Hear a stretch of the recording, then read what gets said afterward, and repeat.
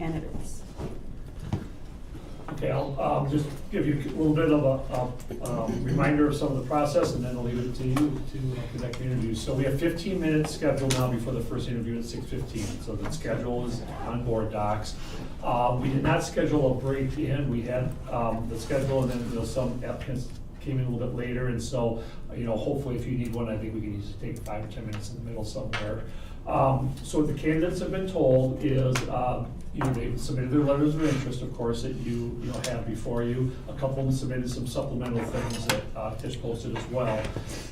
And they've been told that they can begin with an opening statement, and then you have an opportunity to ask any follow-up questions that you might have, and then they'll have an opportunity for a closing statement. You might find that some of the candidates, their opening remarks might take most of that 15 minutes. Others might just be a short introduction. So there aren't prepared questions. I think you can feel free to. It's not like it's with a job applicant where we have to have consistency. I think you can ask whatever appropriate questions you have. We'll keep a close eye on time, because I'll try to keep you on time with the 15 minutes for each. But and then when we're done with all the interviews, we'll pause and we can talk through then the voting process, which there are some options that you need to decide ahead of time about exactly how you're going to do it. There's not a prescribed, you must do it a certain way.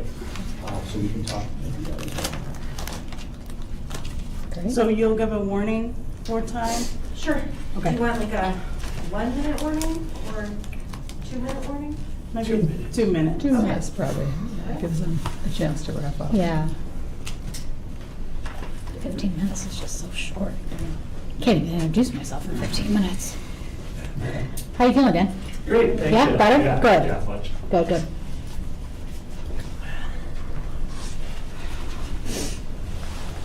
And then we've got business after this, right? Not usually too heavy. That's good. Yeah, it should be fast.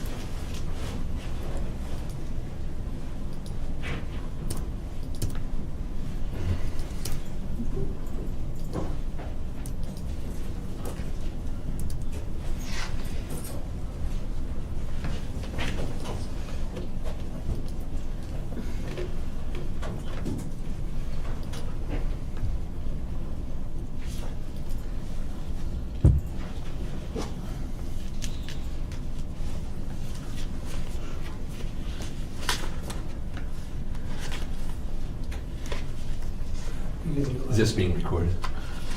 It's on YouTube. It's gonna make scintillating TV this week. Right now. I'll tell you. Is it live, or is it just going to be posted? No, it's So it's live? It's live. Little song and dance from somebody? It's interview time. It's interview time. Lorraine, would it be appropriate to talk about if we want to do like a final 6 or final 3 or something before we get started? A final what? I think we can do that afterwards. Afterwards? Yeah. Okay. What? The nominations you wanted to talk about, but we can talk How we, about how we after. do, Oh, got it. how we whittle them down. Oh, right. Got it. Why are you looking at me? I don't know, it just made me laugh. You just making me laugh today. That's all. I mean, it is a good thought, but on the other hand, we might have, it might, after the interviews, it might change how we feel about what the process needs to be. Yeah, we have a lot of good people. Sure. There's a lot of Yeah, good it's a good- competing. I was for just it. It's a- thinking yeah, that we it's a could good get down candidate to 3, pool. Yeah, it is. and Yeah. save some Yeah. time. Did you see this? But maybe one will jump out. I went back and That's looked the person. up some of that stuff, just because I couldn't remember. That would make it easier. These Make ones? it easier. Why did you look at these ones? I really I ask went you to if the it's clear, not first clear, section, anything, Uh-huh. next back. which is Are you- bylaws, Uh-huh. and this is all in the I'm gonna bylaws. take Yeah, but these what, aliens well, why out. did you look this up? Sure. Oh, just because I wanted to We see if invite they you could answer without, like take some of the these, questions and text say, all summer, you know, say we- Yeah, sorry about that. general. Oh, got it, got it. And then I could just Yeah, go, what I should've check, done is check, just check, showed check, up. check, That's check, fine. check. And then Oh, actually I was Oh, asking them to read I didn't even one realize you went question. that. What was it? It's because How do you there's somebody else named Eric, anticipate I think. Or no, I don't remember how you got on preparing that for a list. board? I don't know, it was just funny because I got all the Like, updates and. Policy? People feeling that much? I mean, you Where does guys that are, group? Twice a week. Really? Yeah. Oh. I mean, we would have read what Dan gave us, at least. You have your own Yeah. deal. Know something about it, How or big you'd is look up, or you'd have 17 feet. experience Mhm. on it. Yeah, I see why you did this now, that makes a lot of sense. It's a length, it doesn't have 17 feet. What is that? Is that hard? It's just like our behaviors and It's- code of conduct, just like from like general expectations. And I just. It's like the closest thing to a job description we have. There's certain 145.5. physical elements to And it, the interesting and if thing people was, don't I have a just good kind of sort went of sense through of to see, balance and you make a board policy spatial decision after intelligence. full discussion. They have a hard time. I'm ready to vote.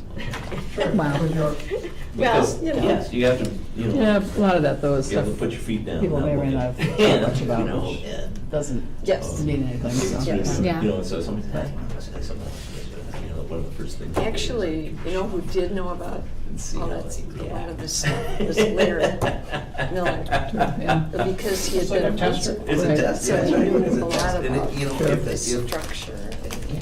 I will tell you guys, I inspired not one, not If you two, don't have but body sense, 3 of these people. Wow. I was like, to do it. well, I saw the name, when I saw the names, there was a woman that, I see at dance class, and I was like, oh, you, she's like, yeah, she got asked me questions and Yeah. everything. Again, how long have you lived in the district?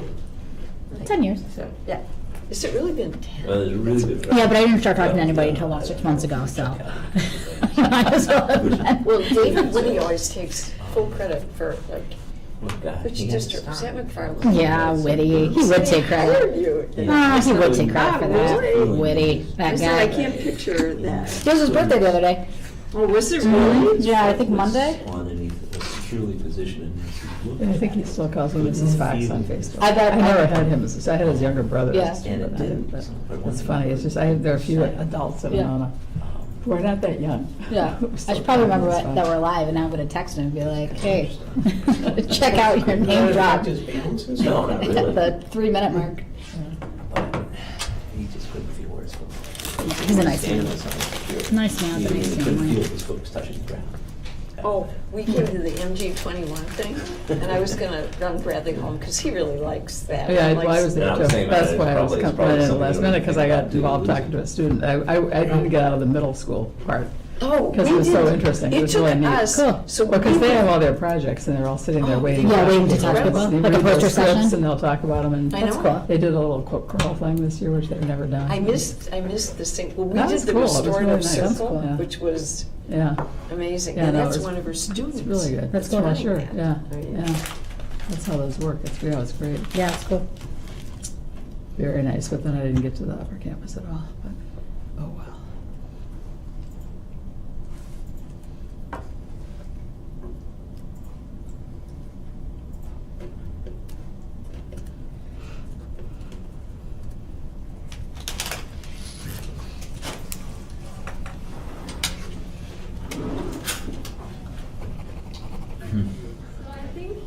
So are you all thinking of just asking one Hi, question Shelby. each? I might not necessarily, I mean, I might just listen. I'm not- You're gonna ask. Oh, those guys must. Am I gonna ask? I did too. So I like to just listen and watch how they answer. I might or might not have one for everybody. I mean, I have some in mind, kind of, but not for everybody. That's how I feel about it. Yeah. I figure out. I have no, like, So I When figure did they it's post the interview schedule? sometime Later. later today. Yeah, 'cause I Not just- yesterday. Well, I looked, No, I don't know. looked at everything. I was this asked, I'm morning. like, I'm having a weird, so you guys know my terminally ill brother, he died yesterday. Oh, I didn't know it was yesterday. Yeah, and so I'm just like, but he, like, California has that whole, Yeah, I knew you had. anyway, so like, the whole week has just been a That's weird hard, thing. that's so hard to do though. The whole thing has just been weird, because like, I don't even know. This is coming. It's like a whole nother, like, weird, so I'm like, Well, it's really nice you got out there. oh, me too. That was really nice. His funeral's actually in Chicago, so the funeral's in Oh, okay, Chicago. so that's easy. Yeah, so So where you still have his house? I know. that's where his I don't know family's what is from, in that yeah. either. Yeah, like the North Chicago suburbs, like Northbrook, that area over there. But anyway, I'm a little like, Yeah. scared. Pretty hard. Hello. Hello.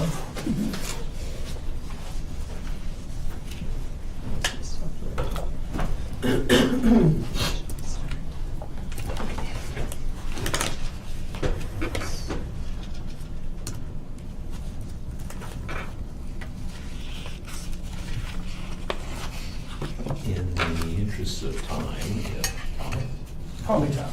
is ready, I could Yeah, suggest we not wait this Yeah, we don't really 6:15. have to wait till, Okay. If yeah, somebody's here. yeah, that's a good idea. That is, if you're ready. I read, after not finding a spot in the lot, running down the street, and pulling up and finding the door locked, and one of the days I'm gonna be. Oh, Sorry that happened to you, that's stressful. That's all right. We didn't plan that. That was part of the test. Can you get in the building? That's Surprise. separate. Throw you off to come in and, I mean, that happens to us once in a while, but not very often. I once was interviewing for a job at the state, and I came in and I had 2 seats, and I went to sit down, and the gentleman interviewing me said, "Oh, you picked the wrong chair." Oh, yikes, nice start. All right, hi. well, Thomas, I just want to say Tom. Tom, okay, well, thank you for taking the time to interview for the open school board seat. So this interview session will be 15 minutes. Closer to the time limit, we'll have like a 2-minute warning if you get, too close to that time. Mhm. And then, if you can just introduce yourself and then share your statement. Sure. Well, I'm not sure if I'm going to take a lot of time on the introduction. I was pretty, I assume you all had a chance to review the letter I sent in. I was pretty comprehensive about responding to the 2 questions that you asked. So I want to tell you a little story, which is kind of a part of why I have such an interest in the school district and in education. As I said in my letter, I moved into Monona in '88. In fact, I was commenting to the teacher. My daughter was actually in a preschool here called the Tree House that was located in this building years and years ago. I liked Monona, and I liked the school district, and she already had made some friends in the district, and I knew it was a good school district. So I sold my house in Madison and moved into Monona. And she had a great time being in these schools. It's a great system, and she got a great education. But the story that I share kind of piques my interest, some of my interest in education. So when she was in grade school at Maywood, I came to parent-teacher conferences one evening, the way they did them then. I'm not sure if they're still doing them these days. Setting the tables up in the gym, you had 10 minutes, you ran around, you signed up for a blank, and you talked to the teachers. And they were always good sessions because my daughter was a very good student. So it usually was very quick. You'd spend a few minutes hearing great praises about what a great student your daughter was. And then you'd chit-chat, and then you'd move on. But that evening, it was interesting. I sat down with one of her teachers, and the teacher started with what a great student she was and how happy she was to have her. But beyond the chit-chat then, she started telling me about all the terrible students in her class, all the ones that weren't behaving well, all the ones that were trouble. And it's funny because my daughter was in a class of 2,000. A lot of people said that class was a troubled class. I don't think it was, but so I found this very interesting because not only did the teacher focus on all these students and their problems, but she focused on them by name. Oh, this boy this and this boy that. And I just sat there and listened patiently. And as she got to the end of her discourse, she said, well, yeah, you know what the trouble is with all these kids? They're from broken homes. And I sat there thinking to myself, now every teacher in the school district or in grade school knew that I was a single dad, that my daughter was a product of a divorced family. But I didn't say anything. I just listened patiently, and then I went on my way. So I knew a lot of the teachers and the principal very well, and so I was leaving school that night, and the principal stopped me, and she said, well, how were the conferences? Well, I said, well, they were good, except one instance, and I related the story I just related to you. And she said, and Tom, you're going to tell me who that teacher is, aren't you? And I said, no, I don't think I am. She said, well, that troubles me. And I said, well, what I would like you to do, if you're going to do something about this, is at the next staff meeting, I would like you to tell this story at the staff meeting. Because I doubt very much this is the only teacher that feels that way. I think there are a lot of teachers that have their own filters and their own biases and jump to conclusions about students. whoever they are, their background. I mean, back in that time even, I think a lot of teachers, maybe some still do, well, you know, girls can't go into the sciences. But my daughter, as I indicated, based on, I think, her education here in a good part, went on to get her bachelor's at the UW, her master's and PhD at Marquette, and is now practicing pediatric psychologist. So I share that story because I think much of what goes on in our world today fails two very critical groups of people, the elderly and the youngest. And the K-12 system, to me, is a critical part of our children's early lives. It's the foundation for everything that happens for them. And while I spent a lot of time in government, my first role in government was at public instruction. And I learned a lot there. I learned everything from working with the people on school aid formulas, and found out how much, even back then, the political issues were tangled up in that. Legislators would call the department and ask them to run different scenarios on different aid formulas to see what would benefit their districts. But I enjoyed that a lot. I staffed the state superintendent, as I'm sure you all know, the state superintendent by statute is on the board of regents. Had a great time working, that was when Bert Grover was the superintendent.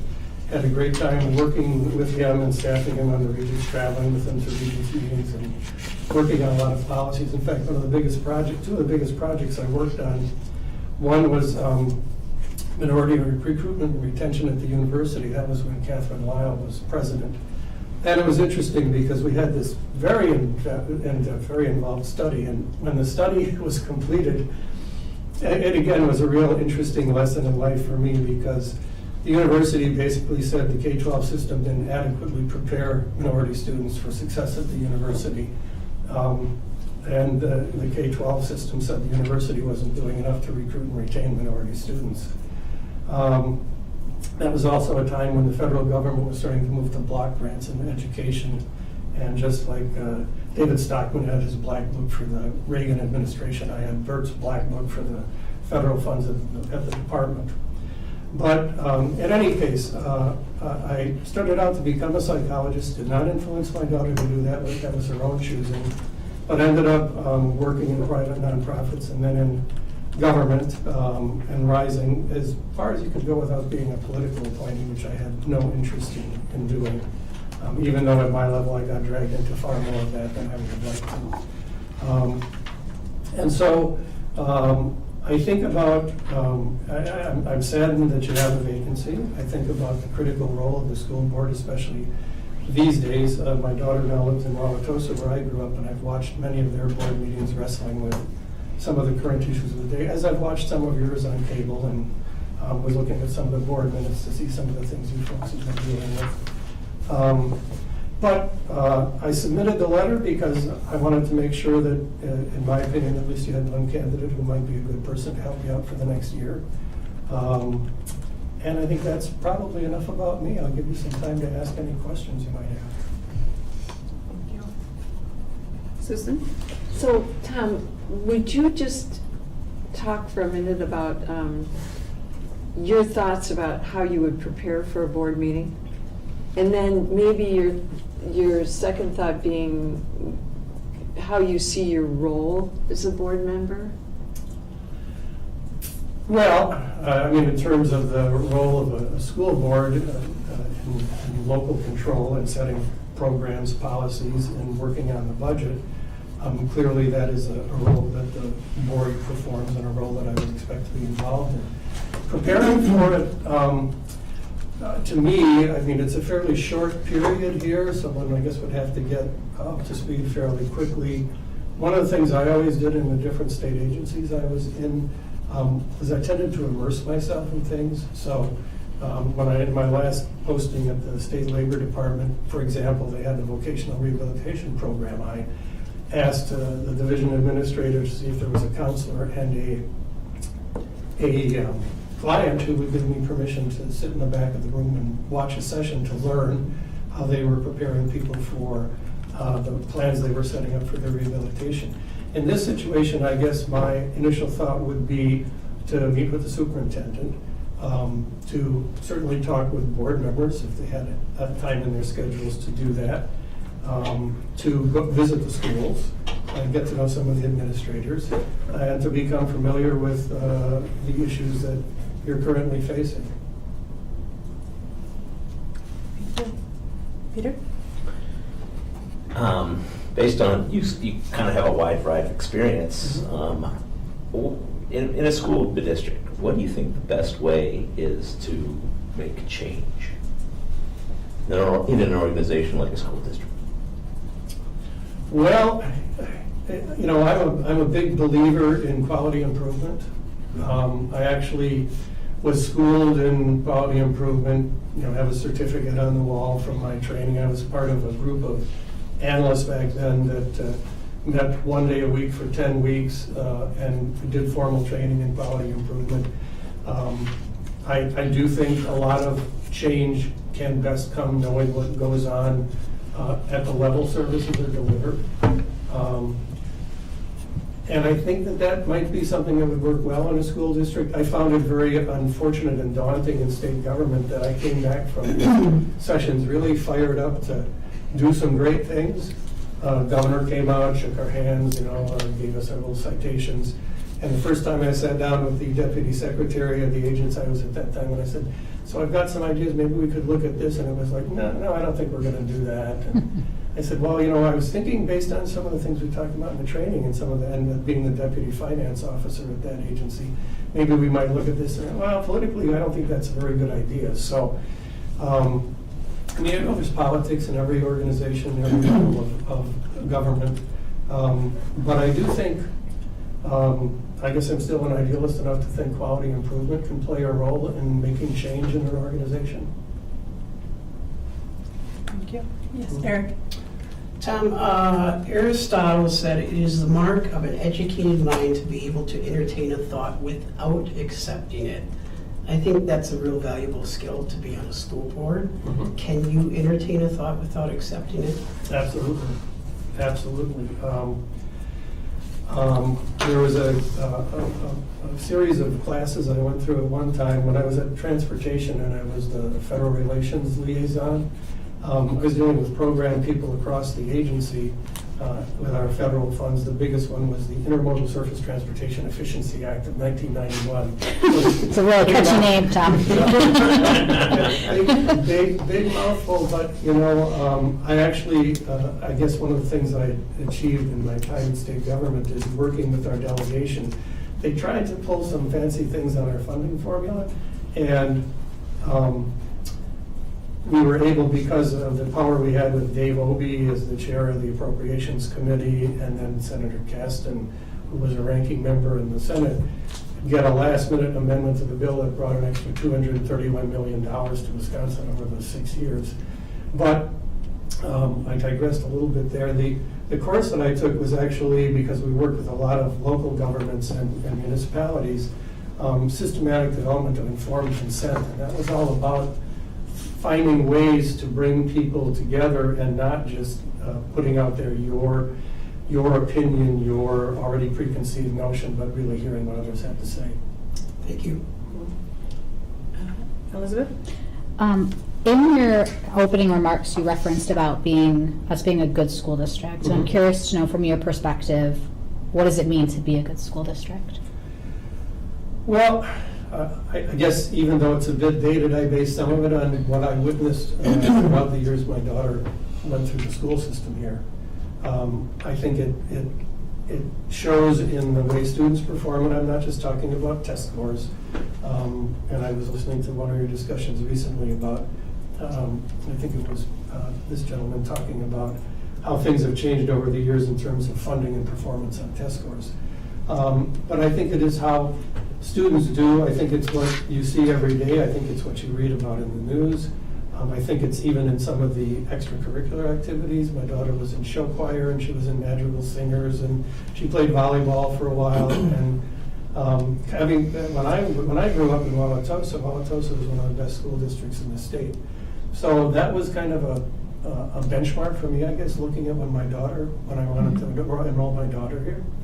And watching her, and then I guess watching at a distance since that time, those are some of the things I guess I look at. Great, thank you. Yes. We have 1 minute left. I think. Okay. Thank you.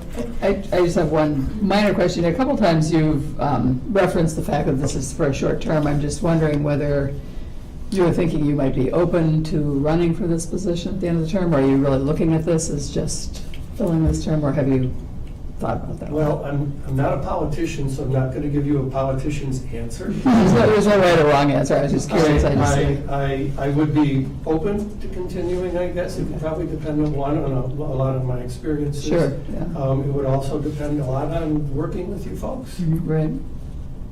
Okay. I'm going to squeeze my question in real quick. What does equity and inclusion mean to you?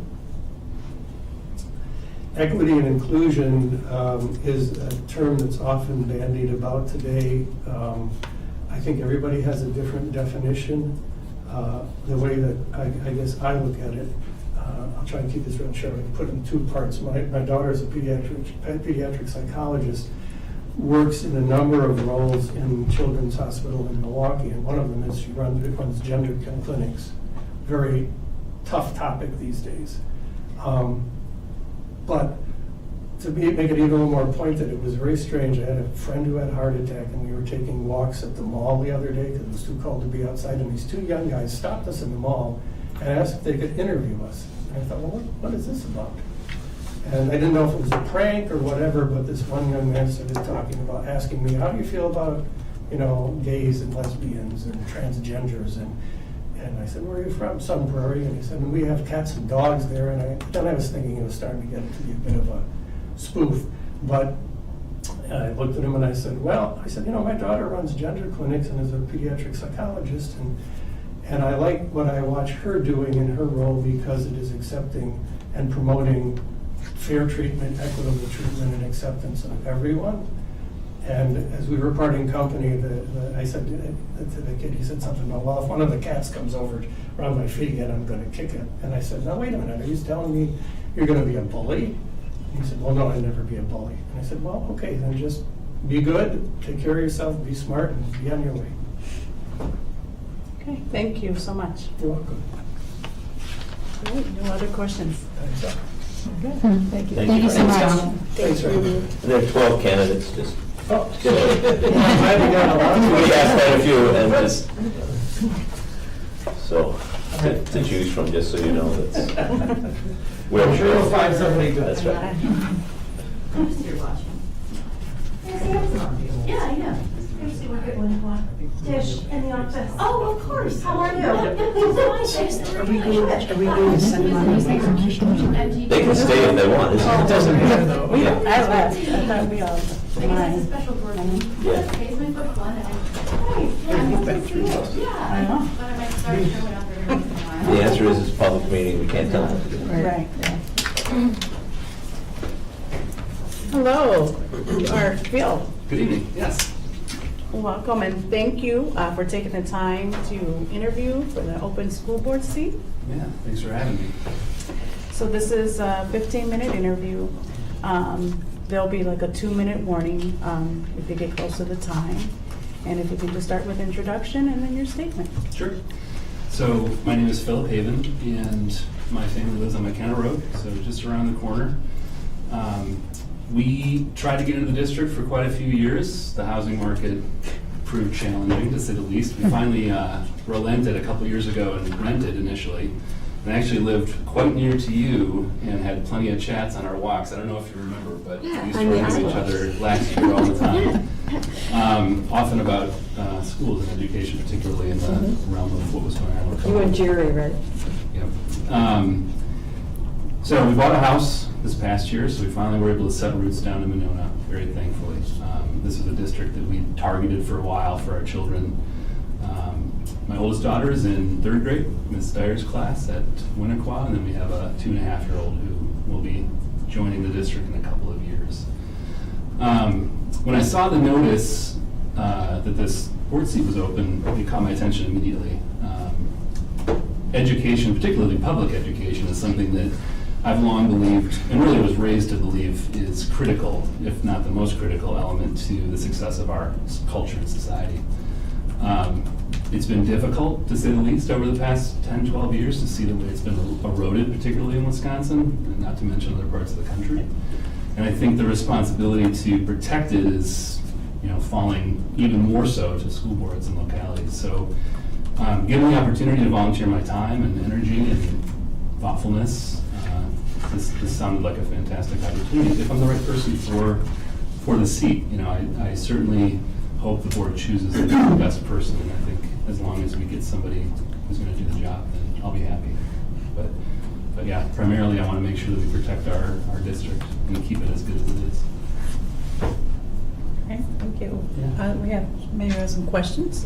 Board members, Susan? Yeah, so one of the things that I'm interested in is your thoughts about, and again, a lot of us were doing this when we had younger children, your thoughts about preparing for the board and the meeting, your thoughts about how you would do that, and then your thoughts about yourself in the role of a board member in the community, in terms of kind of parameters and policies and things like that. Sure, I'll try to unpack the question piece by piece. Notice it was two. Yeah, so the preparation side of it, I think, it's clearly a responsibility, and so it's not just about showing up, looking at the pertinent issues that are on the upcoming agenda or agendas, things that aren't on the agenda that I'm aware of that are important to the district and the community, coming to the table ready to discuss those issues productively, I think is important.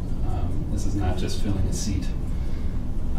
So from a getting in the weeds a bit on preparation, I think it's doing a little bit of homework and it's staying involved in the district, talking to people who have a vested interest, maybe from different perspectives, particularly the community that I'm closest to. So my neighborhood, the parents that I interact with on a regular basis, who my daughter plays with, etc.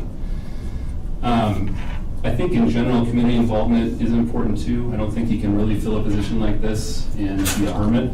So I think, continuing to attend Monona events, Cottage Grove events. We like to shop and dine at restaurants and stores. And I think all of that in small ways contributes to having a better understanding of what the community is struggling with relative to schools. The second part of your question, the role as a board member, I think, first and foremost is to be there for the children, above all, right? That's the ultimate purpose, at least in my mind, of the school board, is to provide the best education possible for the children. Secondarily is to represent the community, the taxpayers, right? But that comes after the children, right? And so I think to do that, requires collaboration, requires an open mind, understanding different points of view and why people might feel differently about different parts of the agenda. So I think to be a good board member, at least as I see it, would be be a member of the board community, as it were, and learn from each of you. Certainly there'd be a lot of listening at the beginning. I've never been on a school board before. But longer term, I hope that it would be a very collaborative relationship. Okay, thank you. Any other questions? Peter? You describe yourself in you said you were a consensus builder. Yeah. Tell me what you mean by that and give me some examples. Sure. So I, for the past 18 years, worked in software development, depending on the role, sometimes more broadly, all of IT, everything from infrastructure management to growing and building teams. I've come into a couple of different smaller companies that have grown rapidly and then hired and exploded their teams and been a big part of that. Anybody who's worked in and around IT, and particularly application development, knows how contentious it can be when it comes to how you build it, the features that you want to build, timelines particularly. If you have a lot of product owners, product investors involved, it can get even more entangled. And so many times I've been responsible for leading teams over long-term projects that have a lot of stakeholders, potentially with colliding interests. And one of the biggest challenges is getting everybody rowing in the same direction, getting everybody okay with the next steps that we're taking, the next iteration, and finding that way to ultimately finishing the project, getting something out that whoever the end users are can use and be productive with. So Did you want me to be more specific than that? You want to keep going on this one, yeah. All right. You just said, one thing is, you get everybody rowing in the same direction. How do you accomplish that? Well, you don't always. I'm not going to pretend Okay, that's let me rephrase. What are the best ways to accomplish that? So I think, one of the things that for me, and I didn't learn this till later in my career, was getting people bought into the vision is really, really key, right? So my company currently is going through a big shift to something called Scaled Agile, and it's a big change across our 350 people.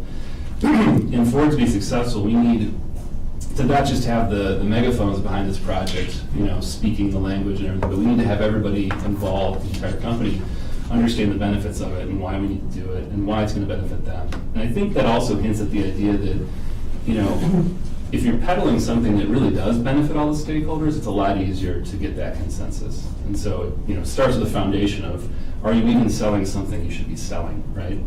And so I think the project we're working through right now, a big part of what we did initially was figure out, is this the right thing to do? And once we decided it really was, how do we get everyone to understand that? How do we adequately illustrate that for all the different people in the company who, at least initially, probably looked at this as really an IT concern or something that shouldn't really bother their day-to-day. So it was a lot of meetings, it was a lot of working with people, a lot of listening, right? Because you can't convince somebody that something's a good idea unless you understand their existing position, and you can't do that without hearing them out first. Thank you. Eric? You wanna go? No, Okay, ready for you, Eric. okay. Are you sure? Mm-hmm. Phil Rene Descartes, you might know him as a French philosopher. He's famous for, I think, for I am. Yeah, I'm getting too proud. He had something called the rules for the direction of the mind.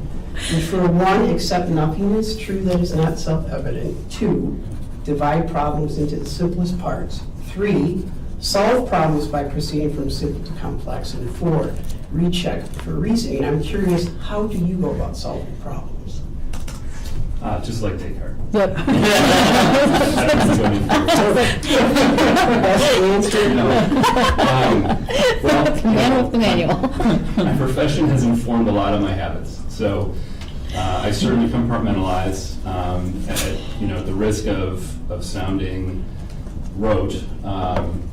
Software development and application development depends a lot on breaking things into small problems, snowballing, starting with simple, moving towards complex, delivering quick iterations so you can see results, and refactoring, right? And the idea that you're not doing the best job you can the first pass or even the second pass, you have to refactor. I think what's interesting lately in software development too, that wasn't appreciated until the last 5 or 10 years, is the human part of it. Understanding that we're all going to make mistakes. There's been so much more talk lately, and I think it's so healthy, that no one's the smartest person in the room. There's not the best developer and the worst developer. Everyone has bad days. Everyone writes bugs into the software. And so I think one of the greatest strides we've made is not punishing individuals on the team for those mistakes, treating them as team mistakes. But honestly, it's very similar to what you just outlined from Descartes. It's small increments, group planning, compartmentalization, and most importantly, refactoring. Great, thank you. All right. Elizabeth? So you have young children. I also have young children. And it's, it's a blessing and a struggle. And being on the board creates, whether you want it to or not, a power differential between you and then the educators that you might be interacting with because you're children. I'm curious to know if you've thought about that at all and sort of what your perspective is on how best to navigate that while keeping on your parent hat and also your board hat. Sure. Mostly I'm looking for advice, so. Yeah. Well, I'm not sure I would take mine yet. I haven't proven it, but. All ideas are good ideas, right? Can you just say that? Yeah. So, I put in my letter that my dad was in the school board for 10 or 12 years as I was growing up. And I ran into this as a student. He was also an associate dean when I was in college at the same university I was at, and I ran into it there too, where I had professors, side-eyeing me because I was their boss's son. I think his example is probably the biggest thing I would draw on initially, for lack of a better idea, because I think he handled it really gracefully. My dad could be described most easily as extremely judicious and gracious, and I think he went out of his way to maintain relationships and establish relationships with the educators in our district at all levels, and make sure that he wasn't a stranger from the board, but rather a familiar face from the board, someone who could be trusted and counted on. And you know, like I said at the beginning, right, children first, but immediately after children, the people teaching the children, the staff, right, making sure that they have the resources and the support and understanding that the board is their ally, first and foremost, until it can be. For some reason, hopefully that doesn't happen. It's unfortunate when it does, but you know, in the absence of a reason to not be an ally, the board is an ally. Great, thank you. Yeah. All right. Actually, I think there are no other questions, so thank you for your How time. am I doing on time? Did we just? We're just about out of time. I'm afraid to ask another question. We're not out of time. Yeah, we have to. We have 3 minutes. Oh, see it then. Okay, well, I have to format this for the question. Let's see. Yeah, my question goes like this. You're talking about teams, software, that's fine. You've got people on the team with different, come from a different background in terms of their knowledge, in software technical knowledge. How do you deal with opinion, information that's coming from them on which you don't have a basis that which you can understand? In other words, they're talking about something that you really don't have good knowledge of. How do you evaluate the information you get from them? I usually lean on other people first. So at least in my field, it's easiest to look around and find the other experts who can help me interpret that opinion. Another tactic would be to do research, to educate myself where I'm not educated in a way that I can then form an opinion. But I think importantly, not form an opinion sometimes. The right choice is to acknowledge that I have a vacancy in this particular area, and I can be supportive of how they're getting to their opinion and potentially try to coach or contribute to the process of arriving at an opinion, but I may not be able to fully judge it or debate it if I don't have an appropriate amount of experience. Yeah, actually, that's a really good answer. I'm going to ask a quick question. Okay. Sure. Our district is really focusing on equity. How do you demonstrate equity? Sure. So constructively, I've served a couple times on my company's JEDI committee. We've focused mostly on changing hiring practices with my company, as well as educating existing staff members on what is the difference between, say, equity, justice, diversity, inclusion, right? What do those different words mean and how do you progress through them? When it comes to hiring my own team members, I've seen firsthand the advantages that come with opening the net and bringing in a diverse group of people. But to do that, you have to provide opportunity for those people. So I think, in my professional life, and certainly my community life, I live, I think, those values of not just inclusiveness, but going further to equity, and then ideally to justice, right? To removing the barriers and just opening it up to everyone in ways that you don't have to provide particular help for this group versus that group. As far as education goes, I think it's paramount that our district maintains that, grows that.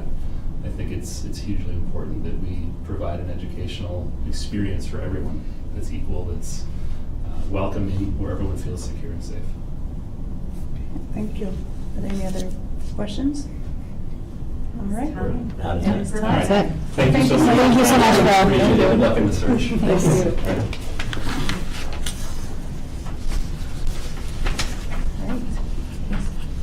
All right. All right. Sharon?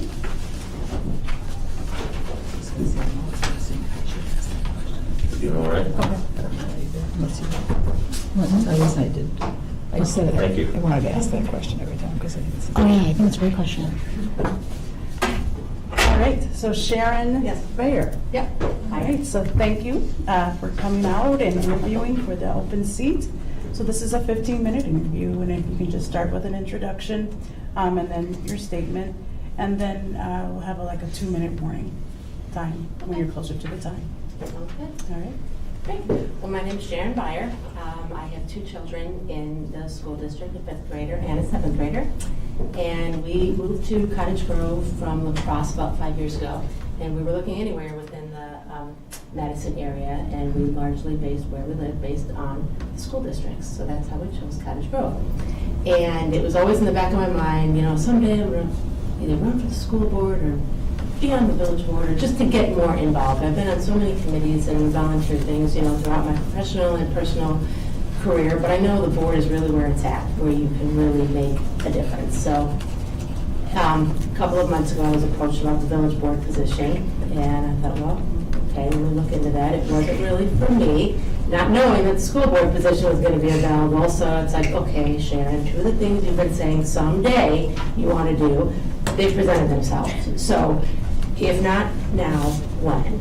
So I figured, well, okay, I may not feel like all my ducks are in a row and I know everything I need to know, but it's like, you know what? Put your name in the hat. If this is something you feel you can contribute to, now's the time. So here I am. All right, thank you. So we're gonna just open it up and have some questions for you. Sure. All right, would like to begin. Can I ask my question again? So, what's your thought about, there actually are two. One is, what's your thought about what you feel you would need to do to prepare for a board meeting? Like, we have a board meeting next Wednesday, right? What would you do before that meeting? And again, I think the other question I was going to ask too was if you have any experience in board roles or parameters, that kind of thing. Well, I know there's a lot of work involved in asking, you know, folks, hey, what do you know about the board? What's involved? One of them actually said, are you planning on quitting your job? Like, okay, maybe I need to find out exactly what I'm signing myself up for. But, you know, obviously knowing that there's meetings coming up, I mean, I'm on other committees in my, like I said, professional and personal life, so it's like, the agenda comes out, it's like, all right, this is going to be discussed. Be prepared to contribute to the conversation, whether it's whatever the issues are, familiarize yourself with them. Like I looked over some of the minutes and whatnot from past meetings just to know, okay, this is what goes on, this is what's discussed. So be prepared, ask questions. If there's things that, you know, I may not be familiar with, just like before I came here tonight, ask, all right, so what do you know about this? What can you enlighten me on? What don't I know that I need to know to bring something to the table? Thank you. Don't look at me. I don't know why. I'm just waiting to see. I'm just waiting to see where we jump. No, I could. Are you ready? Yeah, I Okay. do have a question. You know, first of all, what do you regret about moving to Monona Grove for this school? Wow. I don't think I regret anything about the schools. When I thought moving from La Crosse, which is a smaller town, moving to Madison, bigger means better, and it's not. You know, so that's why, you know, Cottage Grove is still on the small side, but now it's getting to be on the bigger side. But I haven't come across anything where it's like, oh, we shouldn't have, this was not a good decision. Okay, now to my real question, Okay. which is, you know, you talk about MGF and the Cottage Grove Library, and these organizations, what do you think you've accomplished? What do you think you've moved along, helped move along that might be interesting and unique in those organizations? Well, my focus is really what is going to help the kids. So that's what led me to the Monona Grove Education Foundation, which was previously the Optimist Club, but that melded into the Snack Pack Committee for MGEF, and also the library. My 7th grader is passionate about the library. She turned her bedroom into a library and just check out books. That's cool. So that's kind of our pet project. So we've made a lot of progress in that. And the Friends of the Cottage Grove Library, we're kind of like the feet on the street out there getting the word out. There's a lot of naysayers, but there's a lot of folks that are like, yay, this is finally going to happen. And I really feel it is going to happen because we've really drummed up the passion. And then the Snack Pack Committee, that has grown. I mean, that started out as just a little thing that the Optimist does on the side, and it's become like a full-time committee in itself. We've been able to get into the schools and work with the counselors and determine who needs this, how many kids, how are we doing this, how are we packaging things, how is it something that's safe, and it's like a well-oiled machine now, so we're pretty proud of that. Thank you. Can I just add a question? So which schools did you again, I have some basic knowledge because the board liaison to the Education Foundation, but which schools did you focus on as you started the snack pack program? It started in just the Cottage Grove schools, so Cottage Grove Elementary and, well, now Granite Ridge, but it wasn't Granite Ridge, so it was just Cottage Grove, GDS, and Taylor Prairie. And then we were, because it is the school district, we were kind of branching into the Monona area, and then we were going to join with a Monona Optimist Club, and then, you know, to really bring it all in, but then that kind of fell apart, and then we just dropped the Optimist name altogether. We're like, we're all one big family, it's the whole school district, so now it's gone further than that. I'm not too sure where we're at the high school level, because I still have kids in middle school, so that's my focus. I'll go ahead. Next. So our district is really focusing on diversity and inclusion. How do you feel our district is doing right now, and do you feel that we need to make any improvements? I don't think so. I feel like it's been pretty front and center. Like, let's make sure that everybody has the opportunities that they need. Let's make sure that we're including everybody. We're not alienating anybody. I mean, I'll admit personally, I feel like sometimes it almost goes a little overboard, and we just, you know, Halloween's my favorite, and not to have a Halloween party in school was a little like, but I make the kids' costumes. You know, so it's like, in some cases, I'm like, okay, now I think we're kind of going overboard, like if this percentage of people are gonna be left out, we're gonna cancel it for everyone. So in cases like that, I'm like, are we kind of going too far? But those are parties. When it comes to like education and sports and things that really matter and what school is all about, it's everywhere. You can't miss it. It's not a hidden factor. That is definitely first and foremost to make sure that everybody has the opportunities that they need to succeed. Thank you. Eric? Okay, another question. Who haven't you mentioned? John Lack. I was on my mind, John Locke. He came up with the tabula rasa, which was a blank slate, and believed that all human beings are born with a barren, empty, malleable mind. Every facet of one's character is something observed, perceived, and learned via the senses. So I'm curious, what do you think of Lack's clean slate without preconceived ideas in education and teaching our children, and also how you contribute to the board? I gotta let that one. That's a mouthful right there. I know. Okay, everybody does start with the clean slate, but then you're getting into like the nature versus nurture. But I do think every single experience that you have makes you who you are. It took me a long time and some therapy to realize that, the things that I wish I had not. It's like, but it got me to where I am now. It made me who I am today. I may not have liked it 10 years ago, but it gives me empathy. It helps me understand others, so it all kind of fits in. You said something about education. That's I think you answered it perfectly. So. Okay. All right, any other board questions? All right. Should we ask that? I just thought that was a good question. So one of the questions that one of the board members asked is, if by any chance you were not chosen to fill this 3-month spot, would you run? Would you consider running for the board? I would. I think what kept me from it is, again, it's like, if I'm going to commit to something, I want to commit to it, I want to know exactly what I'm going into. And someday I'll have the whole picture of exactly how everything works and say, yes, now I'm going to run. And I realize that day doesn't come. So, but you said so only for 3 months. I thought this goes through like April. Yeah, it goes through February. Yeah, no. It's until next Until April. next April. Next So April, at least a and then year. next season. Because there's next next April. year. Yeah, somebody, yeah. So that's where, that actually made me feel more comfortable, because I feel like if I was gonna run and be on the ballot, I'd have to have a platform, and I'd have to do all of this stuff, and yeah, it's like, okay, this is an appointment now only for a year. This would be, even if I don't feel like, you know, I'm 100%, you know, ready, it's a good opportunity to do it, because, okay, after a year, that'll give me a good idea, like, yeah, okay, I can do this, I'm a good fit, and you guys all like me, and it works. Then I would run again. You know, the whole thing of a campaign makes me a little nervous, because just in watching, of course, the bigger scale of campaigns, it's no longer, I'm the best person in the job, because it's become, this person's awful, and because of that, I'm the best person in the job, you know? And I'm like, I don't know if I want to subject my family, not like about skeletons and closet or anything, but I'm like, it's a job in itself, just a campaign, before you even get to the position that you want. And I'm not sure I'm quite all ready for that. So that's why I'm like, all right, this one open, just go for it. And if I'm not selected, that's okay. There may be others that are, I'm listening to what I heard the guy before me, I'm like, oh boy, I'm not going to him.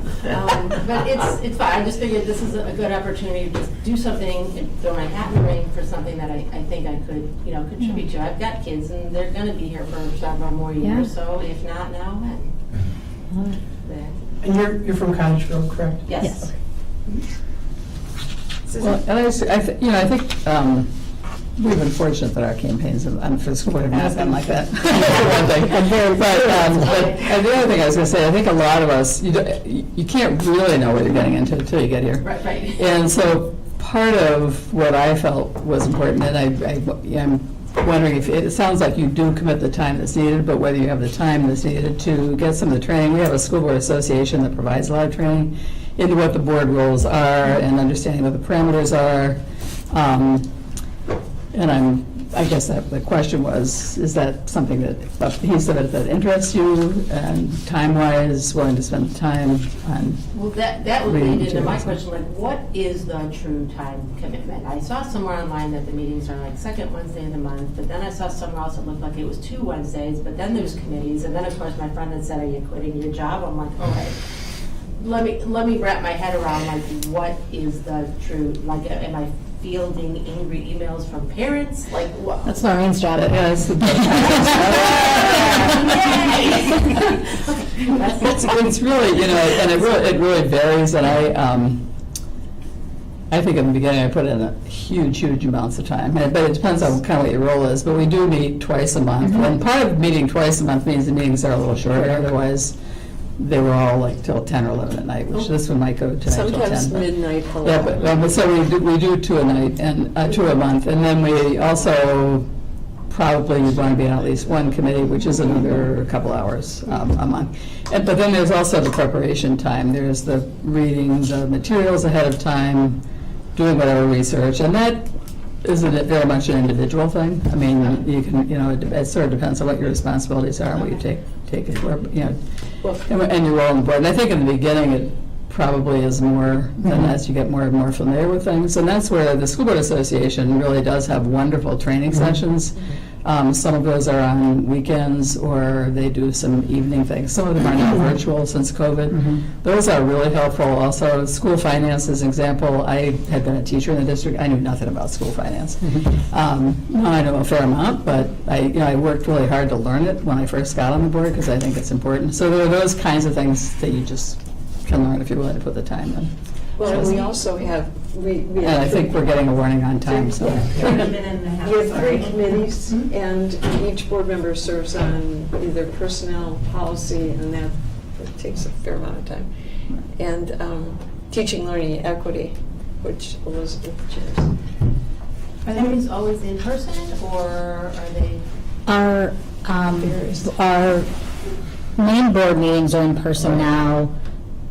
Teaching, learning, and equity and policy are virtual subcommittees. Do you meet in person for personnel? No, we've been meeting virtually as well. And that kind of would depend on the committee as a group, We discovered, that was one of the silver linings of COVID, I guess, was that we did learn that we could meet virtually. And it is not quite, I feel like as a board, meeting in person is better. There's a different dynamic. And sometimes as a committee, we've chosen to have a meeting depending on what's on the agenda. If we're bringing in a person that we went to meeting for the first time, we might want to meet in person. So there's more of a natural flow and a conversational feel. Is the opportunity to dial in, like, for example, if I'm traveling for work or something like that, where? Oh, sure, yeah. And Just people not like- do. I mean, I think you guys do that often. So maybe Or if you're out of town, closed I mean, that's session. the other benefit of virtual is you can dial in, so. Do you perceive that you would need to do that or not? I don't think so, but I work in Lake Geneva, and I work remotely, and I literally drove here from Lake Geneva. Oh. But that's rare, but I just don't Yeah. know, it depends on when I have clients and what's going Sure. on, so I don't know that far in advance when I'll need to go, but if it's on my calendar, obviously I'll work around it, but then maybe sometimes when it's like, there's no way I'm gonna make it in time, I need to book in or dial in. Okay. All right, so that is time, so. All right, thank Thank you. you. Thank you, appreciate it. We appreciate Hi, Sharon, your nice to time. meet you. Yes. Nice to meet you. All right. Next is Jessica Cars Bingham. I have some things to pass out. Oh, great. Do you have some info on me? Hi, Sue. Hi.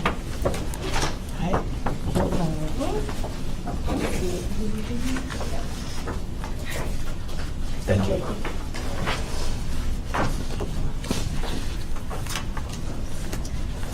So Jessica, thank you for taking the time to interview for this open seat. Interview is about 15 minutes, and we'll have a 2-minute warning, and then also board members may ask questions as well. Okay. All right, go ahead. All right. So yeah, I am always interested in ways to serve and give back to the community. I volunteered in several different organizations and hold a couple other board positions. When I heard this came up, I thought it might be a good opportunity for me to utilize some of my skills and experience, with business and data and contracts and such. And then obviously, I've lived in the district for like 25 years and have 7 kids. I do have some younger children as well, so I kind of felt like I might be someone with like boots on the ground, kind of like living with, a lot of the community members and getting a lot of feedback from other parents and such. So thought it was worth putting my hat and my name in the hat and kind of see if I can be of value to the board. Thank you. All right, board members, questions? Peter? Thank you, I appreciate that attitude of being valuable to the board. You said, utilize some of my skills. Yeah. Tell us what you mean by that and what you envision that. Yep, so I have always liked working with people. I began my career in real estate and then transitioned to recruiting. As a business owner, I've been able to increase our placements from 25% up to a record year this last year, and I was able to achieve that by adaptability to current markets, I would say effective communication, and always having that willingness to learn, which is a big thing. So skills and experience in terms of working with other people and being able to collaborate and brainstorm situations and being able to decipher between what our options are and what the best route is to go, because sometimes there isn't one way. There isn't one right way or one wrong way. There's many different ways. So it takes a lot of work, and I would say, like I said, willingness to learn, to be able to be open to, diverse opinions and outlooks on whatever the situations there might be. So, an example would be, with placing a candidate, you might have to, work on an offer, or, if you're looking at bottom lines of, production, kind of where those things come from, and, what direction you want to go in. How big is the organization you work with? For recruiting positions at work? It's small. We probably do, I would say there's roughly 10 that he works for, and then that he employs, and then we probably do, a few million in placements a year. Is your role in that, do you help run and organize the team, or Yes. is you're an individual contributor? No, Yeah, so I work, second in hand with the president, and then the plan would be for me to take over when he retires. So I work with, our clients and candidates, so I have to work on those, keeping those relationships with current clients, and, working on new business as well. How do you onboard new people in this organization. Candidates or clients? The people who work in the organization, recruiters The like people yourself. that work for us? Yeah, Well, you always find people that are willing to learn, willing to work, but recruiting is a very high turnover industry. So a lot of them, I think that it might be easy and find that it's a little bit more work than maybe they initially thought. But we're able to outsource. And we've never really had an issue with onboarding talent. Thank you. thank you. Our district has a big focus on equity right now. If you were to give our district a grade on diversity and inclusion, what grade would you give us and why? Diversity and inclusion. I would say, I would give an A, and I would give an A because I feel like the district has made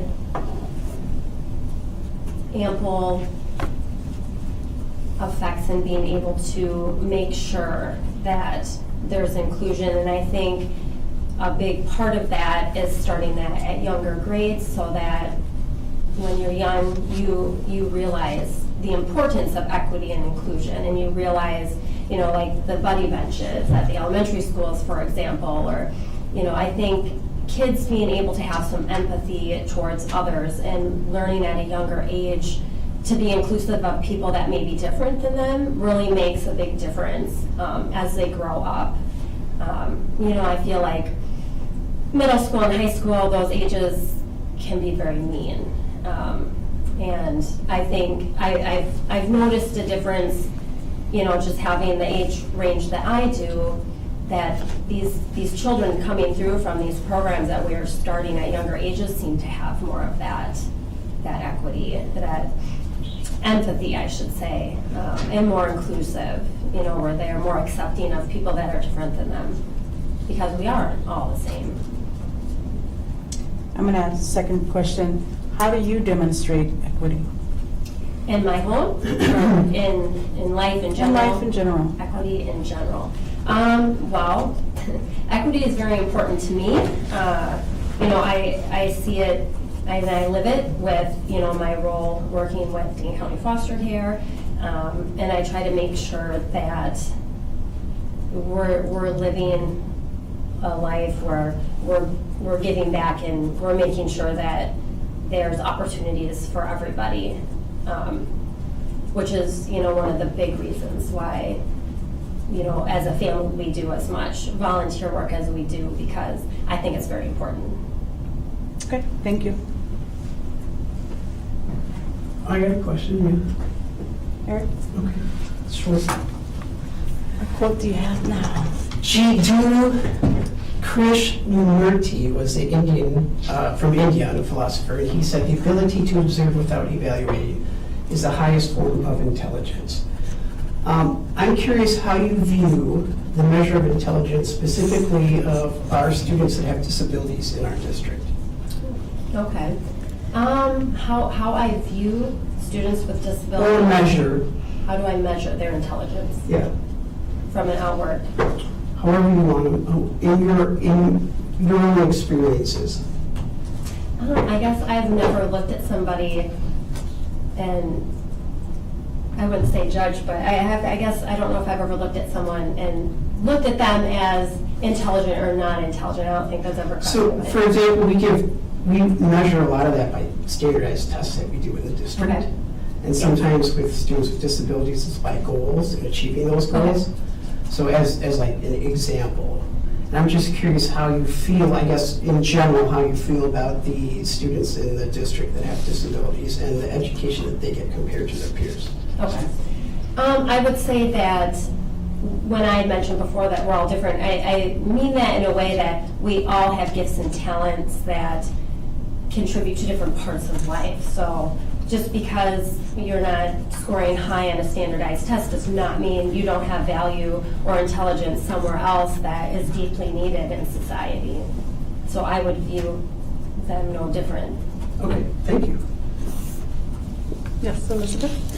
In the letter that you wrote to us, you talk about bringing self-esteem and confidence and joy. And I'm curious, because you have experience with children from the district, currently in the district, where do you think that we're doing a good job fostering that and building that? And where do you think there's opportunities for us to foster more confidence, more joy, Right. more self-esteem? Okay, so yeah, that specific comment was kind of directly related to like my volunteer work with Girls on the Run and Miracle League of Dane County, because you're working with kids and you can see it in their face because so I would say with some of the programs that, again, like I see it more with the younger grades just because they're a little bit more joyful in life, as it is, like the older kids are kind of over it, but I know that the district has some newer programs where they're trying to have kids be more, I would say, when we were talking about being more equitable, but being more friendly and inclusive and, in ways that we could maybe improve, I would be open to learning about that. Thanks. Okay, any other board questions? All right, I think Any that is questions it. for us? I guess that'd be the last thing, if you have any questions for us.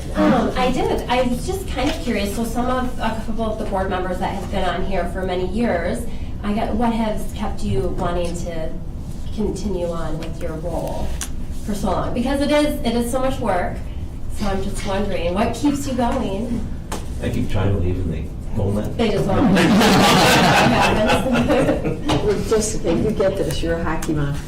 You take that time and you just say, I have to be, well, and that was one of the questions I often ask is, what do you anticipate just time frame and work you would need to prepare for a board meeting? Yeah. And twice a month. Right. You have to get the bag out, put the skates on it, get the helmet, have them sharpen it. Oh. And it's just regular routine for you. Yeah, well, I think for me, it's just a deep commitment to public education. As I mentioned, I taught a lot before. I'm a strong believer in public schools and their importance, and it's been important to me to stay committed to that. And even though I'm going off the board, I plan to stay involved with legislative efforts and that kind of thing, so. Okay. Well, Going off the board in April, I'm still on until April. Not yet. our children were Yeah. similar ages. Yeah. And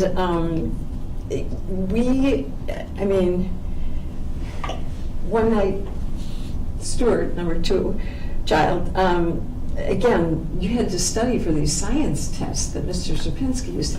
You had to learn this stuff. And so he had not brought a science book home, and I'm freaked out. So I go over and I see a light on in Winnequa School. That's where we came from. And so you throw rocks up at the light. Susan Fox opens the door and lets me in, and I go in and get his book. That's, Right. Community. that's where Yes. we came from. And we're still doing it because we're so committed to the district and the Okay. kids. Well, thank you all for your time. Thank you so much. Thank you. Is there water out there? I think there is. Is there? I gotta grab the water real quick. You guys want to go Bathroom? I just need water. Oh, I'll be quick. I appreciate you moving to Eastern philosophy for a minute. Thank you for that. Do you have a list of quotes? So where are these quotes coming from? I got a system. I don't think it's funny, it's important to me. We're not used to this. It's like I try to.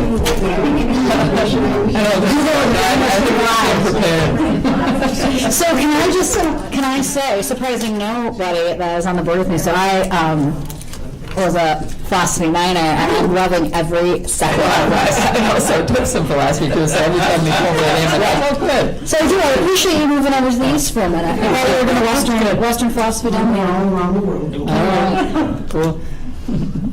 We'll see if you quote my favorite Entertaining for bag. us, if not for Candace. All right, Scott? Just a heads up, I am an ex-hockey coach, so philosophy and me are not very. Okay. There's a depth on that I don't get to, so. So, Plus he marries a you. 2 silver. yeah, Olympian. she's a lot better than I was. A lot. You got working after, she used to have I kids. know. Thank you all for letting me come up here. Yeah, let me do my spiel now. Go for it. Okay.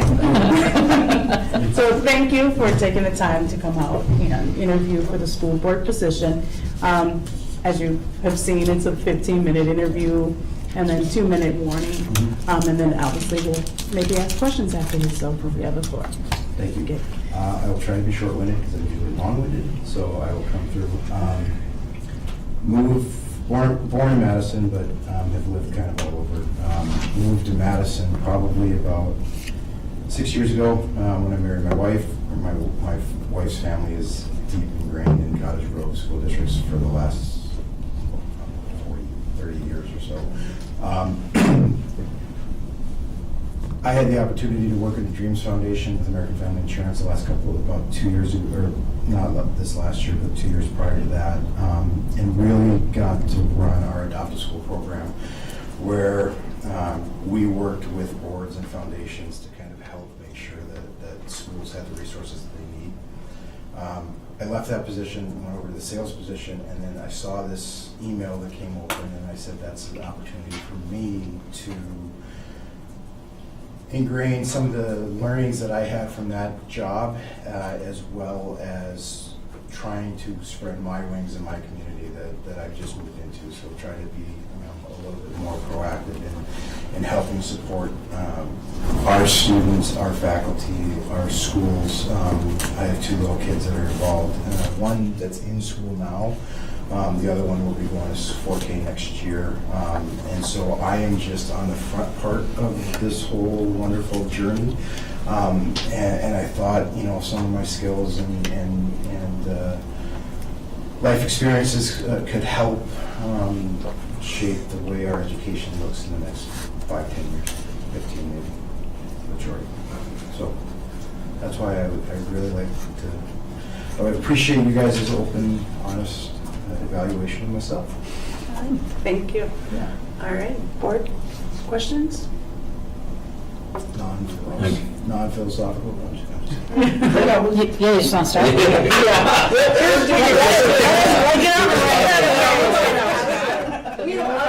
The last 2 questions might be great for you, right? I bring it on. I love it. 2-1-2 or 1-2-2 for formation? Very good. That completely depends on the breakout. But I was always a 2-1-2 guy. I like to kind of put them on their heels a little bit and then try to have some sort of a puck battle up the wall a little bit. So I was always a 2-1-2 guy. I didn't like to sit back. Okay. Well, and it's going to be different if Jesse's in the net. I'm really sorry, If but she's in the net, it's a 3-2. We just send her in, but she's going to be fine back there. But and it depends upon whether Jake or Joey or my steward are out there with them. So. if Jake or Joy are back there, it's a 1-2-2. We've got to have as many people back as possible. All right, the questions? Yeah. So again, Susan had been asking this question, and I, I really like hearing an answer. If you were not chosen, I mean, we were all amazed that we had the number of applicants for this position. If you were not chosen, would you run? I heard that question, and I'll be upfront with this. I never thought about it. I've never thought about it. But you're thinking about it now. But now, would I run? If you chose one of the great other candidates that were here, would I run? I would absolutely talk to my wife and think about the possibility of it. I'm outside of my comfort zone right now based on an email, and I think that might have brought me to the table where sometimes an election might not have. Mm-hmm. So to answer your question now that I'm up here talking to you, I'm a little bit more relaxed than I was when I first walked in, and I wasn't sure if I should come in here because there's interviews going on or not. I didn't know if I could listen or not. So like now that I kind of understand it a little bit, there's probably an opportunity that I would run at some point. Well, if it helps at all, I was pretty freaked out about it. Again, I thought, how are you going to do this and Right. get through this in time? But I'm here right now because of an email. Yeah. it's a much less intimidating entry, if I will. And then the other question that I was asking was, we meet twice a month, and we also have committees. What's your thought about prepping and getting prepped for a board meeting? It's no different than some of the work that we do. You have to, if you're not going to put in the time, you don't come and make a commitment. I think that a couple of board meetings a month and some of the prep work and the pre-reads and whatnot, I mean, that just all comes with the opportunity to change lives. And so I think at that point, if you're not ready for it, then don't take your name out of the hat, so to speak. But if chosen, if I was the one that would join, I would absolutely indulge myself into the pre-reads and making sure that I brought my genuine opinion.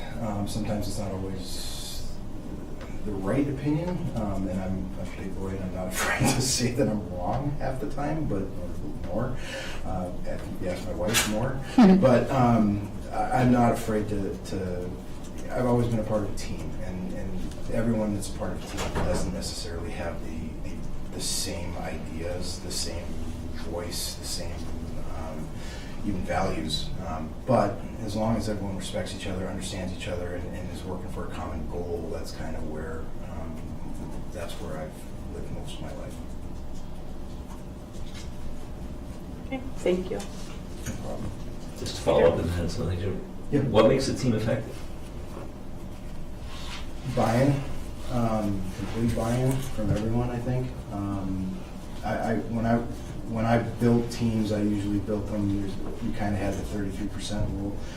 And that's usually you have 33% that are in, 33% that are probably close to out, and it's how that middle 33% shifts is really what the meat of your team is going to end up being built by. The most high-functioning teams I've ever been on have had complete buy-in from the top down. Everyone going the same direction. Adversity obviously brings people together, so nothing's ever peachy going from the start to the finish. There's always going to be bumps in the road, but as long as you can trust that everyone else in the room is there for the genuine goal, right? The overarching goal, you can all work together and make true strides towards achieving that. How do you get that complete buy-in? Well, if I had that, I'd write a book. What are some techniques you think are effective of getting complete buy-in? Honestly, genuineness, being authentic, understanding, not being afraid to be vulnerable. I think those are all key issues to bring to the table to show people that you are bought in. And I honestly believe that buy-in is contagious. Like you can get other people to kind of help buy in and grow and become a better team. We're all educating ourselves, we're all learning how to be better people, how to be better leaders, how to be better stewards of the community. So buy-in is never necessary. It's not just like a switch you flip on. It's one of those things that you build with trust, you build with genuineness, you build with that authenticity, and it's contagious. It goes from one person to another, in my eyes. Can you give me some thoughts where you've had a team where you've integrated someone else's ideas, thoughts, innovations into how the team functioned? Well, that's most of my coaching. Hockey's hockey. Well, you can't redo the game. My grandfather actually was a hockey coach here in Wisconsin for a long time, and a lot of his personality, a lot of his meanings, a lot of his passion, enthusiasm, joys in the game are stuff that I've carried with me forever. Then you go and you learn from other people, right? You learn different types of leadership. You learn different types of. I'm doing that now with American Family. I've worked with 5 different leaders, and you take bits and pieces from each person. But the key is to make it yourself, like to kind of take those bits and pieces, make it your own, and then make it an authentic delivery coming out of you. If I don't understand something, I ask. If I just took someone's idea and told the team that, right? Or if I took someone's idea and told the community that, and I didn't have any genuineness or authenticity behind it, or it looked like I actually believed in it, they'd see right through it. So it's really taking bits and pieces that you can grasp, you can understand, formulating, an idea, a thought in your mind, and then being able to articulate that to the group that you're with. Thank you. Hi, I'll go. So as you may have heard me ask other candidates about equity, and our district is really focusing on working on equity. What does diversity and inclusion mean to you, and how is our district doing in that area? I'll answer the second part first. Okay. Because I don't 100% know. I'm not engaged into the point in depth enough to know, to give a grade, so to speak. So I can tell you that we have a young son at Taylor Prairie, and he's got an IEP, so he's a little bit developmentally delayed. And from his experience, the kids, the faculty, the staff, the assistants, I don't want to get emotional, but they don't show an ounce of inequity at all. Or not inequity, but they don't show him an ounce of not being included in the process, right? I learned from American Family, and through the last 4 or 5 years, that I've been living in a bubble for most of my life, and that's just simply, I was a hockey player, I was a hockey coach. There isn't a lot of diversity, there isn't a lot of inclusion in that world, there hadn't been.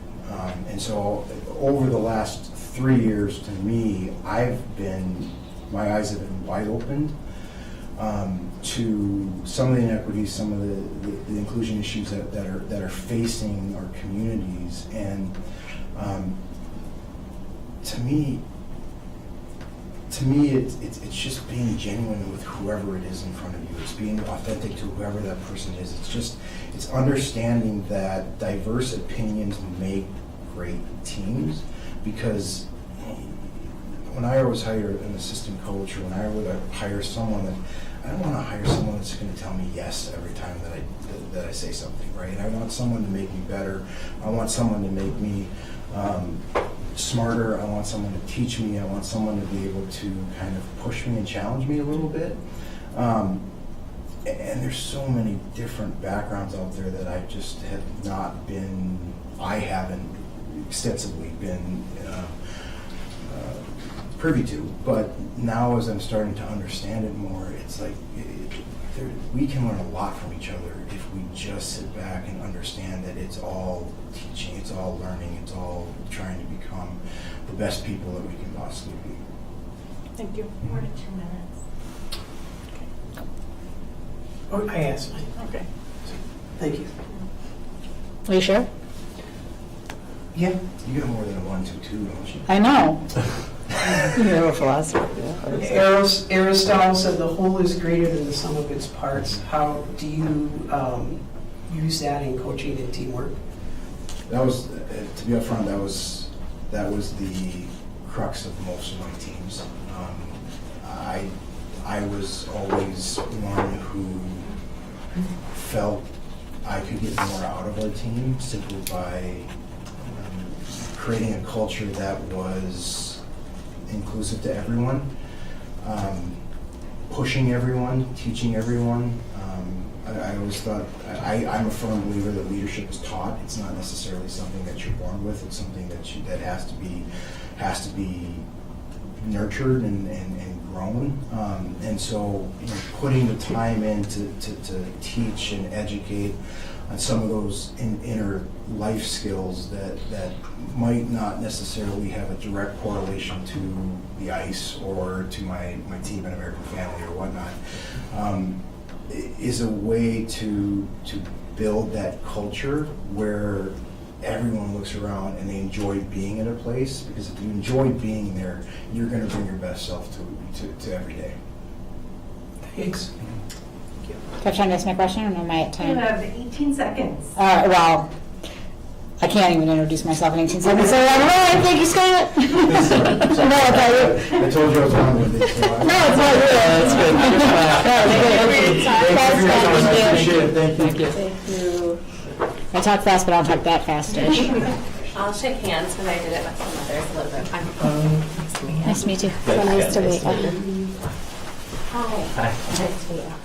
I was going to do another big, yeah, okay, I'll make a little extra.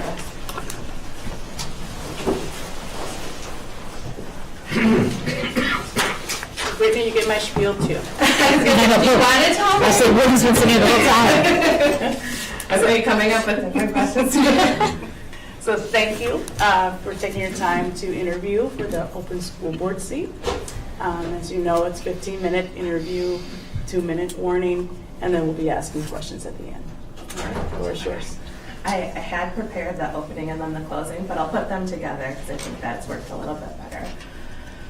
So, hello, distinguished board members. My name is Brittany Bullhorst. I'm a product manager at Illumina, which is on the west side. I've lived in Cottage Grove since 2017.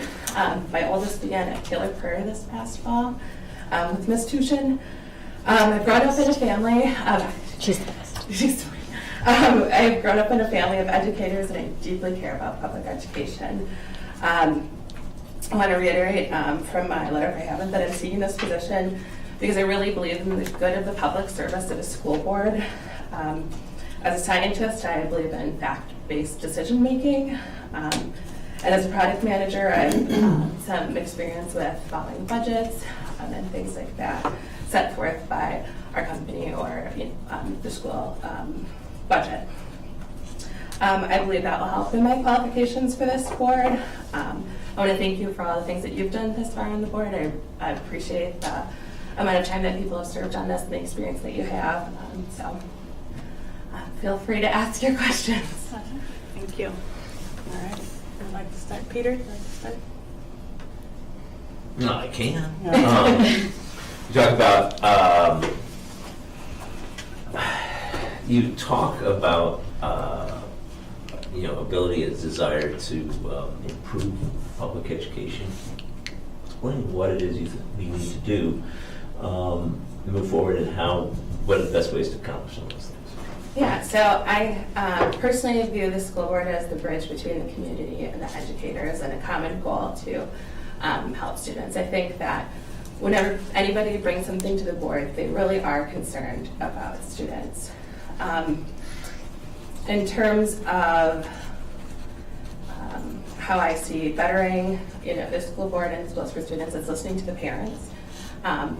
Maybe children aren't honest at school with their teachers about how they're feeling about something, and they're coming back to the parents, and the parents are going to bring concerns to the board.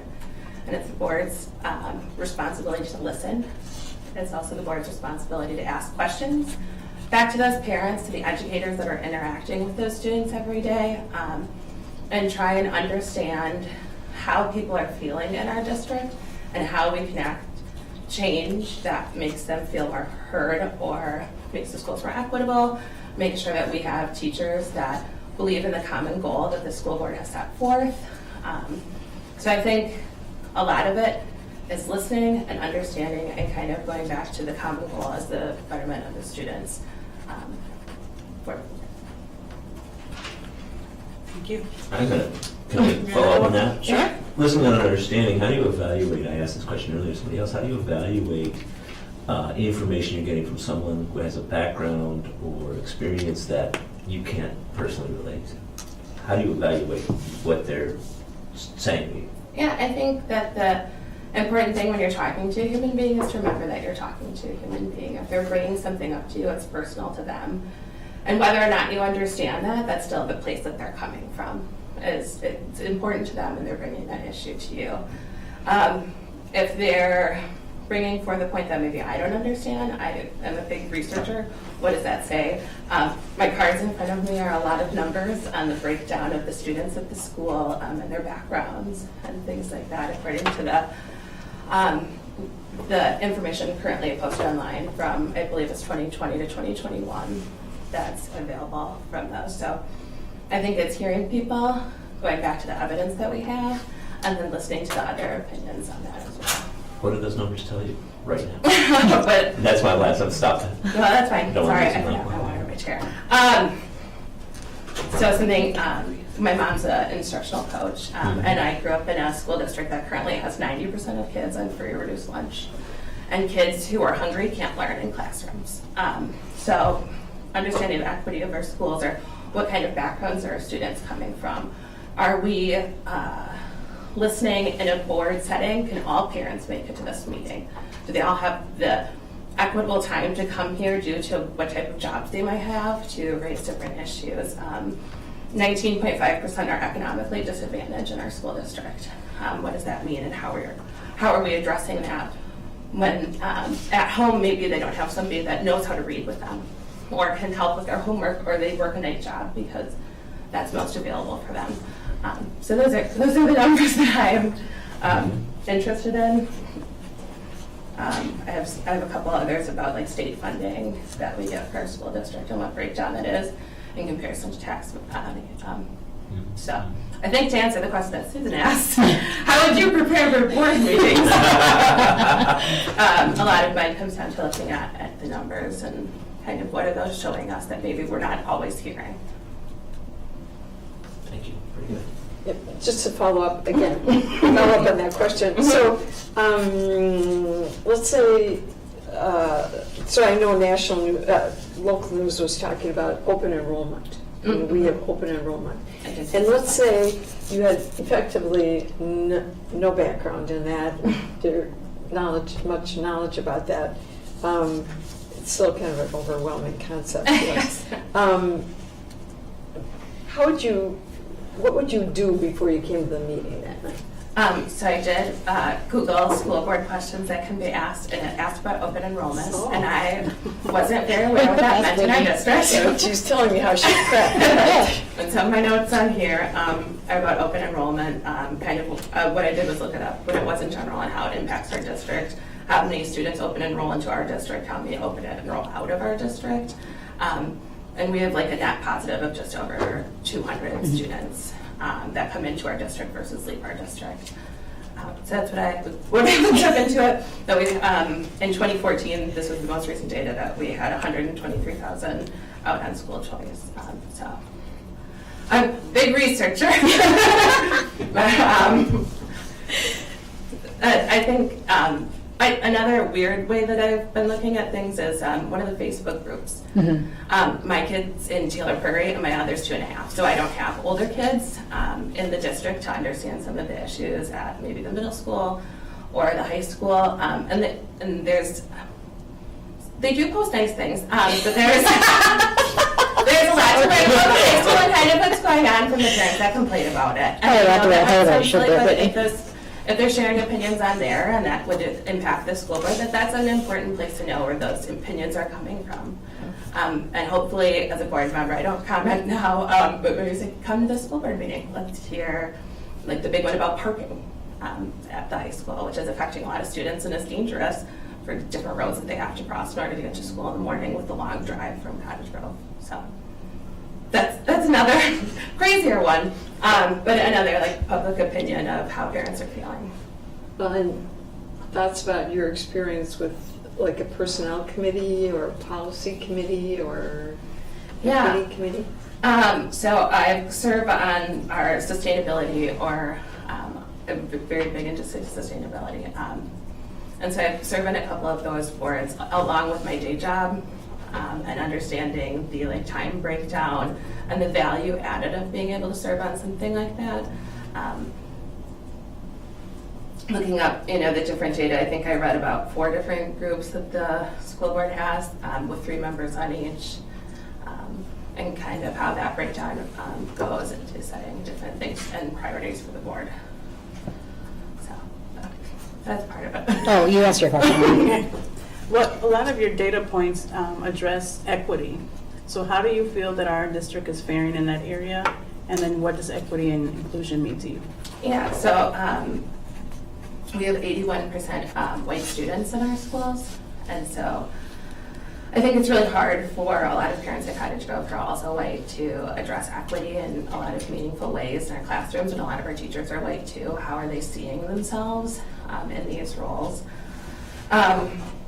I know in comparison with some other Wisconsin schools, we're doing pretty good on it, but I think there's always room for improvement. You know, equity is defined as every child has an equal opportunity to learn and graduate high school and be a productive member of society through the schools. I know in a lot of other school districts, there's issues with cutting like classes like shop classes or things like that, which is another way to be equitable. And how do you learn? Maybe it's not in a classroom. Maybe that's best how you serve your community after you graduate high school. 8.1% have a disability in our district, and 2.3% are English learning students. I think that that's a really interesting aspect, especially in 2023, about how we're addressing how those students are learning at school and going and learning at home from people that might not be speaking English and recognizing the same alphabet as what they're learning every day. I know in my home, our children go to daycare that speak Spanish as a first language to them, so that was part of what we felt we could do. We try to have friends from different backgrounds, not just, cis white couples, male, female, reaching out to different things and making sure that those parents and those people have a part in our classroom if maybe they're not their teachers.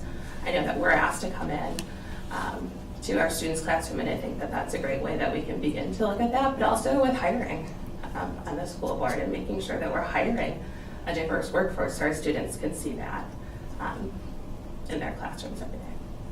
Thank you. Elizabeth, I thought you had a I question. got one, Oh, yeah. really short. All right. We're ready. Pencil or pen? It depends on the day, but you're supposed to write in blue pen so that somebody can tell when it's been copied. So for a long time, I was partial to pen over that just due to quality assurance. Okay. Thank you. I feel like you've moved from the philosophy questions to yeah, it's just like you're in existentialism without actually referencing any existential philosophers. I have more of a qualitative question than a quantitative question.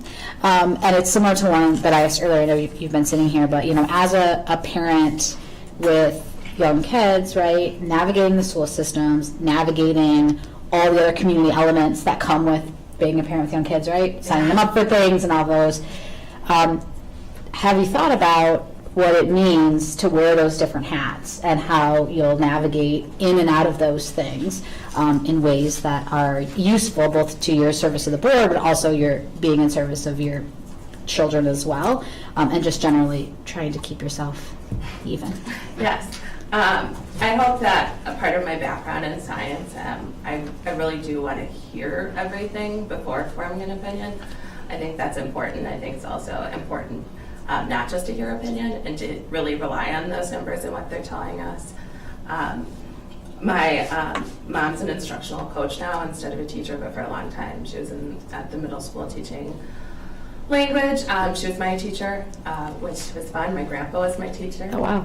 My cousin was my gym teacher, and my uncle was a guidance counselor at a couple of my schools, and my grandpa. So I've had a lot of teachers in my family, and it's a very different relationship than my peers in school. Like Grandpa, he was really kind of a hard guy. He's big into quotes like Mark Twain. Failure to prepare on your part does not constitute an emergency on mine. And so a lot of like the comments from either other teachers or administrators kind of treated me differently as well. So I feel like I have a unique feel of what that kind of feels like in the classrooms. I also hope as a scientist to be invited into my daughter's classroom and to be able to kind of share what I not what I do at work, because I'm out of the lab, but kind of what my colleagues do at work, and kind of looking at those. You know, we really appreciate all of the things that Cottage Grove and the Monona Grove School District has to offer, because we're in Cottage Grove now. In terms of, like, we still go to high school football games, and we did before we had kids in school, because I think it's an important part of, like, supporting your school district. It's fun, you know, those students need somebody to cheer for them, or we go to different volleyball games or softball games. And so I think hopefully they like seeing me in the community and feel like they want to come to meetings and talk with us. I think that would be a great benefit if we had a ton of families here and they are via the internet or however it is today, and that they want to engage with the school board, because that's going to inform us better on how the community wants I'll throw it in here because I wrote it down, the $48 million in 2022 to go, especially when on 52.85% was from the state versus the tax money. So. Thank you. That's actually time. Oh my gosh. I'm so sorry. It was great timing. Thank you for your time. Thank you, Brittany. Thank you all so much. Have a good evening. You as well. Thank you for coming and listening. I plan to listen some more, so. All right, next is Melissa. Hi, Melissa Rittmeyer. So thank you for your time. We're interviewing with us for the school board position, and so, you know, it's a 15-minute interview and then a 2-minute warning period, and then we'll ask questions afterwards. So the floor is yours. All right. Well, my name is Melissa Reismeyer. I am the mother of 2 kiddos in the district. My son is in 4K at Taylor Prairie, and my daughter is in 2nd grade at Cottage Grove School. I come from a long line of family in the district. My parents graduated from Monona Grove. My in-laws graduated from Monona Grove. My grandmother was a teacher's aide at Maywood for many, many years, and me and my husband started our schooling here. We were the first grade class at Taylor Prairie, but we moved to a smaller district. So when I had kids of my own, I wanted them to have more opportunities than I had in my little tiny school. So we really wanted to come back to Monona Grove. So I was very excited when we were able to do that. I feel like I'm very invested in the success of the district and the success of the students. We plan to be here forever. So I think my investment is pretty deep. I also am a social worker with children in foster care, so I've worked with many school districts across the area, Dane County, Rock County primarily. So I've seen a lot of ways that schools support students that have some challenging behaviors or different learning styles, and which ones are doing that very well and which ones need a little bit more help. I am really invested in not only academic achievement. I think that's what brings a lot of people to a school, is what the data shows on academics. But I'm also very invested in social emotional learning and making sure school is a place where kids feel safe. And I think that's about all for my spiel. Thank you. All right, board members, questions? Peter?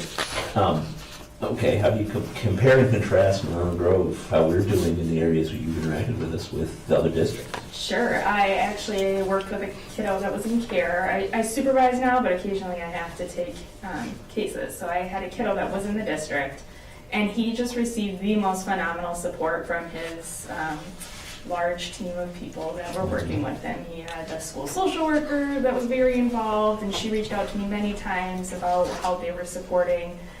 Unfortunately, the kiddo had to move to another district that was not able to meet his needs nearly as well. They had a lot of trouble.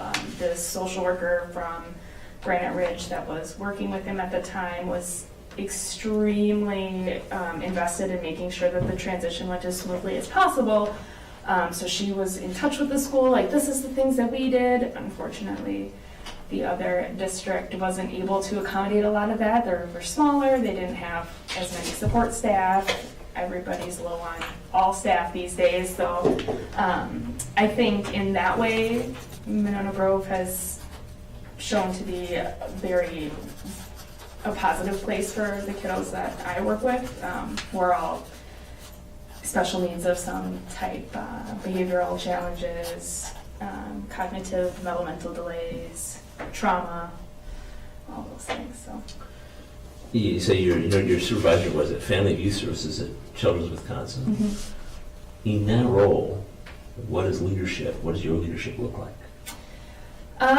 The role, social work leadership is a lot of not only, making sure that the staff are doing their paperwork and getting that stuff in, but watching for burnout, making sure staff are not only doing the work that they need to do, but it's a very emotionally draining job, making sure that they're taking time for themselves to have self-care, processing through really difficult situations. A lot of crisis work is done after hours, making sure that foster parents have what they need to support the kids and what to do when they don't. And then I spend a lot of time just talking to my staff about ways we can make things better. My leadership team is we want our employees' opinions and their thoughts, and they're the ones on the front lines making sure that kids and families have what they need. And if there's anything we can do to help them with that, we want to make sure that we're providing that to them. One more follow-up. Sure. In that, what, I'm assuming you work with diverse kids. Mm-hmm. What have you learned about what you need to do to work with a diverse population here in Madison, Wisconsin? Sure. We have to consider this a lot. We're always trying to get foster parents in diverse areas, of diverse backgrounds, but a lot of the people that become foster parents are white couples, or people that weren't able to have children. And placing children that come from inner city Milwaukee into rural Rock County is just not always the best option. Unfortunately, sometimes we have to do that because we don't have foster parents banging down our doors to become licensed. But we really try to make sure that the kids are in an environment that they feel comfortable. And we do a lot of training with our foster parents on inclusion, diversity, and equity. There's a lot of training on different cultural pieces, and we have lots of providers that we are connected with that can help us with some of that stuff too. We work with a lot of kids with, like I said, special needs, so a lot of training to parents on what, your child maybe grew up neurotypical, this is not the situation with this kiddo, how can we make sure that they're getting the support they need that way. Yeah. Thank you. With your background in equity and inclusion, how can you bring that to our district or to our board?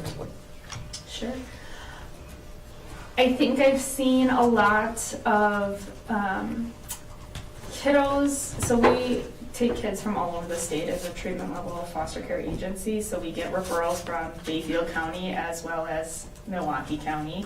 So we're taking kids that have very, very different backgrounds. I mean, you can look at race and LGBTQ stuff, but it's also income equality and what their family culture was like in northern Wisconsin is going to be a lot different than it would be in Madison, Wisconsin.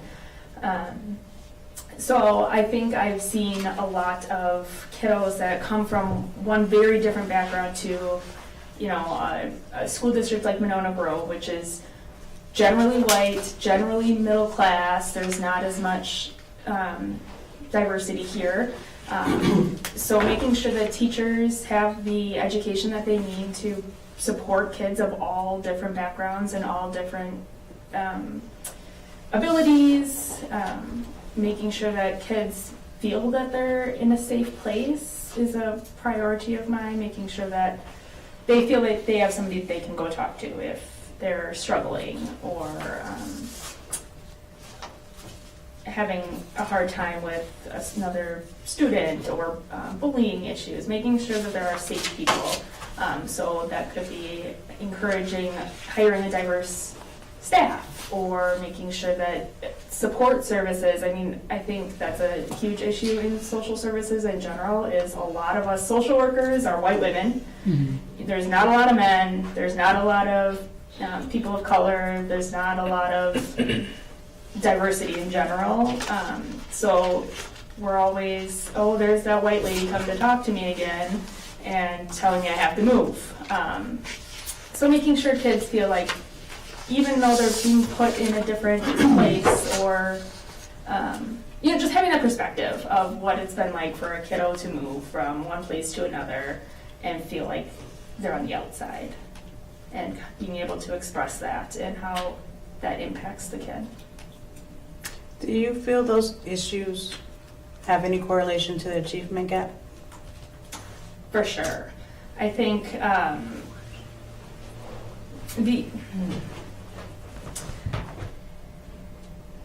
I think a lot of kids don't feel supported.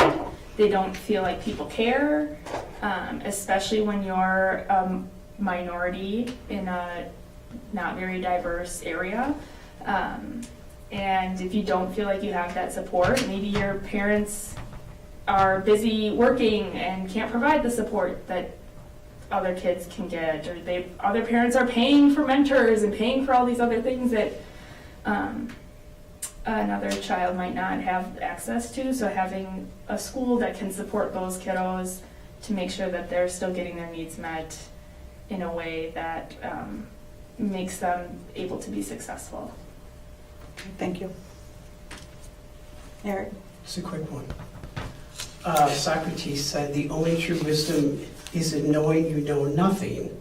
How will you approach working with 6 other know-nothing? I think, learning from each other as best you can. I think everybody brings some kind of knowledge to the table, and finding what your niche is in that little spot and listening to other people who have a little bit more expertise in some area that you have a deficit in is being open-minded to that and accepting that you don't know everything and you're not going to have the answer all the time. Thank you. Elizabeth? A question, what are you hoping to impact in your time on the board? I am hoping to impact, I'm really focused on the social and emotional learning of students. I think with the pandemic and having so much time away from people, I've seen it with my children, it's been hard to readjust to life in groups, and I think in those early years, especially, a lot of kids were not, socialized as normal. So making sure that kids can have that social emotional learning, know how to interact with people. I mean, there are plenty of people I work with and in my professional life that I never really learned how to work with somebody. So making sure that kids have that opportunity to do that and advocating for more opportunities and more social emotional growth. Thank you. Susan? What's your thought about your understanding of the board role in the governance piece of a school district? I think the board has a lot of roles. I think, there's obviously the decision-making, policy setting, those types of things, but I think looking out for the best interests of the school, the children in the school, the teachers in the schools, and the community is an important role.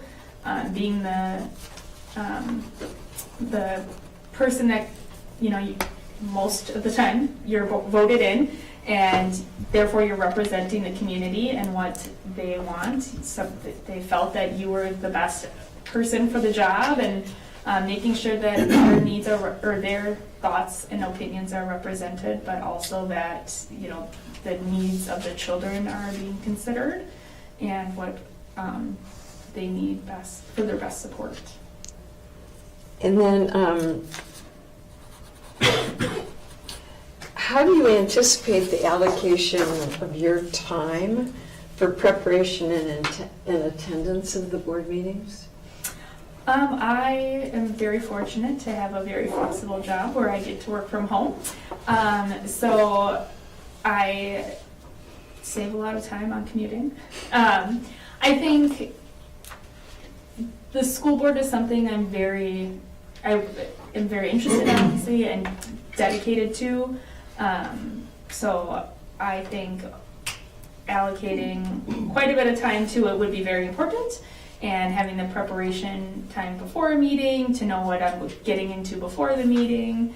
I think in the beginning it's going to take even more time for me to catch up and learn all that there is to learn, but I'm prepared for that. If by any chance you weren't chosen in this lab, would you run?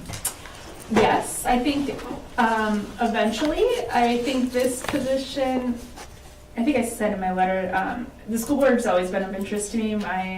In high school, I can remember students and teachers saying, oh, the school board decided that, and it was a very negative thing always, and I felt like, well, who is the school board? Who's on this thing, and what is the... What's wrong with those people? Yeah, so I would view my role as being more a friendly face. I'm involved in a lot of activities with my kids, and I want to be approachable, and I want students to feel like they can speak with the school board and voice their own opinions, because sometimes kids and parents don't always agree on what's best for them, and I think sometimes kids get discounted because, well, you're 16, you don't know what you're talking about. Yeah. That is time. All right. Okay. Well, thank you so Thank much you. for your Thanks, time. Thank you. Thank you.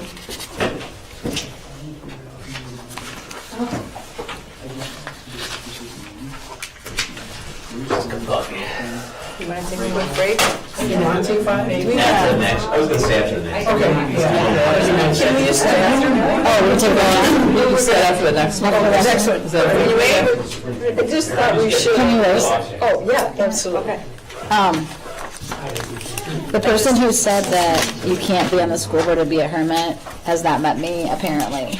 Because I never talked to anybody.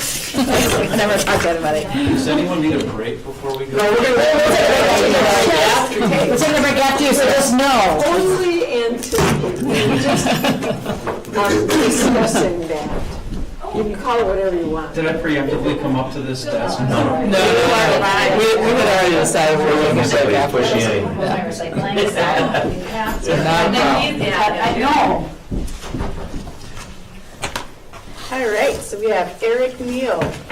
So Eric, thank you for taking your time out and interviewing for the open school board seat. So it's a 15-minute interview, 2-minute pause or time if you go over time, and then we'll be asking questions at the end. So the floor is yours. Oh, okay. I didn't come with any prepared remarks. I'm curious, is there anything in my application you'd like me to expand on? I can monologue and use up all 15 minutes, and I don't want to do that. So I'm really interested in getting to know this group a little bit more and what your interests are in the position you're trying to fill. What's most important to you in the next 12 months that you're looking for in a candidate? Could you give us a little just introduction about you, even though you did give us something written, just a little bit? Tell us about what you do, what you like to do, what you don't like to do. And maybe what kinds of like skills you think you might bring interpersonal, working with people, that kind of thing. Sure. Just general. So my name's Eric Neal. I have 3 kids in the district. 1 has graduated, 2 have not. And as I stated in my application, we were able to attend Taylor Prairie and Cottage Grove School and Granite Ridge and GDS and Monona Grove High School, so that's pretty cool. My daughter was able to go to all of them, or assuming she graduates from this district, we'll have gone to all of them. Yeah. We moved here when my oldest was, I guess, graduating from Eagle School because they only went through 8th grade. Mhm. And at the time, we lived in Deerfield and said, I don't think Deerfield's the right fit for our oldest. So we looked around. Monona Grove is where we bought a house and came here in, this was 5.5 years ago or so. And now I have another son in high school and my daughter is at GDS. What I like to do is pretty limited to golf and outdoor things that involve some risk taking, four-wheeling, rock climbing, that kind of stuff. So I don't really like talking about myself, so this is kind of awkward and hard for me. So so I saw the position came open less than a week ago. I asked a couple people to put some references together based on some prior history.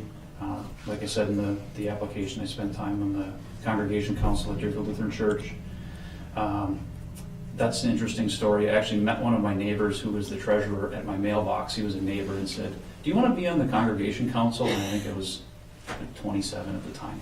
What is that? But it was great, and getting to know people in the community was really accelerated through that effort. And I would expect the same here, that good and bad, right? You're going to have some experiences with people in the community on topics that are important. So Cub Scouts was great. I jumped into that. My first year as Cub Master, it was just myself and my assistant Cub Master. We had, everybody left, and I was the one remaining den leader, and we had to fill out our entire staff and do recruiting. And we ended up being so successful that we had 23 new recruits. I'm like, oh my gosh, now what did we do? And fall is the busiest time of year in Cub Scouts. So the reason I bring that up is if I have to throw myself at something, I do. Like, I don't like to not do a good job. And I feel like anything that's important, you'll find the time. Thank you. Yes, Elizabeth. So you have experience both within our school system and also at Eagle School, right? I also have some experience with how Eagle School works, and I'm curious to know your perspective on strengths and opportunities within our district, particularly as it relates to advanced learning. So Eagle School runs significantly differently, sort of philosophically, than our district does. And I'm just kind of curious your insights there in terms of things that, we're doing well and places where we may have some opportunities. Sure. I guess one big structural difference that we probably can't change is class size. It was, I think, 13 or 14. Yeah. The rooms Broken were in half. designed to not allow more than a certain number of Yeah. students in a room. And that enables more of a one-on-one connection with some of your students, where you get to know them a little better. And coming in here today, I was thinking what's important to me on the school board. Honestly, I don't know what you do day to day. I don't know what the issues are that are facing you, but in any role, I think in any leadership role, I think it's really important to pay attention to the people that you're representing and listen to what they have to say. And when you have smaller groups, it's easier to recognize if a student seems off that day. Like maybe something's going on and, they could use some social service, whether it's a counselor or a tutor or just, a pupil to listen to them. I think you can probably do that in a district, even with the large class sizes, by just kind of fostering a culture of awareness and paying attention to people. And I don't think that's really the school board's job to do that or implement that, but at least setting the expectation that everybody that's part of the district is being careful about how they interact with people and paying attention, making sure that kids are being heard. So again, I can monologue. I'll stop there. If I'm not answering your question, let me know. Are you aware that we do have a class size policy? I would assume there was one. I don't know what it is. We do. Not every district has one. We do. We did that 25 years ago, and the principal that was in the elementary school at the time when three of us did this will tell you the story very differently from me telling that story. We had no class size guidelines. We had 35 kids in a class. We were in elementary classes. Due to a serious budget problem, we did move the class sizes in the middle school to larger sizes. I would love to see that come back to what we originally were. But it is something we really worked on. And again, it would be great to have somebody research that and come in and tell us what other districts are doing. We actually, the three of us are on the policy committee. We'd love to have somebody on that policy committee that would help do the research and do some work. I mean, sometimes we spend 8 hours prepping for that. Well, Dan spends 3 days, you know.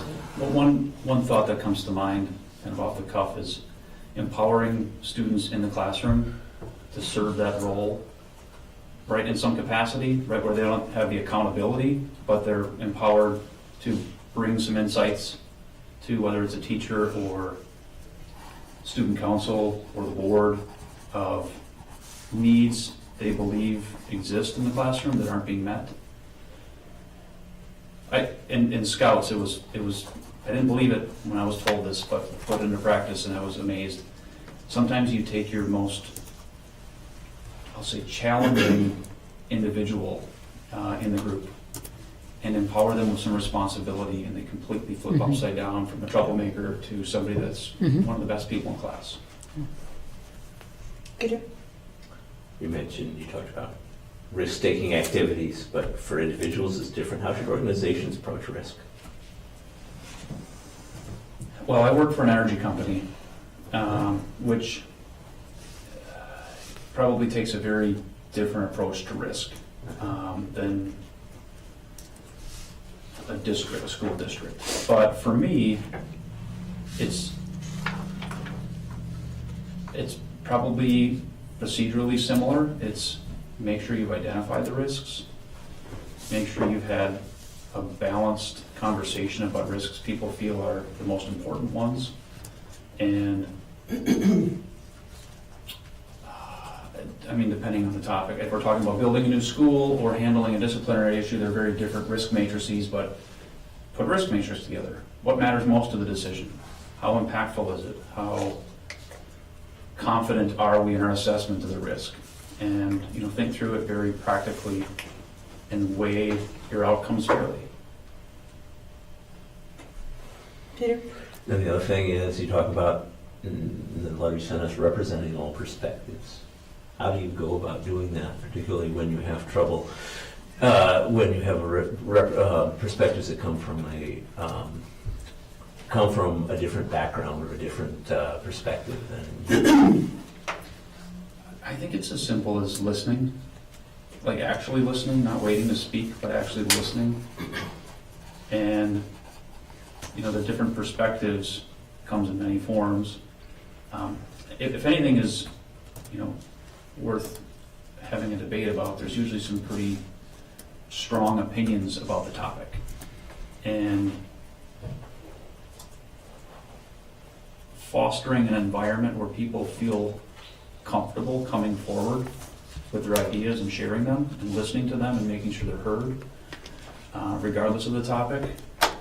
And I try really hard not to show like my personal perspective when I'm trying to represent a larger group, whether it's a district or, I'll go back to my stuff I put in my application, whether it's a congregation council or Cub Scouts or a school district, right? It's not mine, right? So I'm trying to represent the interests of the people that I'm given that responsibility to represent.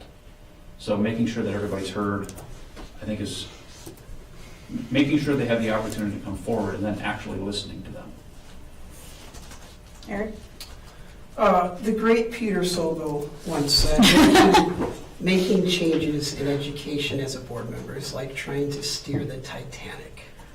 How will you approach making positive changes for the district? It does sound like something you would say, though. It does. Yeah, he did, I'm sure he did. Yeah, I'd say it starts with my answer to the prior question. and making sure a balanced set of perspectives is brought to the table on the issues that are most important. I kind of dig my heels in. If there's a void, regardless of what it is, it doesn't sit well with me, right? I'll throw myself at it completely to make sure that if necessary insights are missing, that they're brought to the surface. In most circumstances, I'm not the subject matter expert in whatever that is, so finding people to help that have an interest to bring the right insights to the table so the right discussion is being had, I think is, I don't know if that's going to make change happen faster, but hopefully it makes better change happen by making sure you're talking about the right things and that you're informed. I worked for a regulated electric utility for 15 years, so are there different sizes of this Titanic that we're trying to steer? Because I feel like The level of risk aversion is similar, I would say, right? Because it's, you think about, like, I'm in a regulated monopoly, like, we're in a school system that has metrics that you have to hit, right? And there's a level of innovation that needs to happen, but you also have to be mindful of all the other things that you're trying to manage. And so I think that there's some similarities between being in a utility and being. It's easier to do the same thing that you were doing before, right? It doesn't require a decision. Right. So, yes, heavily risk-averse entities tend to not want to make decisions, which is probably why I don't run a heavily risk-averse company, because I can't stand not making decisions.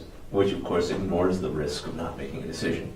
Which Well, the worst decision has is not serious making one. decisions, Right. serious risk. We're at 2 minutes. Did I misquote you? You sure did. What's the quote? Oh, it's like riding, well, it could be the Titanic, any ship, but there's no direct connection between the steering wheel and the rudder. That's the. There it is. It's not There you connected. Sorry. All right, I'm going to ask a question. All right, you may have heard me ask other candidates about this, but equity is a big focus in our district.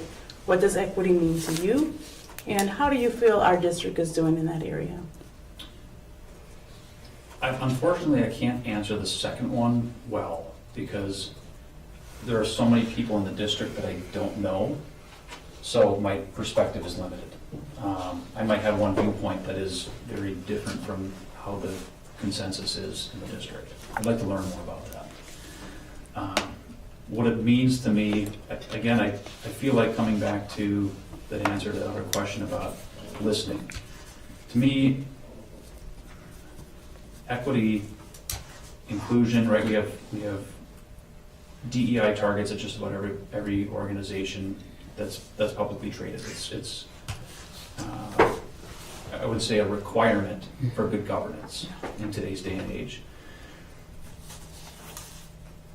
I think in large part, it's ensuring that people have fair access to pursue their interests, fair access to pursue their goals without obstacles in the way that are anything other than merit, right? If you want something, you should be able to go get it. And if I had planned for this interview, that would have been a good question to think on a little bit, because I feel like I'm fumbling my answer. I don't really have a good one, but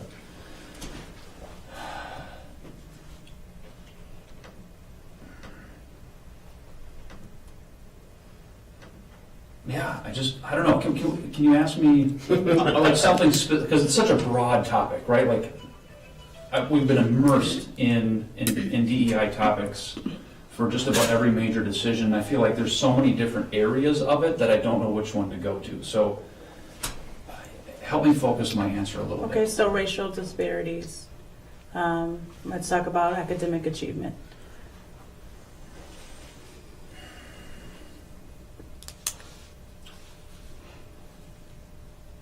I guess the goal is not to have any disparities. As a district, making sure that we're holding our administration and educational staff accountable to recognizing bias and taking action on it. And again, listening to a diverse set of perspectives and people to make sure that if there is anything that we can do in the pursuit of equity, that we know about it and have the right information from the right people to actually put some actionable things together to do something about it.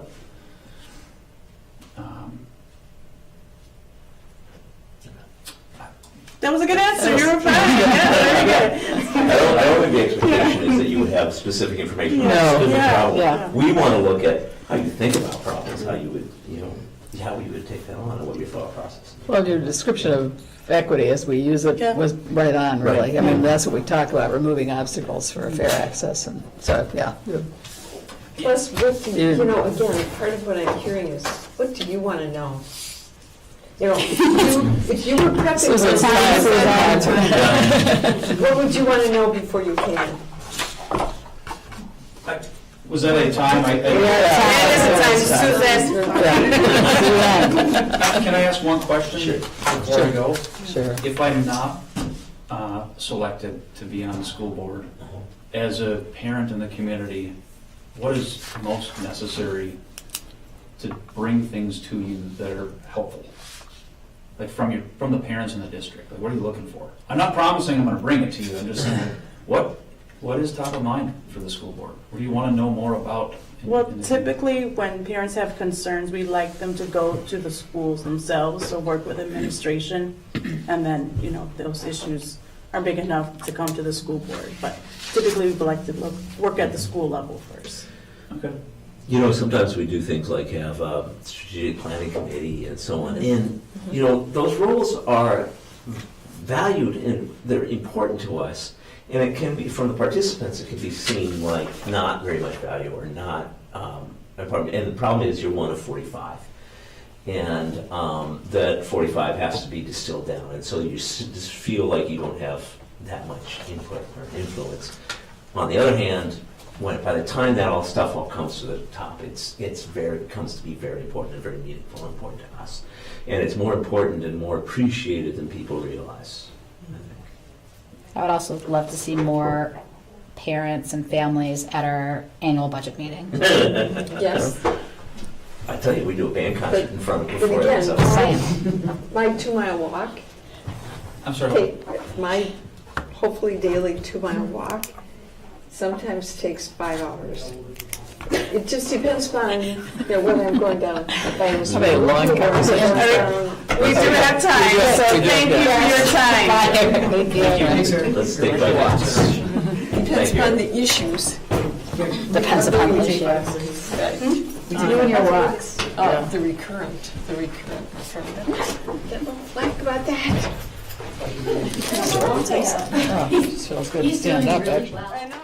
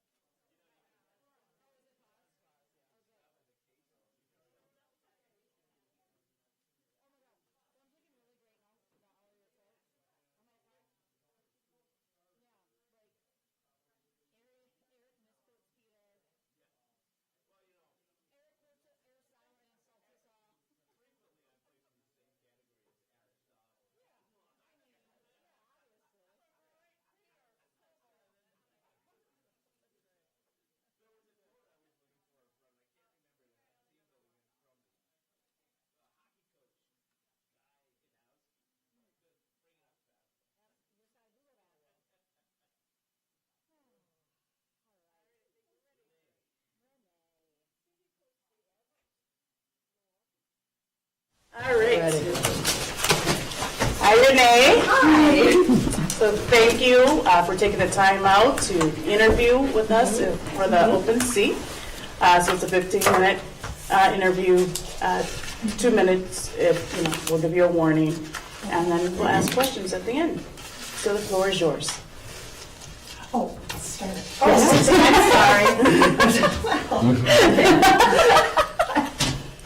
right, so thank you for taking the time to speak with all of us. We were just chatting, and I'm really happy and just encouraged that there's so much interest in this position. I was a little, I don't know, I think public service has kind of lost its appeal for a lot of people. So I'm really grateful that you're taking the time to meet with everybody. So yeah, when I heard about this initially, I was like, gosh, I don't know if I want to take something else on. But then after thinking, public schools are really important to me professionally and personally. So I just wanted to come and see if I would be a good fit for the opening position and if it would be a good fit for me. So professionally, I've worked in public education the majority of my life. I grew up with public educator parents, and they really didn't want me to go into public education, but my sister and I both did. So right now I am a school psychologist at in another, I think I can disclose what district, in the Madison district.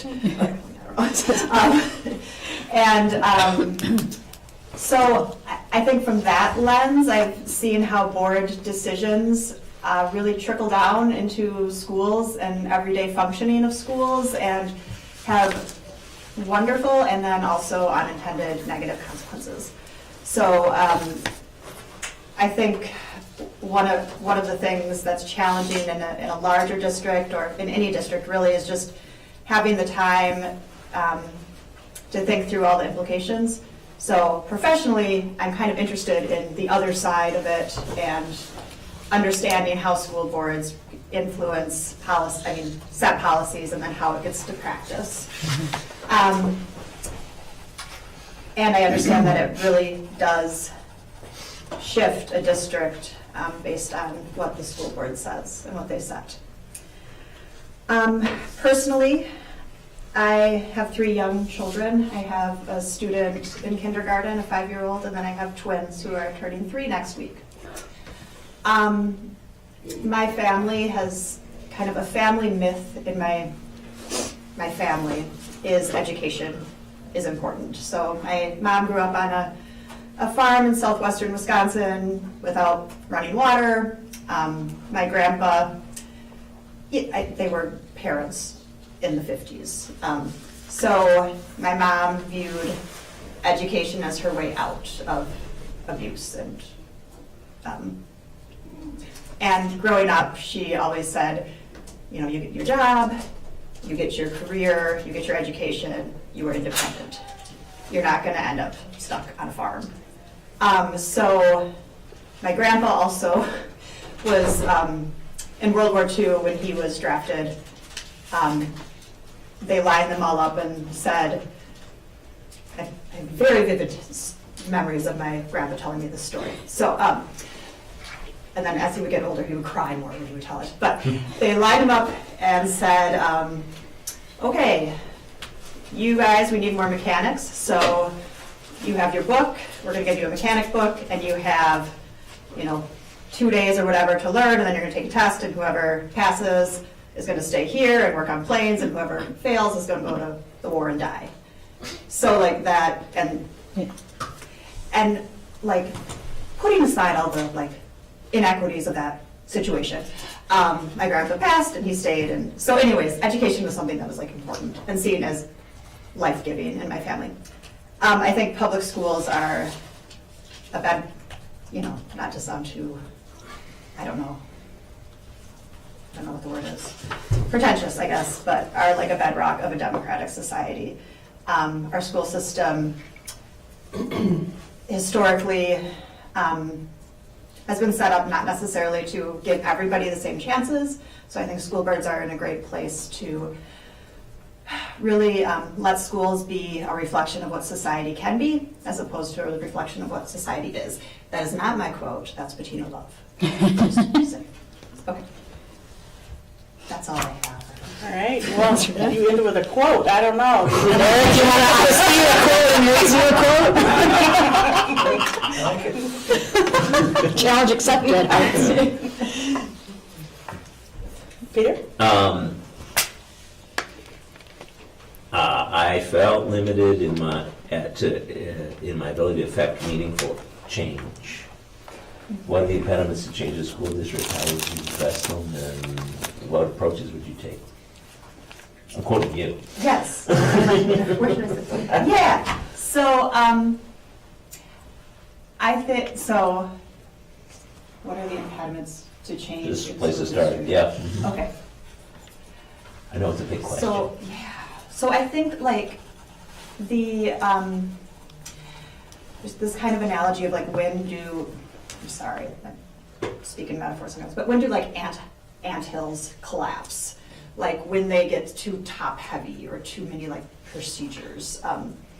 I took a social insect class in college. But the idea that when a hive gets too complex, it kind of collapses. So sometimes a lot of my day-to-day work is enacting practices that are part of a policy that was set, maybe last year, maybe decades ago, to address the same problem. The problem hasn't changed, but we have a policy for truancy, we have a policy for at-risk, we have a policy for special ed, we have a policy for ELL. So, and each of those require a different procedure.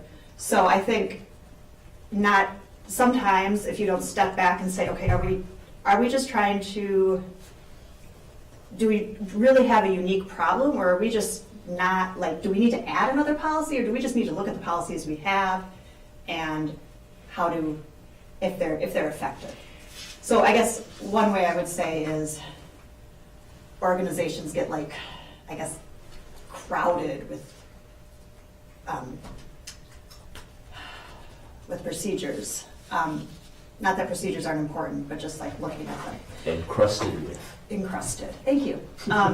So, and then the other thing I think is taking on initiatives when somebody comes and says like, this is what's gonna fix the problem. I mean, if it were that simple, we would have done it already. So I think taking the time, if it feels like somebody is selling you snake oil, they are. So taking the time to know your community, know your students, know the problems, know what's been tried in the past, and listen to the people on the ground, and listen to the experiences families and students are having. So not listening, I mean, obviously being informed by research, being informed by data, but then being able to apply that to the humans in front of you, I guess. Did I answer that question? I don't know. Yeah, you did. So I think I feel sometimes that there are certain parts of my job that, or certain situations where I feel a little paralyzed by old procedures, and then like new initiatives, and just there's not enough space to just say, hey, let's like talk to each other and figure this out. Okay. Yeah, thank you. Thank you. In your line of work, I'm sure equity is quite important. So how do you demonstrate equity in your line of work? Well, I guess by what I just said, like holding up those, trying to shine light on those practices that are institutional practices that have disproportionate effects on certain populations. So, and then, I mean, kind of in my beginning, I talked about my grandparents' farm. That farm was a source of generational wealth for me, so I was able to go get my doctorate. I I think that equity means just facing hard things about our country and about our, I don't want to think really big, but just being able to have a conversation and be honest about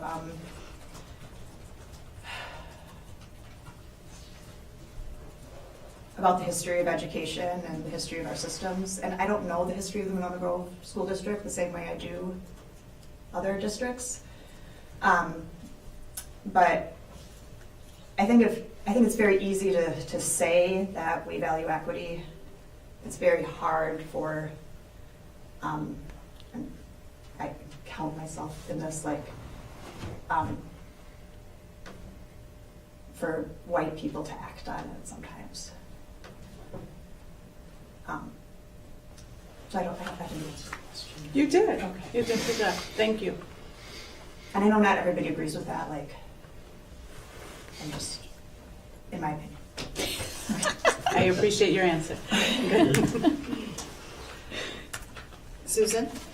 What you thought about, you just sound incredibly busy.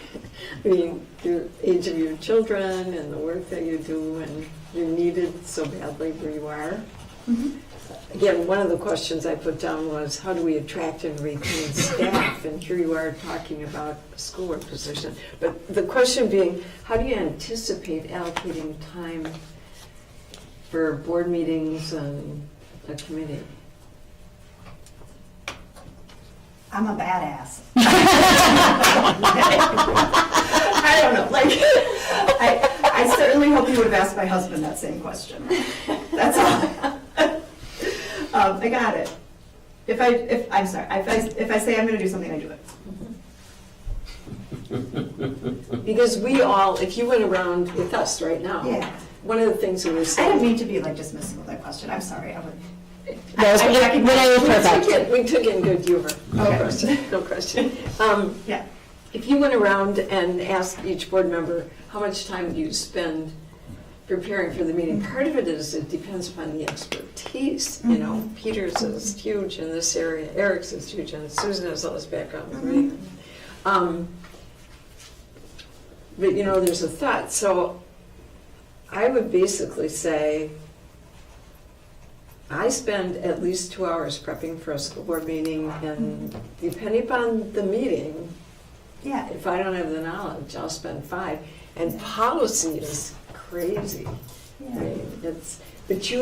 It's nice because you already have experience with policies. You looked at some, you have a feel for what you would fix. What? What Oh, you what would I would fix. Well, and I don't know this district the same way. I actually think in my letter, I've been floored by the fact, like, there's like amazing evidence-based things happening in our district.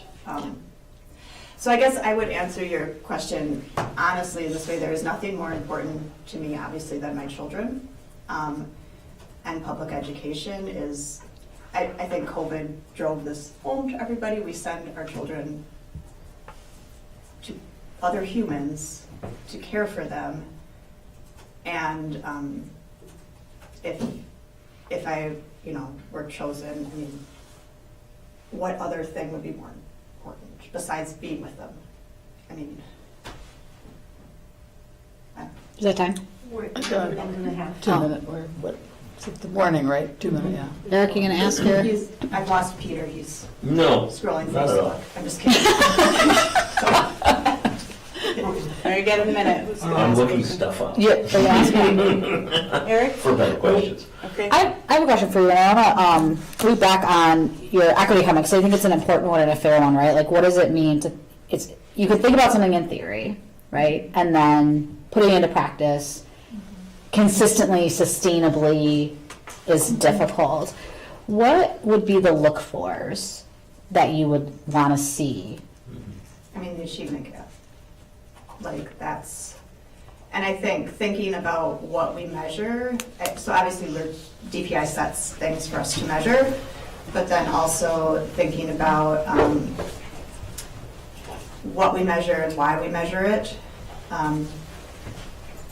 is important as well. So kind of those like benchmarks along the way to the DPI standards. That, I guess that's my answer. I mean, I've been in schools where it's closed, and it's hard to know what is going to be the magic thing, but I think, yeah, attracting and retaining high-quality staff is super important, and thinking about, That's it. Can't finish the sentence. It's done. You can finish. No, you can finish. I'm just giving you. I've also been in schools where we've had a lot of staff of color come and leave because they didn't feel supported and comfortable. And I think digging into those conversations is really hard for people, for white people. And I mean, yeah, it's not like we're going to suddenly create like a utopia where we solve racial problems. But I mean, I think that looking at the achievement gap is important, looking at what families value, and just recognizing that we have some pretty significant systemic issues that have happened in the history of education that we have to look at some of those old policies and like, what does it mean that we send a DPI at-risk letter to students when they enter high school? And, oh, by the way, most of those students are of color. Like, what is that? What? I mean, I got like the attendance letter, and I was like, The one from Taylor Perry? yeah. Yeah. Like, I mean, sorry, I get it, because I've sent those letters. Mhm. And I was like, I am doing my best. Yeah. like you, with background, with access, with understanding, with knowledge. But if I would have got that as just, you know, I would have been like, all right, thanks. And it said like, please let us know if you need any help, which I've also said. I'm like, yes, I need you to come over here and wipe my kid's butt. Watch what doing. Yeah. Anyways. So yeah, again, I thank you so much, and I don't know if I'd be a good fit, but I appreciate all the work you do. For those of you who were members during COVID, thank you so much. Thanks, Renee. Thank you for your time. Thank you. All right, next is Scott Dubinsky. You got it exactly right on the first try. Did I? I'm really bad with names, so that's good. That's awesome. All right, well, Scott, thank you for taking the time to interview for this open school board seat. And you pretty much know the whole spiel, like 15 minutes, and then we'll be asking questions afterwards. Absolutely, that sounds great. The floor is yours. Okay.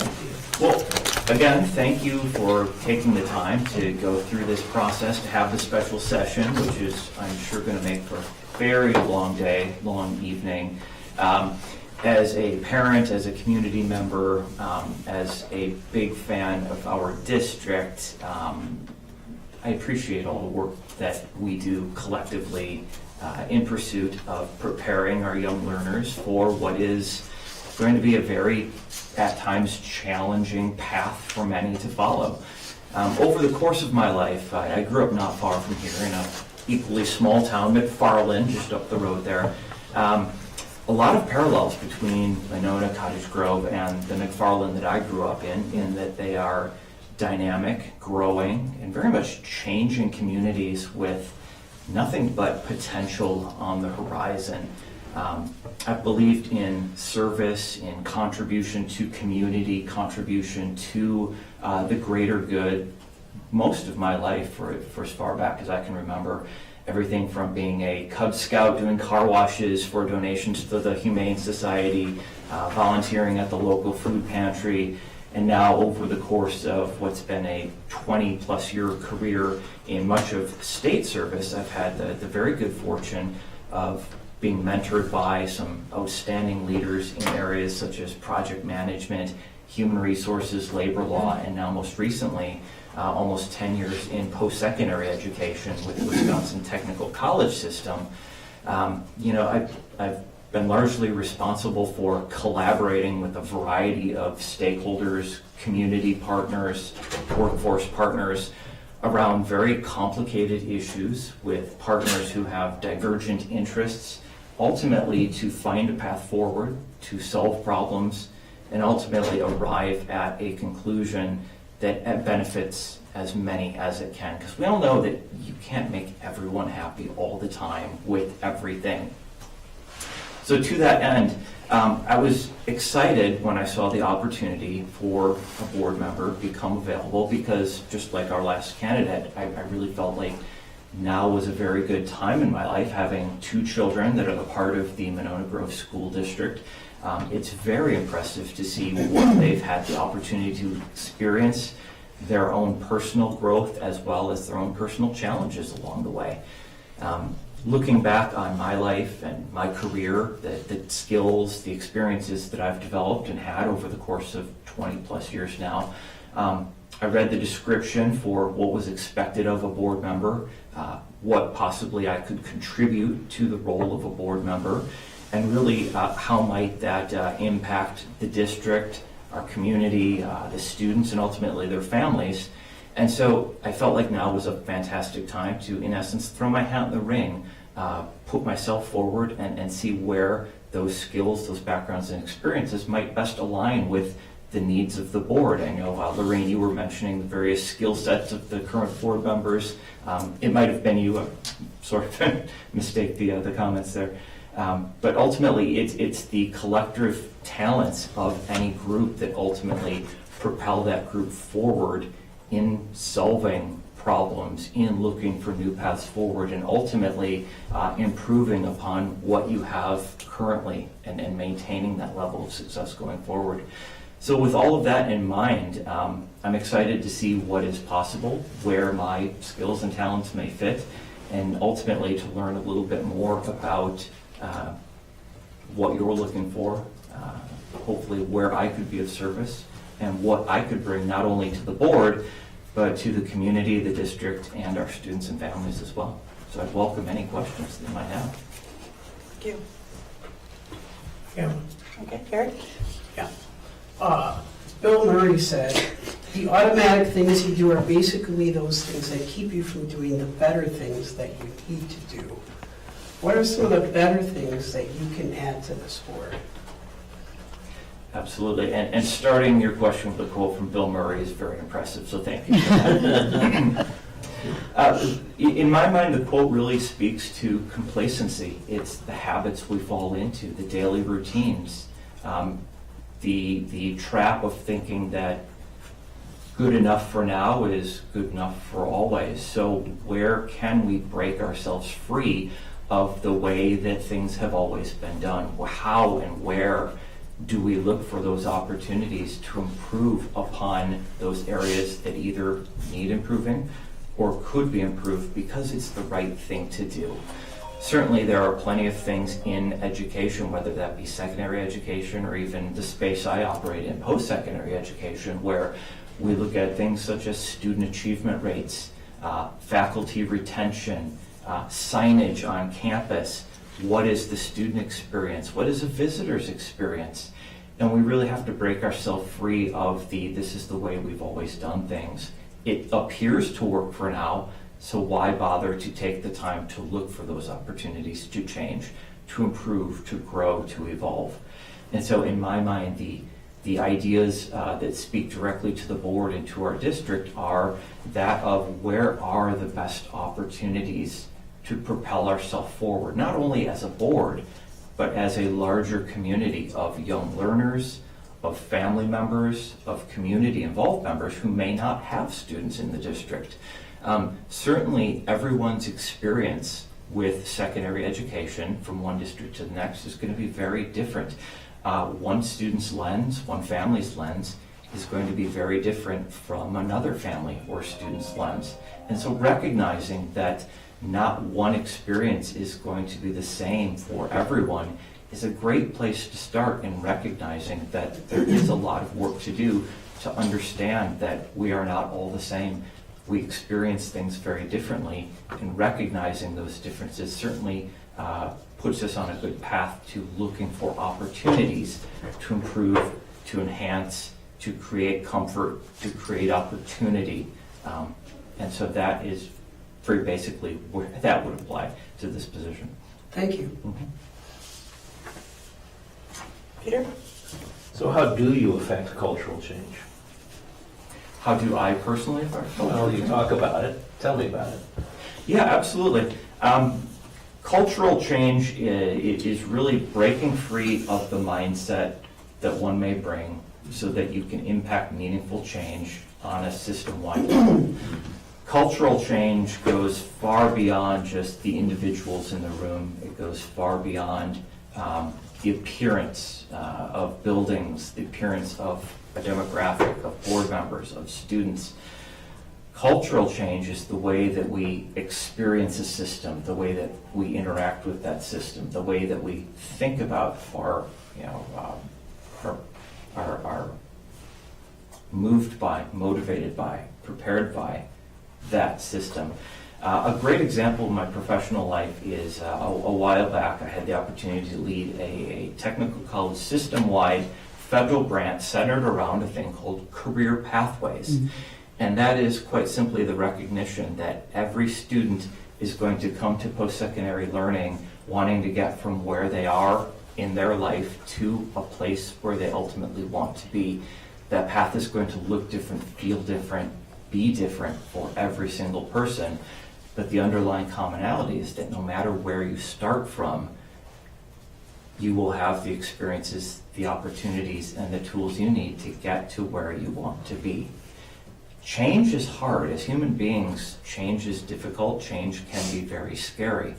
But ultimately affecting cultural change, the way that we experience a system, the way that we interact with that system, that is the type of cultural change, cultural impact that I've brought forth in my day-to-day job, but certainly as a board member for my local community, for my local school district. That cultural change would have to first begin with understanding the existing culture. What is the lens through which our students, our families, our community members view, experience, and interact with our district? And then, and only then, once you have that understanding, can you begin to move forward with how best to look for areas of opportunity, areas of impact, areas of change. What strategies are effective at breaking the mindset? Well, communication, first and foremost, the recognition that open dialogue, that the search for the intentionality behind that dialogue ultimately is what's going to lend oneself to recognizing that my frame of reference is not going to be the same as yours. Strategies that tend to work best in the post-secondary system are recognizing that there are a variety of stakeholders that impact any particular initiative, group, course sequence, curriculum development, you name it. There are a variety of stakeholders that touch, feel, experience, work with that at any given moment, and that each and every lens is critical to recognizing how best to move forward. Again, we're not all going to experience the same situation or the same initiative in the same way. So the strategy of open and direct dialogue, of active listening, of understanding, of asking good questions, of being informed, of taking steps to recognize what information you don't have that you might need, that others might not have, that they would need to arrive at a conclusion where you can ultimately put yourself on a path for forward progress. It all starts with communication and a recognition that it takes a variety of stakeholders together, that no one entity can go it alone. Thank you. Thank you. I'm going to piggyback off of Peter. Yeah. How is our district faring in that area in regards to cultural change? Well, as I referenced before, Monona, Cottage Grove are dynamic, with a ton of potential at best, changing every day, perhaps confusing, frightening at worst. When students, families come into our communities, a certain level of comfort, of belonging, of of understanding is needed to feel as though you are welcomed, you are a part of that community. To a degree, the Monona Grove School District is among one of the most forward-thinking, open-minded school districts I've experienced, certainly in my work as a post-secondary professional, just about anywhere in the state. With that, and going back to one of your first questions, Peter, or excuse me, Eric, Bill Murray, becoming a little bit too comfortable in knowing that you're very, very good at what you do can start you on a dangerous spiral downward. Complacency is not a great thing. Certainly looking for those opportunities to continue to improve, to provide opportunity, to create access where perhaps it is assumed that access and opportunity is there because it exists. But again, is it really the same level of access and opportunity from a student lens, from a single parent lens, from a lens of a family who might not speak the English language to the same proficiency that we do? Again, because it exists, because we all know it to be a good thing, doesn't mean that that level of access and opportunity exists for everyone in the same way. And so while, from firsthand experience being a member of the community and being a parent in this school district, my experiences have been largely very good, I also know that there are plenty of opportunities to continue to improve and also improve on opportunities that are maybe a little bit less than ideal. I'm going to add on to that. You mentioned that we are forward thinking here in our district. Could you give me one example of how we show that? Yeah, absolutely. Every time I get a message from the district at large, it doesn't come to my email in just the English language. I think that's outstanding. We have a population in our school district, in our region, that doesn't speak English at the same level of proficiency that I do, that you do, that anyone here does. Forward thinking means that you're not only waiting for things to happen so that you can react to them, you're anticipating change on the horizon. You're looking for more opportunities. I think when the pandemic arrived and students were sent home with varying levels of technology, with lesson plans, with teachers that were engaged, I had the opportunity to interact with a handful of my children's teachers.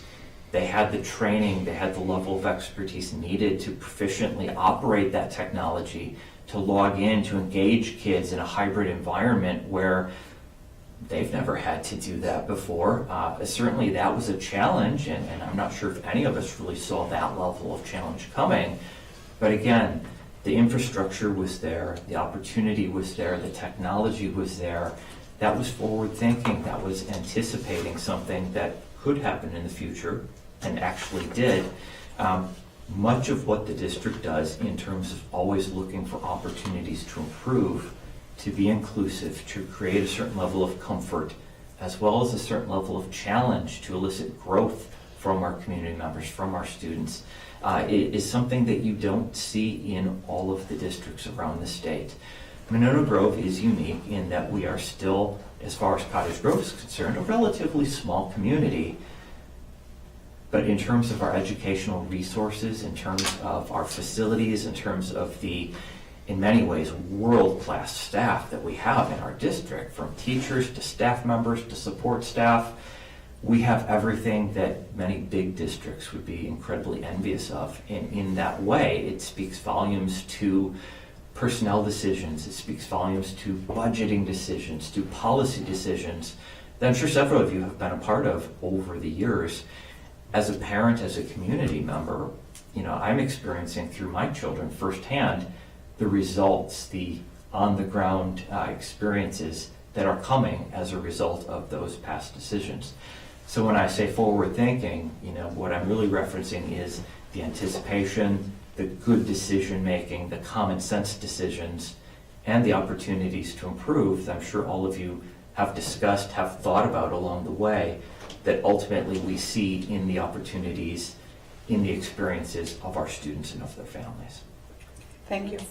Thank you. It's time. Oh, it took a long time, sorry. Well, thank you all very much for the conversation. Thank you, Seth. Best of luck in your search. Yeah, thank you. Have a good evening. So I didn't get to ask my questions, just so you know. What? Sorry. No, I Jump think in you're there. gonna save up for me first then, right? Yeah. There you go. Do you need another break or? No. All No, right. Just send me an email.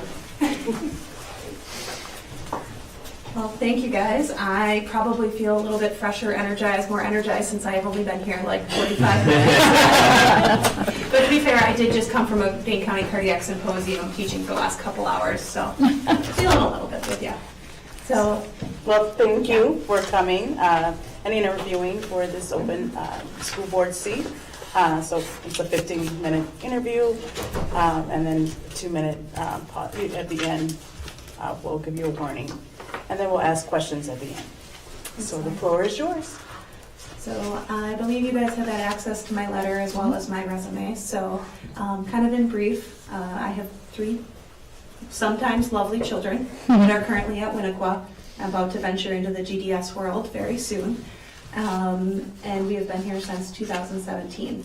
And like I mentioned, the school district was actually one of the driving forces for when we were moving back to the area to determine where we wanted to live. And then over the course of the last couple of years, kind of learned more about how the school district has been functioning. And I will be very transparent. I think that everybody at this table has significant more experience in working with the district, knowledge and in-depth experience with the district itself. And I think where I'd like to kind of present myself is learning a little bit about you guys, observing many of the school board meetings over the last 5 years. I really feel that I bring complementary skill sets and knowledge to this group, rather than necessarily being able to speak to the same level of some of the kind of the scope of the district, the achievement skills of the district and things like that, and would really be looking, if given the opportunity to be in this role, to be mutually learning from each other, to say how could my skill set and my knowledge and my experience help complement the decision making that needs to occur at this board level, and then learn from you guys too, just try to ascertain best how my skills and knowledge could be a resource and an asset to the district. So early in my career, I spent a lot of time on health equity, kind of leadership development, working in low resource environments from a medical perspective, and then transitioned more to the public safety, emergency medicine, emergency management realm in the last 10 years.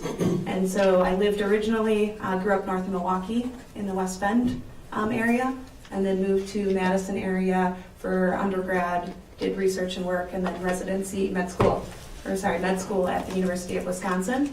And then not surprisingly, family and just feeling like home pulled us back to this area when I was getting recruited for a job. So then in the last 6 years, I've spent a significant amount of time working at the county and the state level in public safety and emergency management, as well as clinically, kind of the crossover between public health and emergency medicine and clinical impact that can have. And I think COVID highlighted that significantly. And I felt that this was a really great opportunity after kind of being peripherally a part of seeing how you guys have managed the last couple of years. And kind of learning more about all of your backgrounds. And I thought that with this vacancy, that my background, my experiential background, my clinical background, my experience working with boards and understanding decision-making and policy-making, as well as my personal investment with 3 kids in the district, and really wanting to invest my time to help continue to grow this district to be the best district we can, supporting our children as they grow up. So I'm really happy to kind of expand on anything or answer any questions you guys have. Thank you. Let Susan go, because she... I automatically turn to you first. You already heard them 3 times. But again, just because of the incredible experience that the group has brought forward tonight, it would be helpful, I think, to know what your understanding is of the governance board role. Mm-hmm. I mean, clearly you've had some experience in that arena. And then, based on all that you do, what's your thought about board meetings and prepping for board meetings and that kind of work? Yeah. Well, I do just want to say too, like even just hearing the last couple interviews, I am so excited that we have such engagement and interest in this role. I don't envy you guys this role, but I also think that our community, no matter what direction the board decides to go, we're going to be incredibly well served by the excitement and the interest that this position has garnered. So I do think that being a member of a board can sometimes be challenging in pushing agendas forward and enacting change and gathering kind of the information necessary to create a cohesive decision. I think needs analyses and understanding, like some of the previous candidates have mentioned, the different lenses of input that we can, and ideally focusing on being excellent listeners. We need to hear our different constituents, we need to hear the different perspectives, and then we need to take that information and put it in context of what the decision that needs to be made, and start to understand the potential implications of those decisions. And then be flexible enough to recognize that if a decision made has impacts that we did not anticipate or did not particularly have the reach that we were hoping for, be willing to come back, listen more, and start to understand how can we adapt to really try to reach the objective. But as a board, I think it needs to be objective driven. We need to be good listeners. We need to utilize evidence and data whenever possible to support objective and constructive programs, policies, and decision making. And that can be a challenge. It usually means we don't make decisions and enact policies in timeframes that our constituents or our audience or our students may desire, but it usually means that we can do it in a thoughtful and thorough manner. Second portion, I think that with the fortunate role that I play with in my professional career, I have a lot of versatility and control of my schedule. So I only work clinically 1 or 2 shifts a week, and the rest of my life is spent around committees, boards, working with our public safety partners, community partners, building up health and safety opportunities within our communities, and working on the medical care that we receive, if anyone calls 911. And because of that, I have a lot of ability to build in things like this and prioritize what needs to be prioritized at different times. Elizabeth?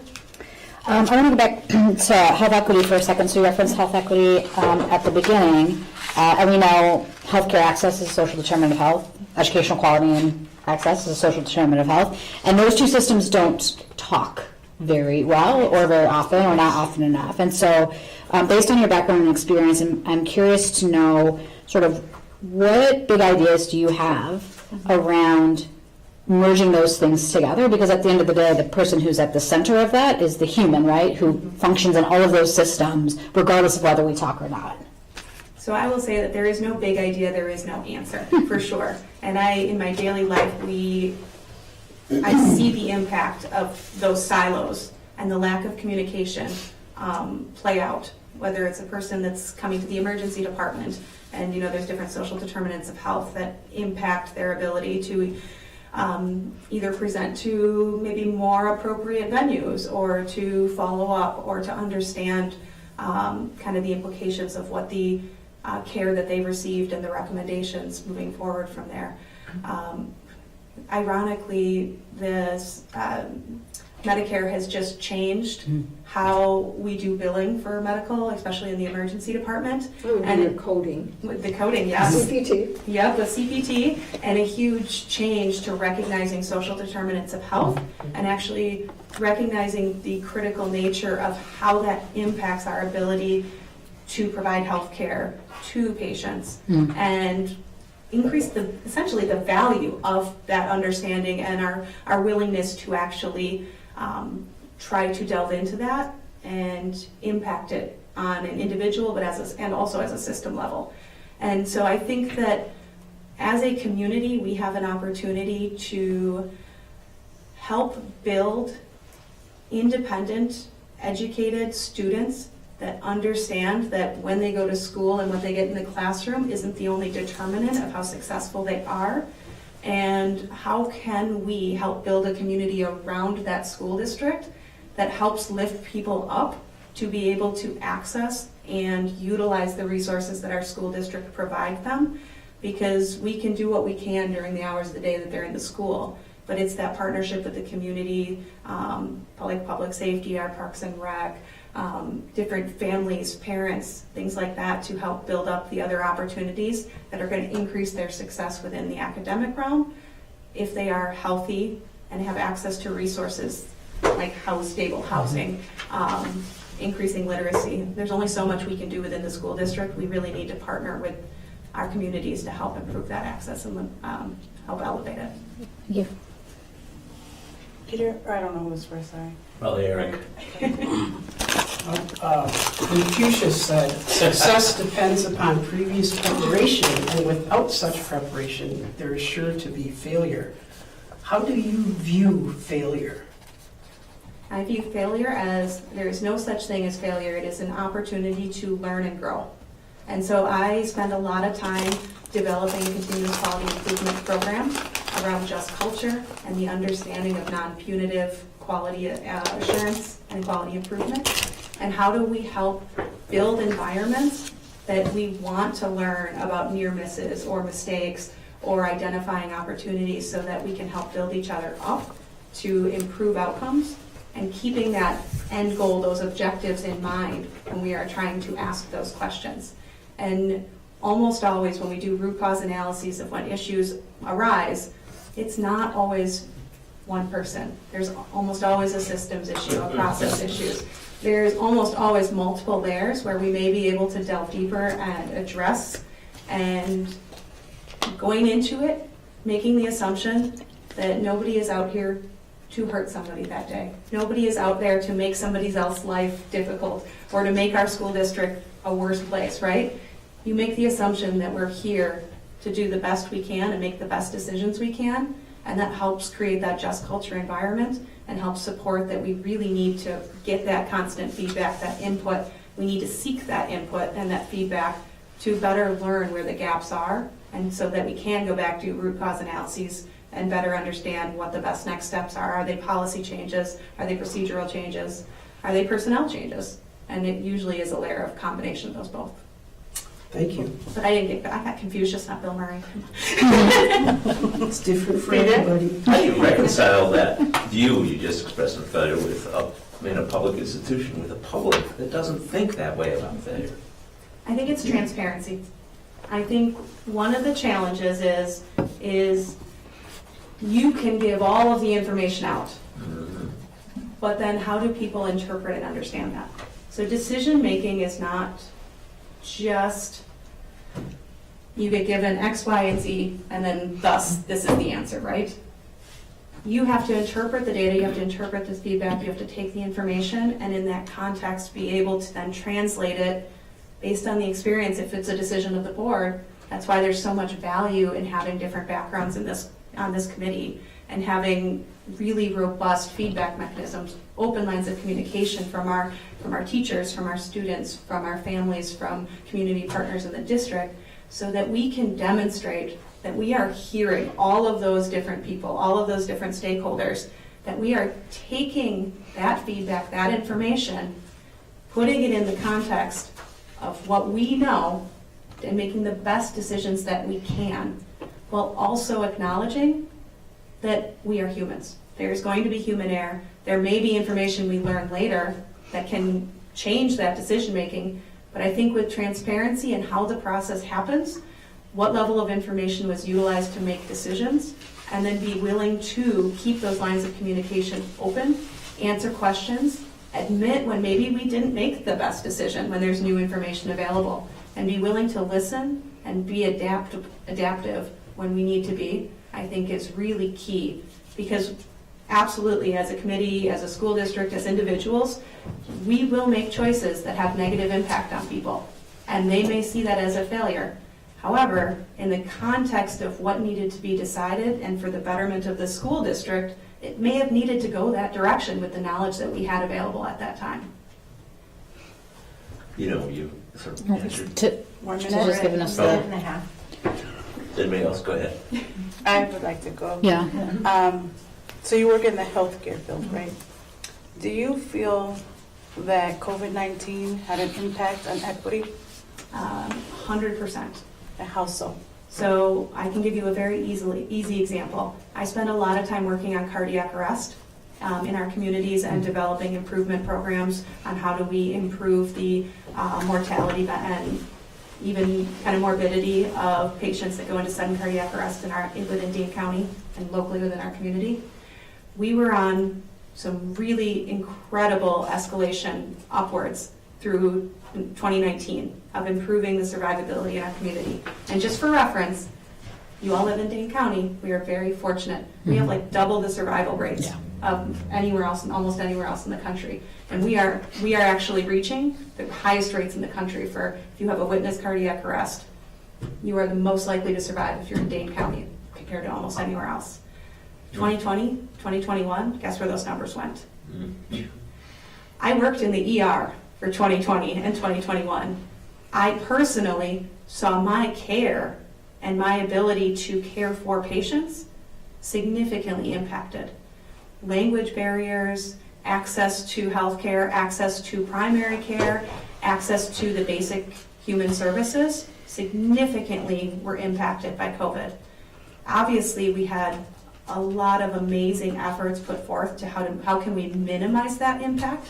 But despite those maximal efforts, and I will commend the board, public health, like there was so many people involved in trying to minimize that impact. But when you see that our actual mortality dropped, or mortality increased over 2020-21, we saw that play out. And this most significant change was equity and access to care, access to resources that people needed to improve their own health and safety. We also saw significant, we follow the data regularly on 911 calls for mental health, substance abuse.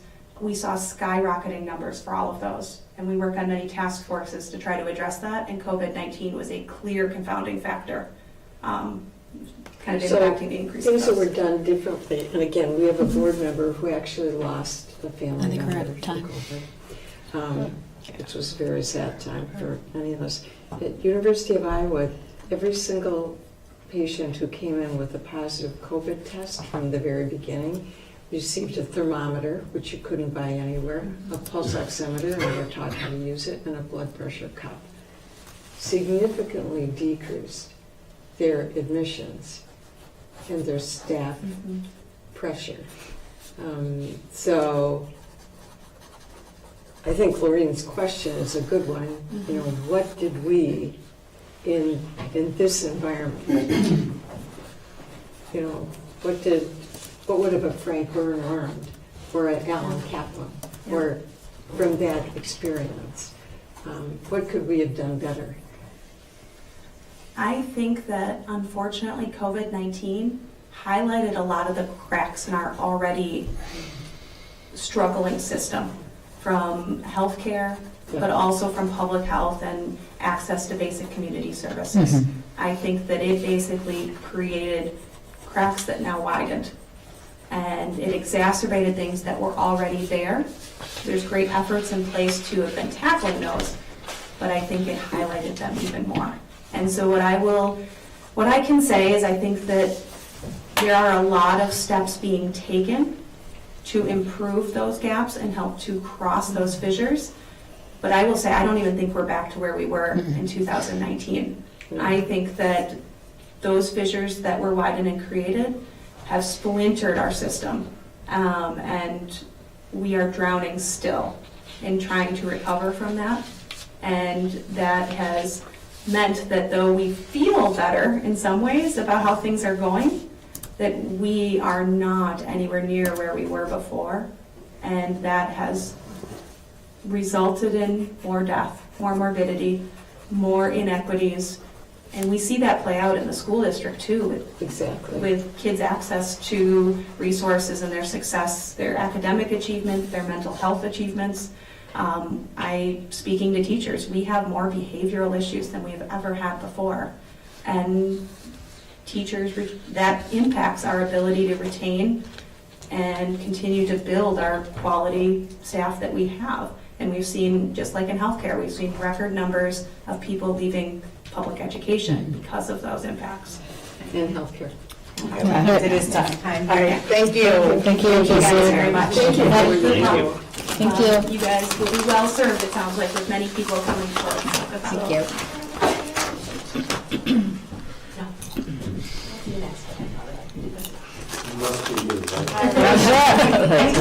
I guess so. David kept David up way too late. Yeah, exactly. No. He's retired, it's fine. I can sleep in the morning. Yeah, exactly. So David, thank you for taking the time to come out and interview for the open school board seat.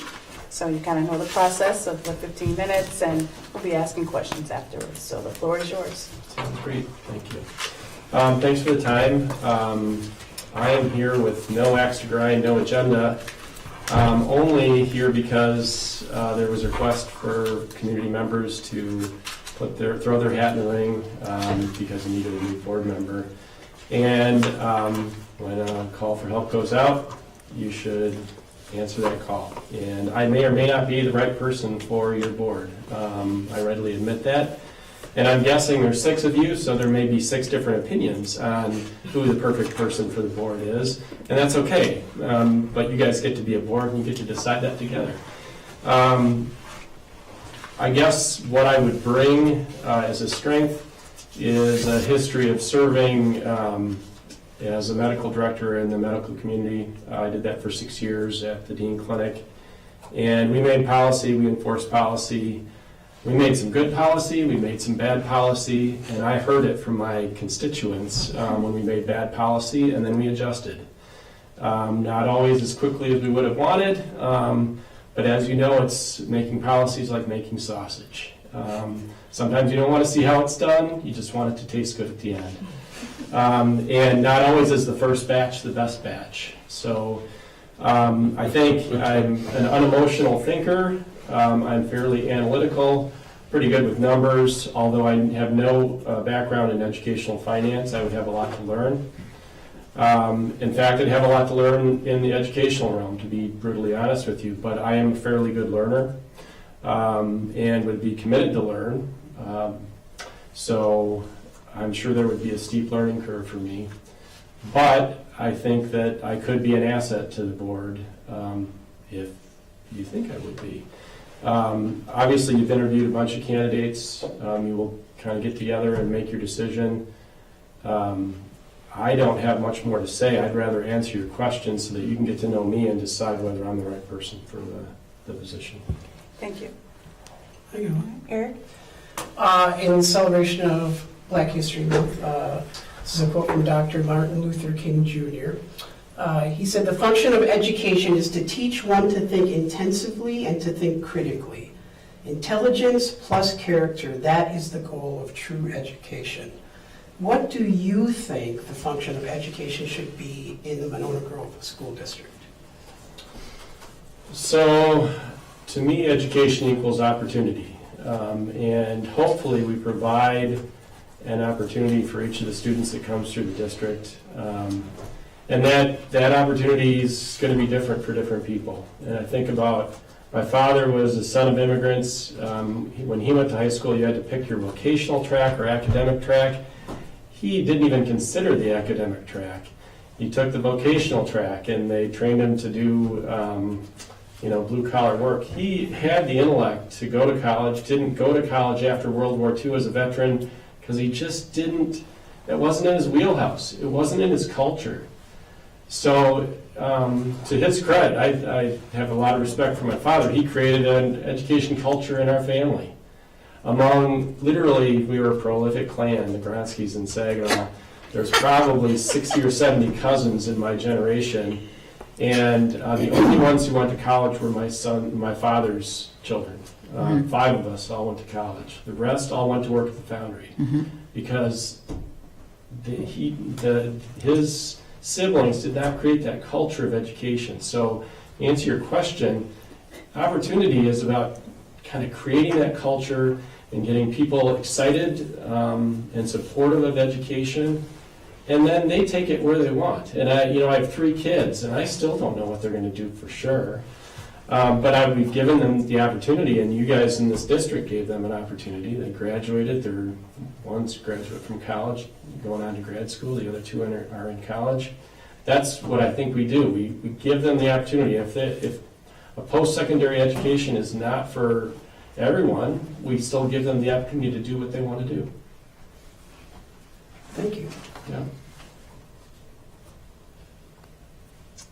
Peter? Are you, David, are you from, I didn't, maybe I missed it. Do you live in Monona or Cottage Grove? I live in Monona. Okay. And my wife was a Monona Grove grad, grew up on Valerie Lane, not too far from here.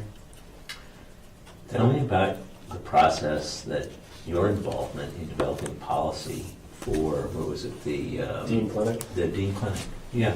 How did you develop policy? It's a big organization. How did you develop policy? So I was a primary care medical director and supervised internists, pediatricians, and family medicine docs. And there were 2 other primary care medical directors, and then there were 3 specialty medical directors. And then there were 2 vice presidents, and then there was a chief medical officer. Mm-hmm. And we would get together, and there would be the chief medical officer set the agenda, and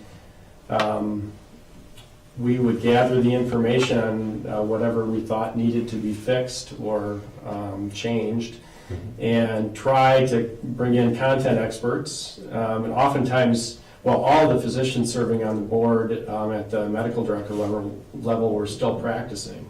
So any policy that we enacted that dealt with clinics, we felt.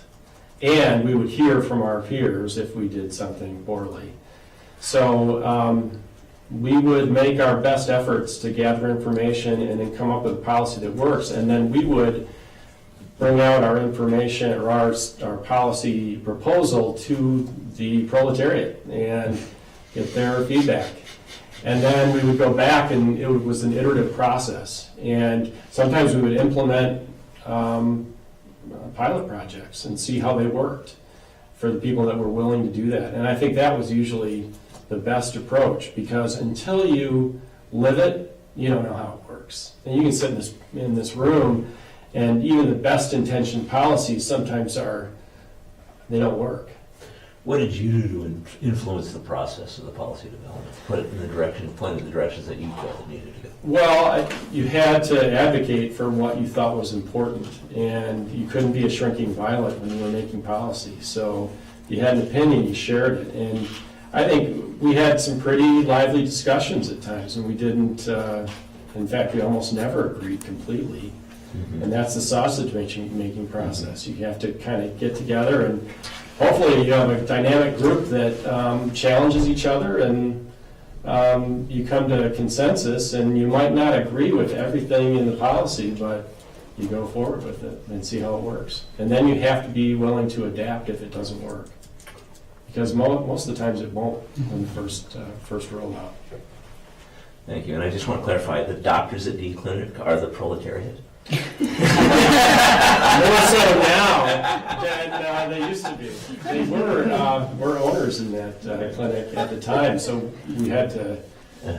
Yeah, I guess maybe that wasn't.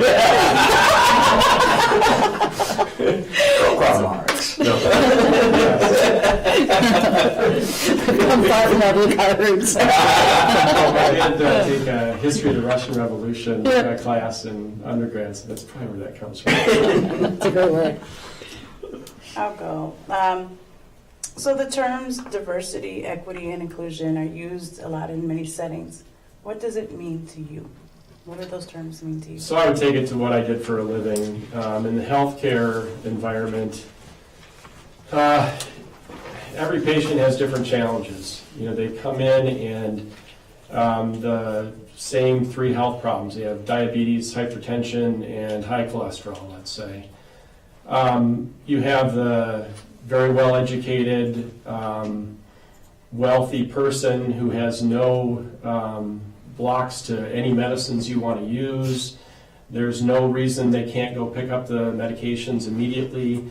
There's no financial issues. That's a whole different ball of wax than the person who took the bus to the clinic, has an insurance that won't allow you to prescribe certain medicines. Even if you prescribe the cheapest medicines, they don't have the money to pay for the copay. They can't get the ride to the pharmacy. They're arguing with their spouse, or their spouse has alcohol or substance abuse problems, or they have substance. You know, so you have to meet people where they start, and you have lofty goals for everybody, but then you have to have incremental goals from where people are starting, or else you will make no progress with the people that have all the roadblocks. So that's where I think you have to start. Well, it's probably before they get to 4K if you can enact something. But I think you have to meet people where they're starting. Otherwise, lofty goals have no meaning to them. Thank you. Yeah. I appreciate that. Other questions? Susan? So how would you prepare for a board meeting? You obviously already do this, but a school board meeting. Sure. We're going to meet next week and we're going to talk about budget. We're going to talk about personnel issues, retention of staff. How would you prepare for that? Well, being green and brand new, I would figure out who I really kind of, who had the time to talk to me, and I'd say, what do I do?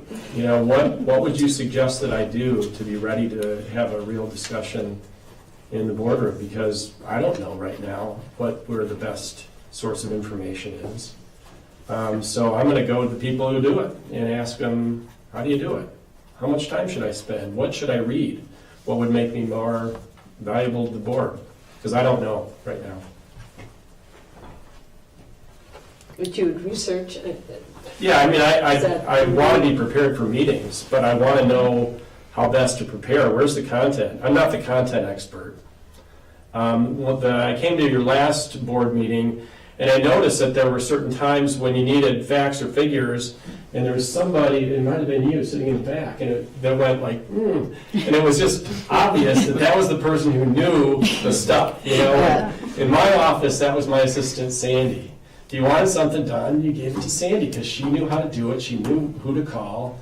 And every board's got that, or every organization's got that. They got the person who gets stuff done or knows where the content is. So I would try to figure that out right away and be as prepared as I could. And I'm guessing that my first couple board meetings would be a little rocky. It would be uncomfortable for me because I wouldn't have done quite the preparation I needed, and I'd learn from that and get better, I think.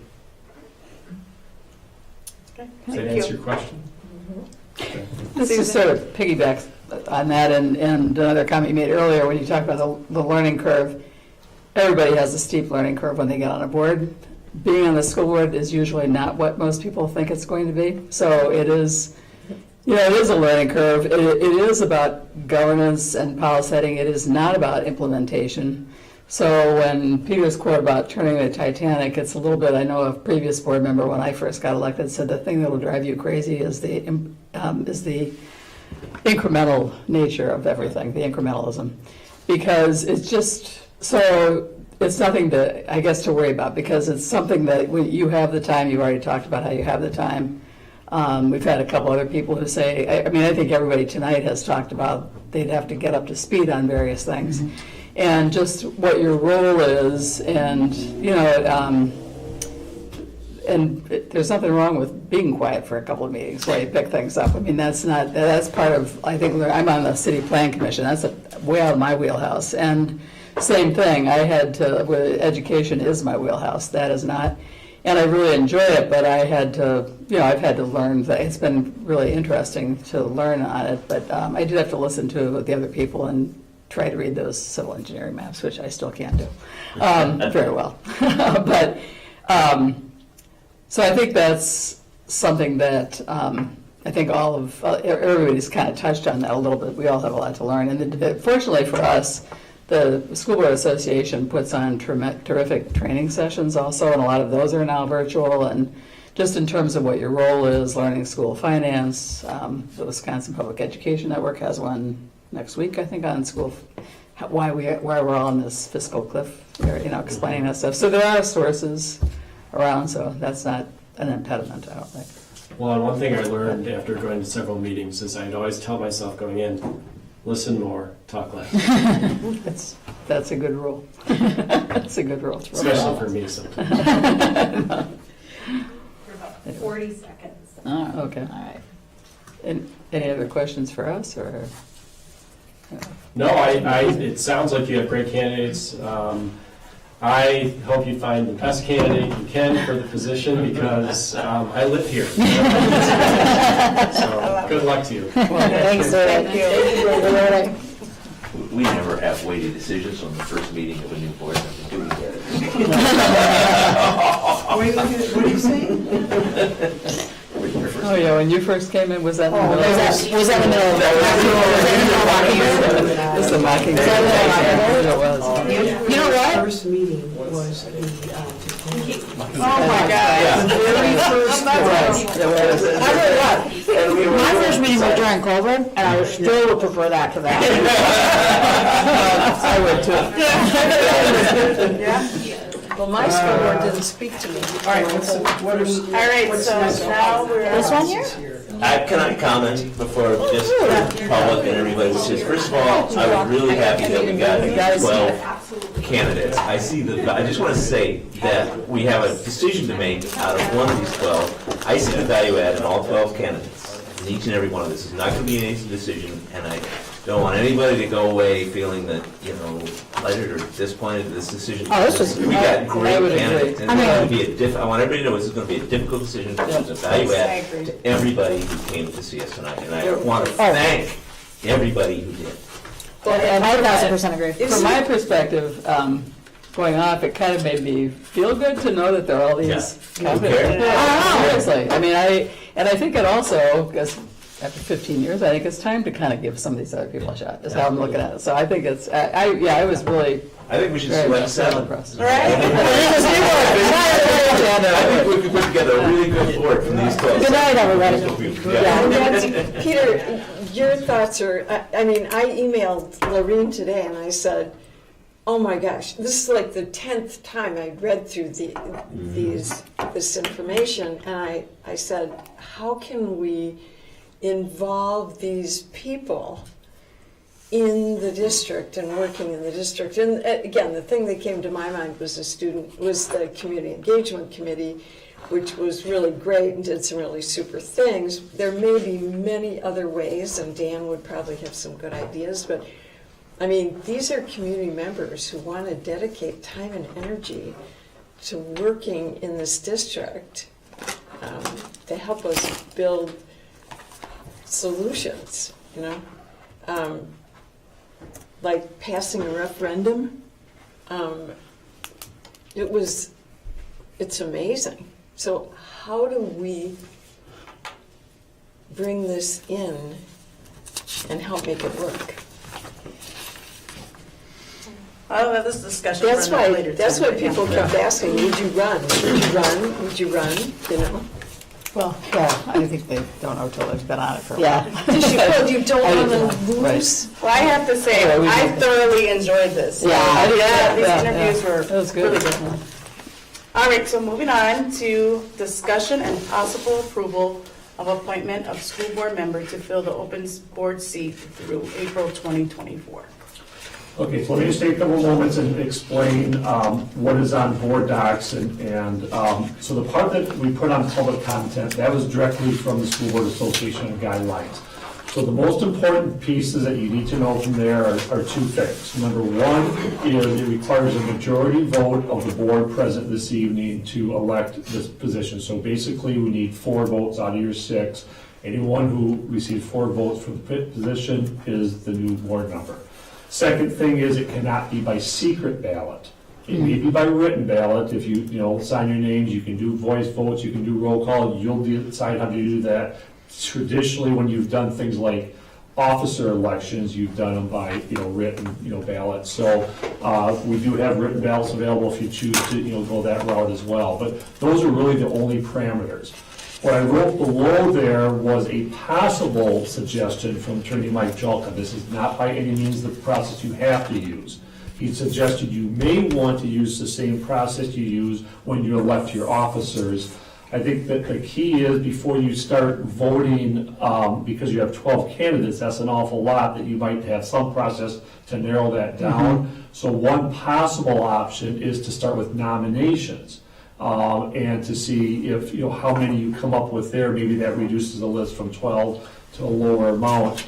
if you choose to use nominations, you can set the rules. You can say each person can nominate one, you can nominate 2, 3, or as many as you want. That'd be one possible way of narrowing the list a little bit, less than 12 before you actually start, voting. So those are all options. You guys can decide how you want to do that. Of course, Lorene as chair then would be the final decision maker. This is what we're going to do. Unless someone's going to contest it, which we're not going to do. Dan, can I ask Dan a question? Absolutely. So, one process that we can use is the way we elect our officers. We can use a ballot and we can go forward. If we use the nominating process, then that overtly shows a board interest in one particular candidate, where on their vote they may, if we vote, it's more like a discussion. But they're public votes though, so. Right. All the votes are public. But they can be paper and signed, which is what I was going to suggest. I strongly suggest we do that way as well. Rather than I see the exact opposite of you. Imagine that. It was Elizabeth. Sorry, I put it in, as usual. I actually don't really have a relevant question. It's more of a curiosity about secret ballots, so I'm not going to take up the time for it. Go ahead. Well, it's not a secret. I would suggest that No, we why can't we have that? do want to have a discussion, what I think we want to do is narrow the field first. And what I would suggest is something like, as the dots. Anybody remember the dots? Mm-hmm. Where we just take the list, everybody gets 3. You can put, list the 3, and then we'll take the people who get the top, everybody gets 2 votes, and put them into consideration. Not necessarily nominated, but we can start there with the discussion of who to select. And that way we know that the people we're talking about have some level of support on the board. Well, could we add, she's got ballots, so we could use those and we could each pick 3. Put 3 and then add them up. That was kind of what I was I think thinking. that's a really good idea, because then we'll start coming up with more votes, more numbers, faster. I think that's a really good idea. So you're saying what? Vote for 3? I would say everybody gets 3, and you can nominate the same person twice. Just if you somebody you really want, give Someone them can votes. get 2 But I copies, get to Peter. do it on a ballot versus That's having right. to. Exactly. Well, and if you only want to nominate 1 or 2, you can. I mean, That's right. whatever. And maybe after that, it'll be clear that there's one person we all like, That's right. and then we can just move on. Yeah, that sounds good. I like the nomination way of doing it. I think it gives us each a chance to,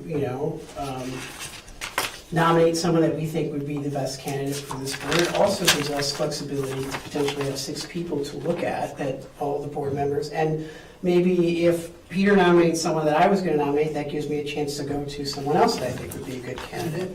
I don't think we would nominate the same person twice. I don't know. But I think it's also the most efficient way to do it as well, because then it quickly narrows it down to a smaller number without doing all the votes and the ballots and voting and stuff. It just seems like a more streamlined way to do it. So everybody just nominates a person? 1? Just one? Just one. Start? I don't want 1. I like Peter's, I like I 3. support, just for consensus, I support Peter's idea of 3. Okay. Yeah. Because it's. It's just a method I've seen. That was your initial thought, 3 at first, I thought. I could. The problem with each of us nominating 3 is it's not going to be 3. There's going to be like 5 or 6 or 7. But then you just vote, you keep narrowing it down. You're gonna That's have kind of 18. how it works, yeah. But you're probably going to have 7 names, and that cuts us in half almost. And then So does nominating us. Yeah. And then we can go to 1. Yeah. But it gives you, it's like a discussion, because Yeah. then I can see. I like the different way of doing it. Well, again, the reason I like it is because it gives me an idea of people the other board members are going to be comfortable with. And that's such a hard important choice, to me to know. It is a difficult choice. It's a hard I choice. can't just pick one right now. I know. And I would suggest that we're we're gonna come down to the same people. It's just a matter of sort of figuring out how we Sifting get and there in a respectful way. And we can also say, oh, this isn't, we're free to do whatever we want. We're also, you can make a motion, this isn't working, let's start over. You know, if you want to, and we can do that. That's fine. It's just I don't a think process I'm familiar with that I think works. It's a whole And I think we have process. consensus, I know. so It's old Elizabeth, process. Yeah. that's the We like plan. old process. We don't want to be here all night. We like old process. Elizabeth? Oh, come on. If there's- I agree with Peter and Susan. I think that we need to narrow, and all of our candidates are of such high quality. I would be concerned of narrowing too fast, Right. too much too fast. I think it does us a disservice in discussion if we're like trying to make a snap decision right now. And so I'd rather have us start with 3 across the board. We'll see where we end up. I think that I suspect that we'll have some consensus across several folks. I do. I think so. I think there'll be some consistency. Let's see. Let's see. Let's see. Yeah. And I think I heard we're all clear, right, that by doing it, if you call it a nomination, it still can be by paper ballot. Yeah, we're gonna do nominations by paper. Right. And And we each have of to us sign are them out. signing 3. Yep. Correct. Oh, you have 3 that you want. Yeah, I'm not signing it. Are we ranking or just nominating? Just nominating. Just nominating. Of Just nominating. nominating. Right. There's no rank. And we've agreed to. No ranked choice voting over here. Correct. Is that right? Can we take a 5-minute break? I have to use the. No, this is what we're doing. We're just doing And all we have to sign do. it. I'm waiting to sign. You need to put your name on. You don't have to sign it. You have to put your name on. Nominating 3. Add some firefighter chiefs and some doctors in this conversation. Well, remember, you're talking to a health information manager. Oh, yeah, you know. Gosh. Man, I only got 3, huh? I said 3. These guys are guys never we're listen. going to start arguing about things we agree on. That's our next step. It's gonna take 10 minutes for you to come back around and say, oh, we said the exact same thing. I'm just using a check mark, not a number. Right.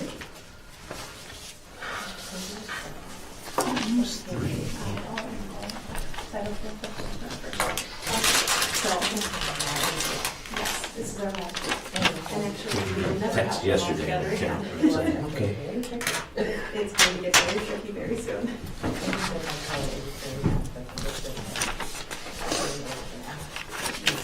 Here you go. Well, and I didn't know until just a couple of years ago that these roles. Thank you. Oh, you can start counting. So the names I that know you that know much are count. school district of Bloomington, and before,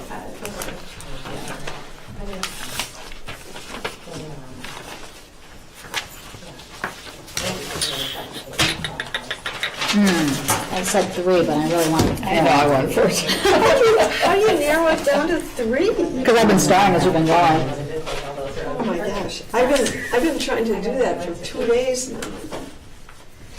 Hey, Dan, just for clarity, this is open session. It is. Okay. I made like I don't want to 8 be, cards. I figured you would have said something, but like.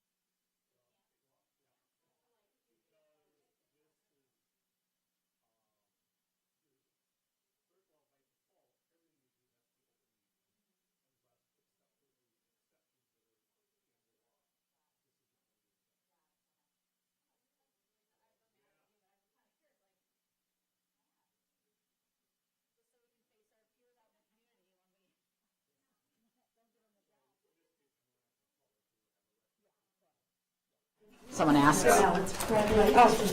Okay, I made my choices, but I could have gone up to 5. This one's smaller.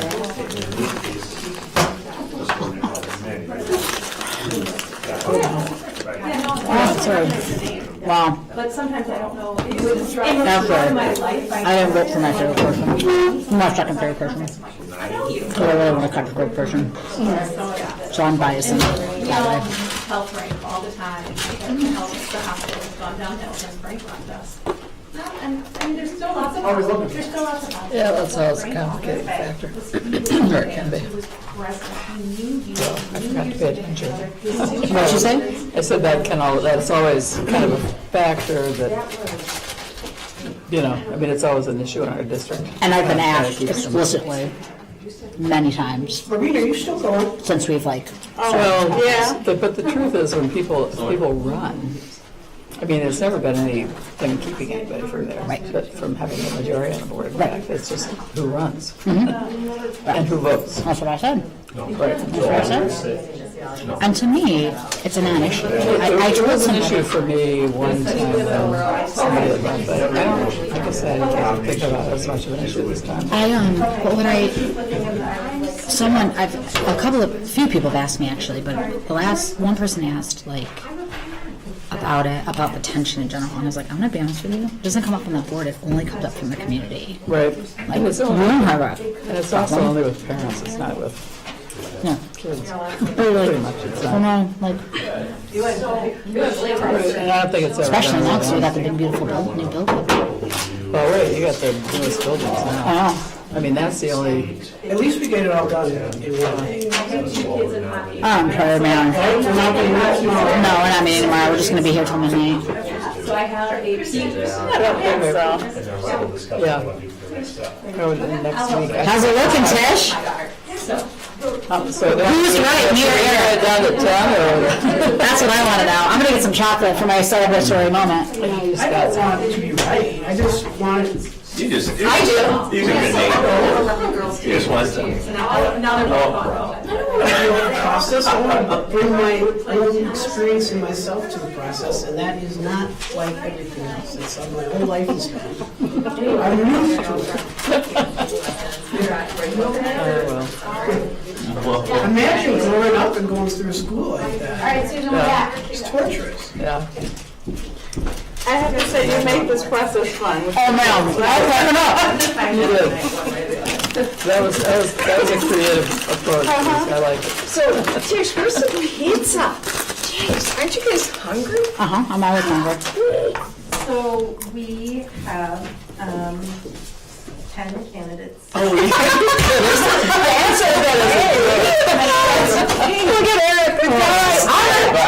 It's two less than we had before. You know what?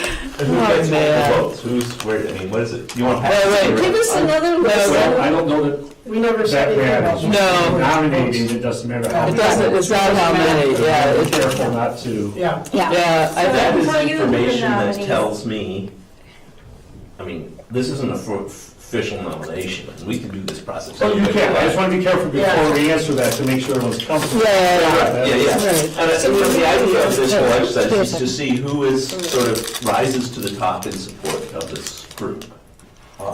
Do we need to see numbers? And I would Well, just that's say, what Peter's so, just asking. I mean, did somebody get 6 votes and everybody else get 1? That would be important information.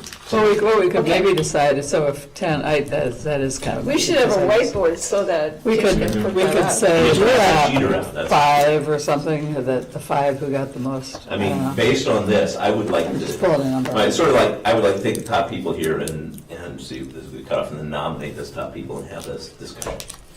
What top people, how many? I don't know, I think that the numbers would tell us. What is, yeah. I mean, like, there may be Well, 3 if people that have if 6 people votes. got, All right.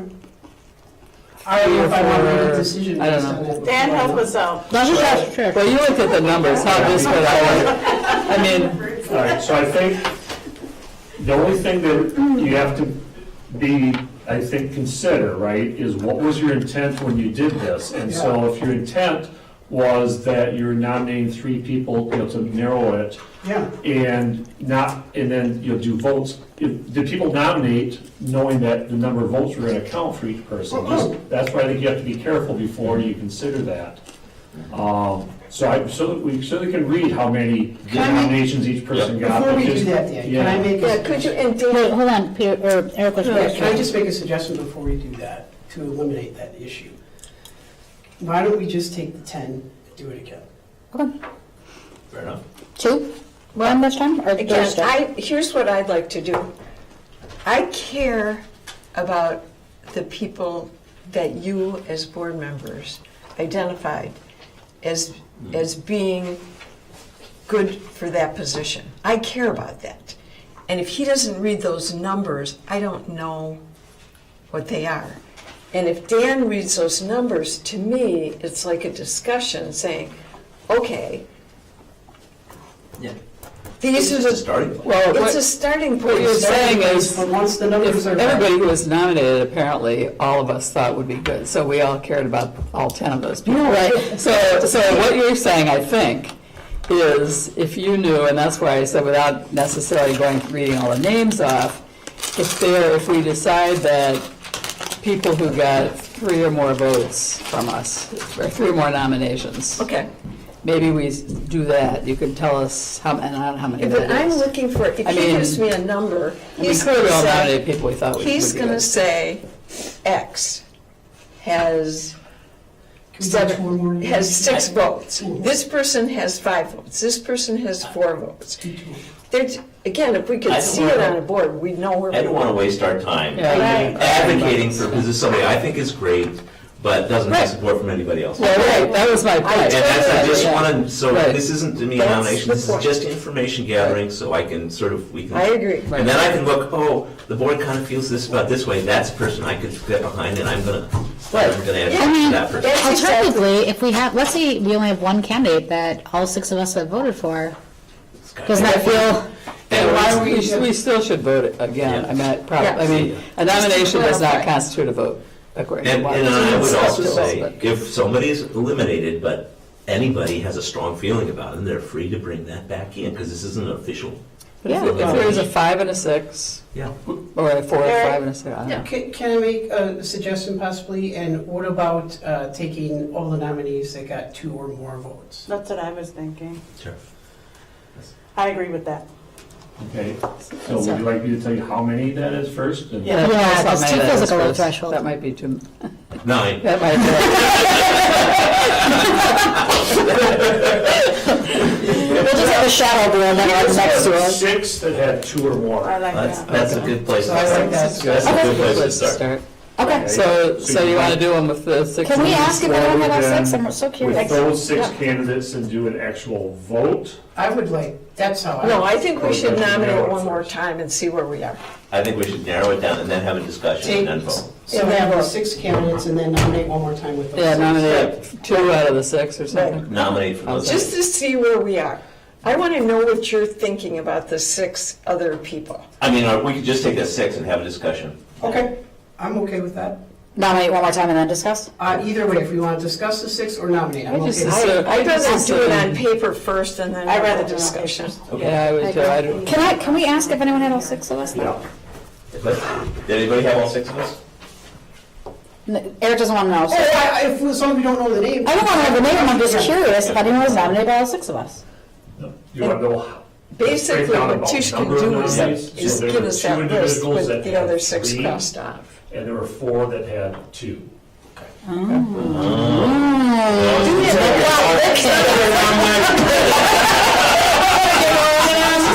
Two individuals were nominated by 3 people, and 4 individuals were nominated twice. Okay. Okay.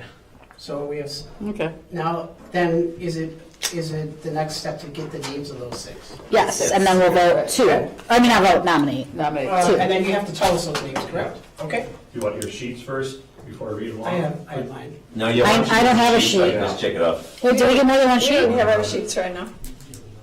Do we get more than one sheet? I'm just using. No, I no, didn't have one. he's giving us one. Someone's very prepared tonight. Oh, we could use this. We have this list right here, if Damn. we have to.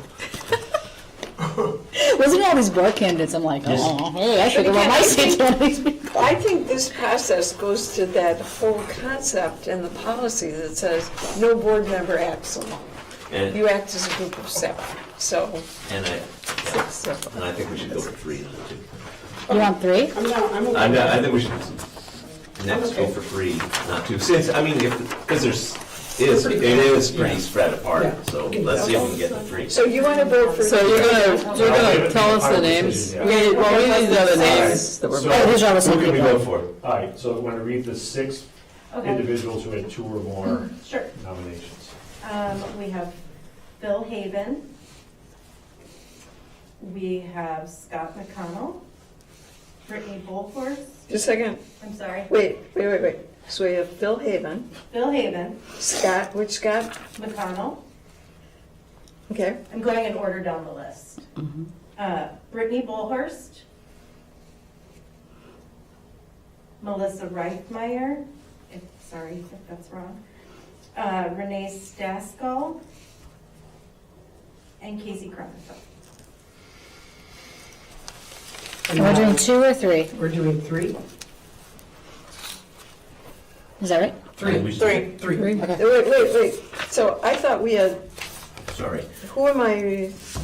So we had 6. Correct. Do you have? And we're going to vote for 3. Correct. Yep.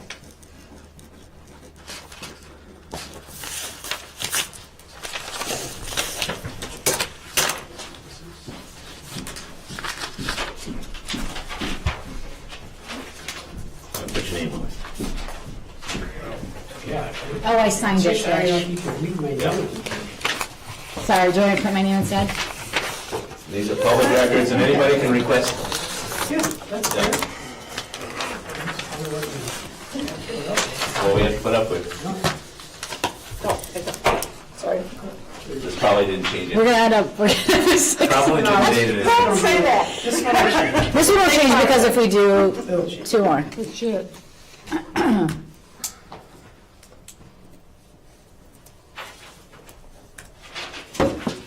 It's kind of fun. I do wish we had some pizza and a beverage. You Seven, and 10. Maureen participated in this process previously, correct? On the other side, yeah. Yeah, that's what I meant. Lorraine won. Yeah, and I Are you forget in how. it? Uh-huh. Yeah, I she didn't know was, that. she was, yeah. Yeah. I spent most of the time talking with Susan Manning about comprehensive school mental health and how to support more community school connections. It wasn't Maureen one. Oh, I was totally fine with that. It was just in that day, Maureen was a shining star. She was a shining star. I was not sad about your nomination, Lorraine, at all. I was very happy and excited. Thank you. So But you ended up running anyway, so we got like a 2 for 1. I did. I ended up running anyway. Okay, so what do you want to know? I want to know what the Are we across the board again, or are we? I'm just.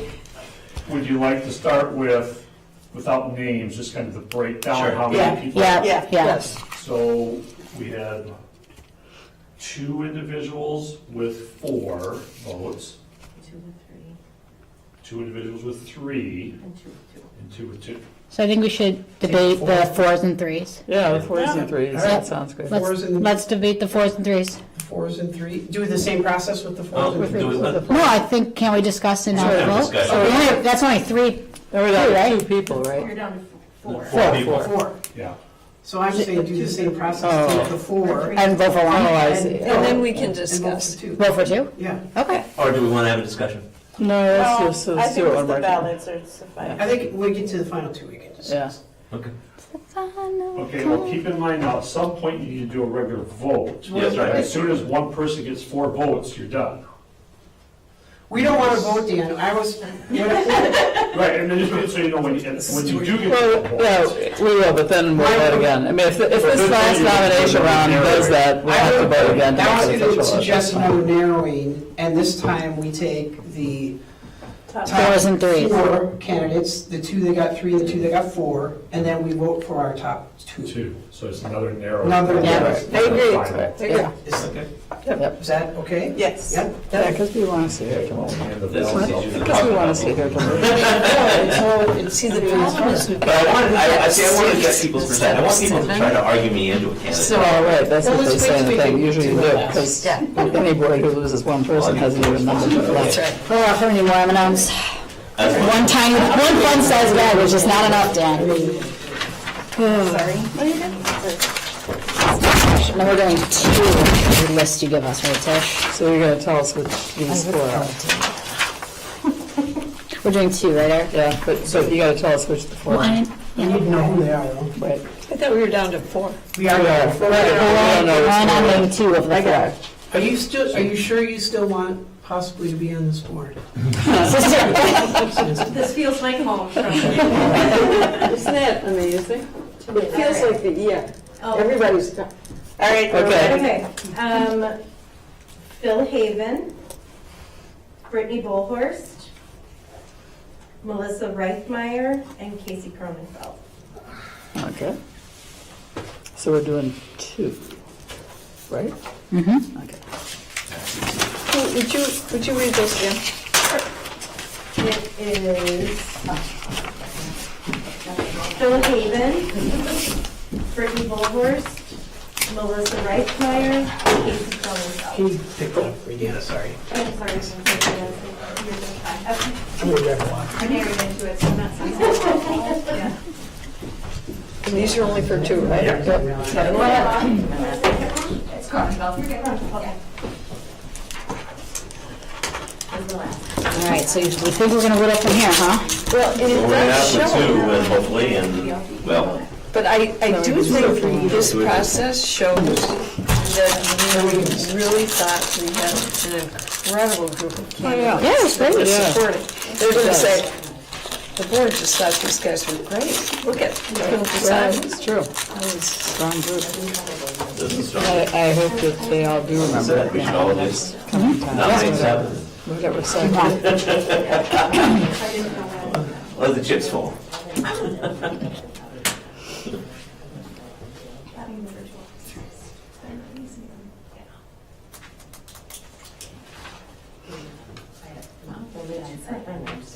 And thank you guys for being collaborative and using the process. Two individuals with 4 and 2 individuals with 2. Well, let's go with the fours then. Let's go with the Porsche. And I would say, is, if anybody feels really strongly about somebody else, other than the 2, and they want to advocate them, you're still free to You should have that advocate. We haven't done discussion at this anything time. official yet. Decision-making process, this has just been information gathering. So if we've made a mistake, go ahead and advocate. Yeah, nothing's off the board. Nothing's off the table, yeah. So is the process to ask for the top, the 2 candidates that got 4 votes apiece, the names, and then discuss? And then after that, we're gonna vote. Is that, Well, then, if somebody nominates one of them, then we can vote. Yeah. Or And vote. if we don't need to discuss, Well, we have to vote we can regardless. vote. I mean, a vote is required. Yeah. Yeah. At some point, We the have to majority of vote. the board has to vote for a candidate. Correct. So I guess I want to make sure we have a consensus here. Do we want to discuss, or do we want to just, I'm fine with just voting. I would like, Yeah. I don't know, let's hear the names, let's give an opportunity to discuss. If we Yeah, want to If people discuss want it, And we if can. nobody wants to, If then we wants to, move then forward. let's vote. I agree with you. As a board members, we always have a right to discuss these decisions. and anybody can make a motion if they want it. We don't need a if they motion. want to. We're just using a process. Yeah. We Okay, always so have a right to who are the 2 people we're talking about? Or are we gonna get, what do we?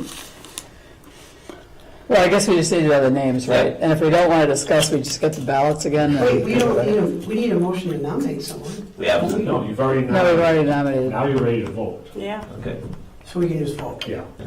all right. Oh, now I'm confused, so stop. Because now I don't understand what we're saying, what we're doing.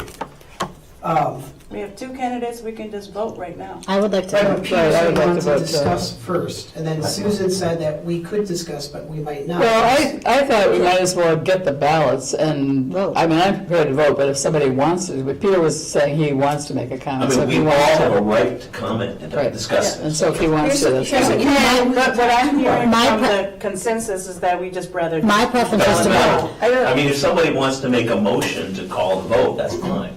But other than that, we all have a right to discuss. Once we have the 2 names, we can just make the decision. Yeah. Yeah, And so if let's just only get the one person ballots. wants to go discuss, you don't have consensus. So if we just do it, it'll work. Okay, so we're ready to get the top 2 names and vote. Then we're not I mean, discussing. it's a, no, you have to call. You have to be, there has to be space for discussion. Oh, yeah. I don't know if that's true, but. So our it's- two When names you're voting, I are- don't think so. okay. Okay, Phil so- Haven and Casey Cronenfeld. Okay, Do you need a ballot? so we need new ballots, so. So then the question is, does anybody want to argue or advocate for either of those candidates? And I will say both of those candidates were in my original picks. So I appreciate both their points of view. It's a difficult, and so I would be happy with either one, I would say.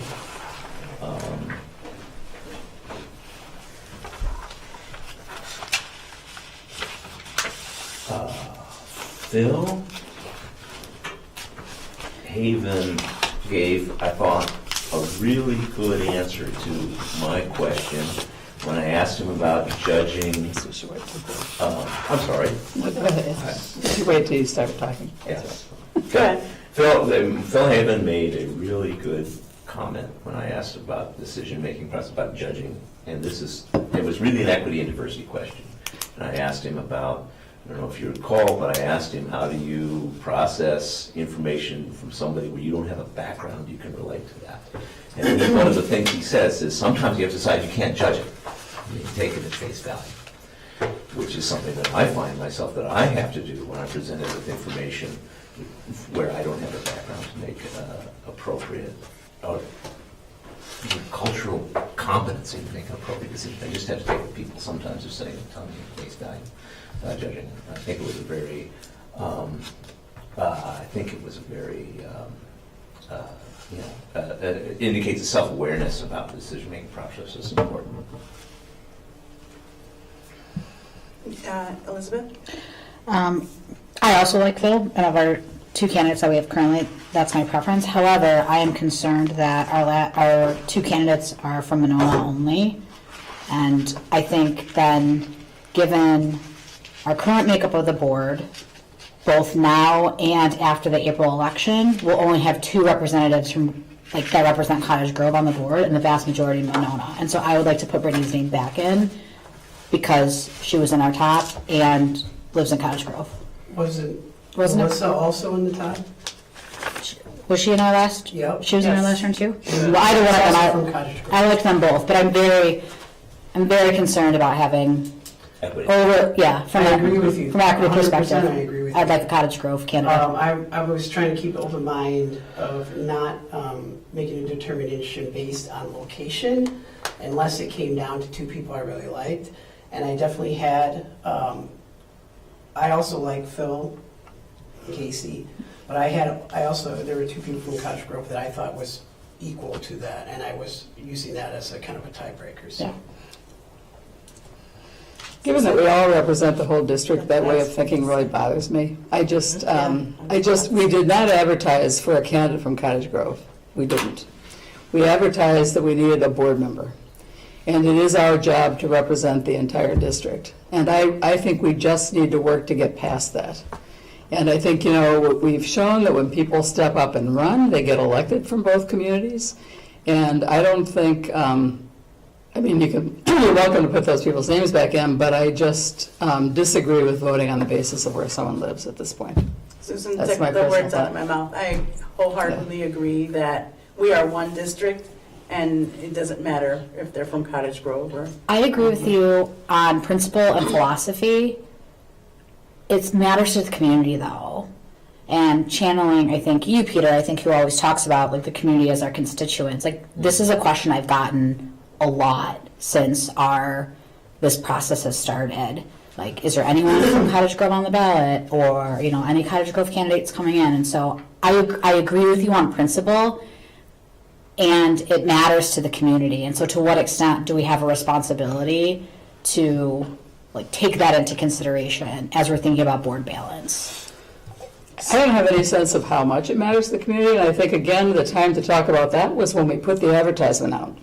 I just think it's disingenuous to welcome people from our district to apply and then say, oh, by the way, we're going to pick someone from Cottage Grove. I just I really have a problem with that. Again, we've fought long and hard to make this a unified school district. And as much as my home address is in Monona, I spend almost as much time in the other community because it's important to me. I care about it, and my family is in the other community. And so we are unified. The only thing that divides us, or should divide us, is 7 miles of Madison. That's it. And I think if you get those type of feedback, then you should share that information, that we are one district, not a separate two entities. I mean, I do, and it's still an important point in the community. Eric, sorry, Community, apparently. I mean, Well, I would remind the board that the last time we went through this process, that very discussion came up, and the majority of the board did consider where people were from.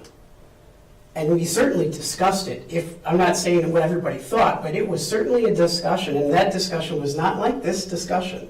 So maybe times have changed, that's great. Maybe we're coming together more as a district. But I also just want to point out that I may have the numbers wrong, but I have 3 people from Monona and 3 people from Monona and 9 from Cottage Grove, is that correct? Right? I didn't count it up. 2, So. 3, Yes, we had 12 candidates. yep. That's 5, correct. 6, 7, 8, 9 from Cottage Grove and 3 people from Monona.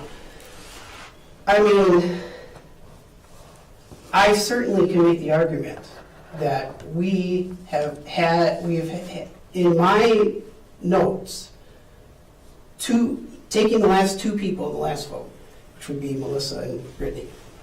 I think that is a strong candidate pool to consider.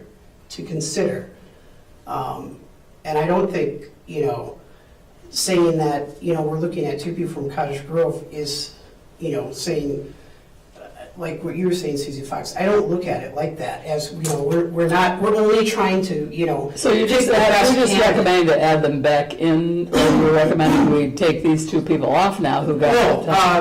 Elizabeth's request was to add one Brittany back in, and then I said, To add Renee, wasn't it? No, it was Brittany, but then Eric reminded me of Melissa, who I also like. So Okay, sorry. I guess, and I want to push back on this idea that it's disingenuous to have an open call and then consider factors, like in terms of who shows up in front of you. Like that's what an interview is, right? Like you listen to folks, you think about their backgrounds, what they're going to bring, all of those elements. And to me, location is a fair point, in the same way that we would talk about answers to questions or experiences or any of those elements. Well, if you're talking about just adding them back in, so now we're voting for 1 out of the 4. Yeah, no, I wasn't talking about replacing I anything. thought that was what I thought you were doing, and that's why I was so upset about it, because I just thought that makes no sense. No, I wasn't talking about replacing You're anybody. talking I just about want adding to, people. Okay. I want us to have, I would like us to have a representative from Cottage Grove On the final on the ballot. final ballot. And I would say, this isn't a job.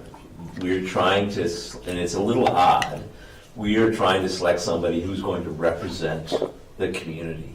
True. And I think the fact where they live and how they're connected to that community is an important part of the consideration. And so it is up to individual board members to make that, decide amongst themselves how important they weigh that and what factor that is. And if you think that, you can weight it and do whatever you want with it. And I agree with it, by the way, that we should consider the community, particularly given the makeup of the board, and because I think we do a better job representing the district if we are balancing the representation here, and that's a factor. And that's a factor for me. And seeing this, that you pointed out, I would not object to going back a little bit, taking a step back and introducing more folks for consideration.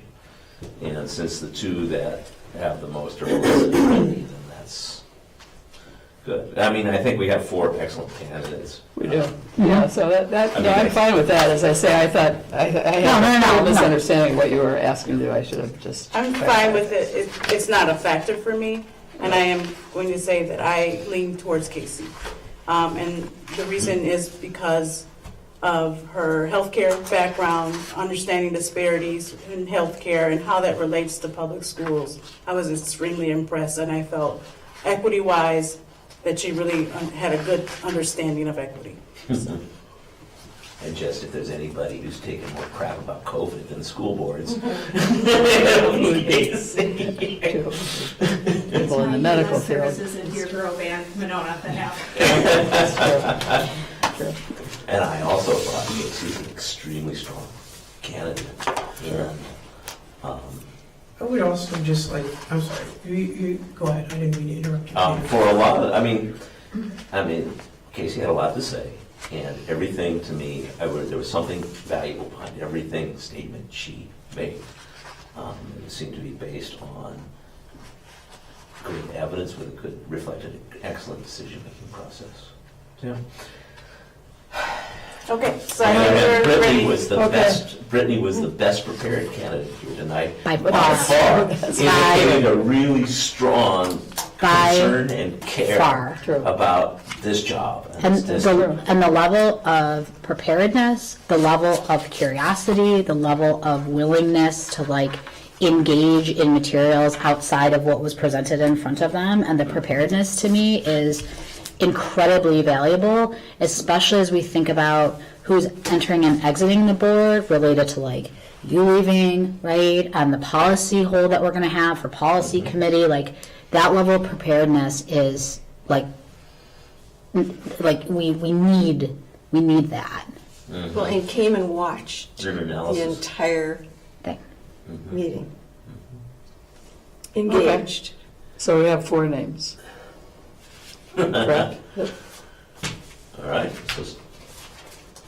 So this will be. So we're gonna do another nomination. No, No, we're not saying nomination, we're just voting for We're gonna the vote. 4 Okay, names. so we have 4 and we're gonna vote.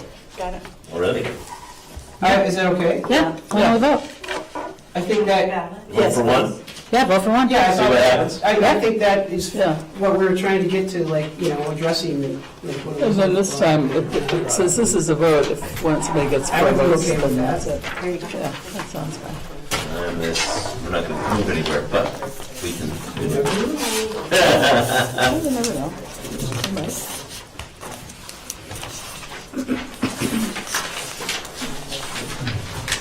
We were talking about people that are actually in the room in third person.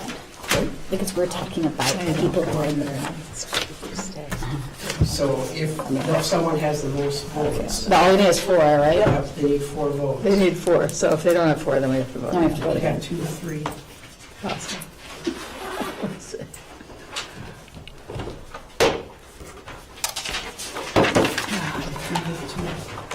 This is iced tea, so I guess it's like drinking coffee. No wonder you're so jazzed up on it. You just I was like, man, Susan's coming in harder now. That's because you just found out that Casey's kids play hockey. No, I'm not interested. I go, Hockey stuff. no, At one this point, turns me off, frankly. That's because there's been a lot of tension in that area. Okay, I don't think you can. so we do not have a majority.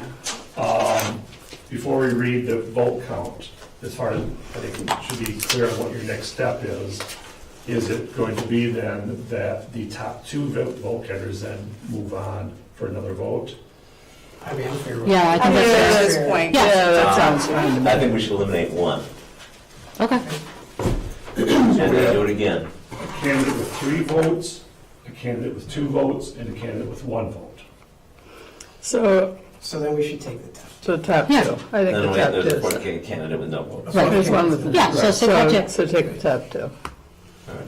Okay. Okay, our top 2 candidates are Phil Haven and Casey Cronenfeld. Surprised. Anyone who want to advocate or try to convince for either of those 2 candidates? Anyone have anything to say?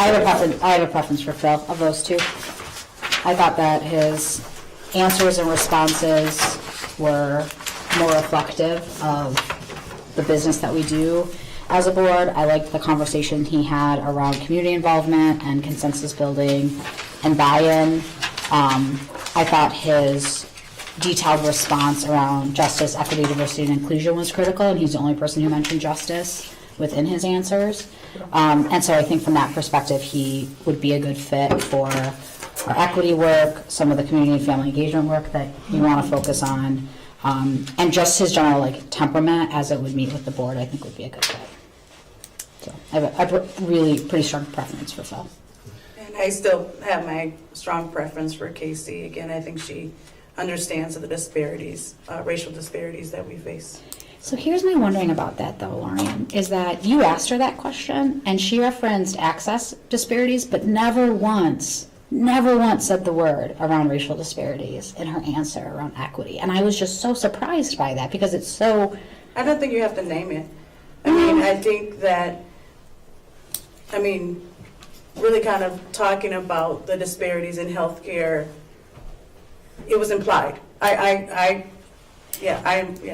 Was it implied because we know? Like, that's my wondering, right? Like, I don't know. Being explicit to me matters, and the lack of being explicit there was, it did not strike me well. That's all. Yeah, I just was impressed with the overall, all of the Yeah, answers. I appreciate that. This is hard because these two were my top two choices. My top two rank. I ranked everybody as we went through them, and they were my top two ranking. And initially, it was difficult. Initially, I ranked Casey a little bit higher, but it was not, really cut and dry. And all part of that, going back and hearing some of the responses, because this is the problem, Phil's interview was a while ago. It was so long ago. And having a reminder of some of the things, that actually makes it a little more difficult and more challenging for me. So I'm not adding anything to discussion here by saying that I think they're both excellent candidates. I agree. And I'd be happy with either one, I guess. I have to say. Yeah, I think that's the message we've been sending, is that of the 12, we're impressed with each and every one of them. Some a little stronger in one area than another area, but all willing to learn collaboratively and work collaboratively. I have a comment. When I look at the candidates, I may be looking at different things than other people are. And one of the most valuable things to, I think, being on the board is not necessarily your experience or your resume, or even the fact that, you understand education. I think the most valuable thing is how well can you work with this board that we have right now? Correct. This board, us, and who's going to make us a better board? Right. I agree. And while I agree both candidates are great candidates, and I also had, there were other candidates I thought were bring great things to this board. Between Casey and Phil, and it's very close, I lean towards Phil that would accomplish that. And I think that's an important factor to consider. Yeah. And there's a lot of reasons, but the one that really kind of, for me, that tips it is his, how he talked about solving problems. I really think that's a valuable thing that can be brought to the sports. So that's how I feel. Again, we had a lot of great candidates, so. Agreed. Okay.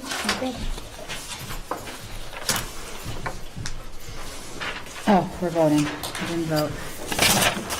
We can do this all right. God, I have one too. Because the choices are so good. Oh yeah, no, we have great candidates. That's the upside. Oh, yeah. No. Well, that's what, We when have no I was bad at MG 21, I said, I really was ready to support them. That's why I really wanted to stay really hard. And Rebecca Fox-Blair turns to me and she said, you have 12 candidates. That's the good news. And I'm going, okay. Because I knew it would be tough. Yeah, no, we have all good candidates, so can't really go wrong.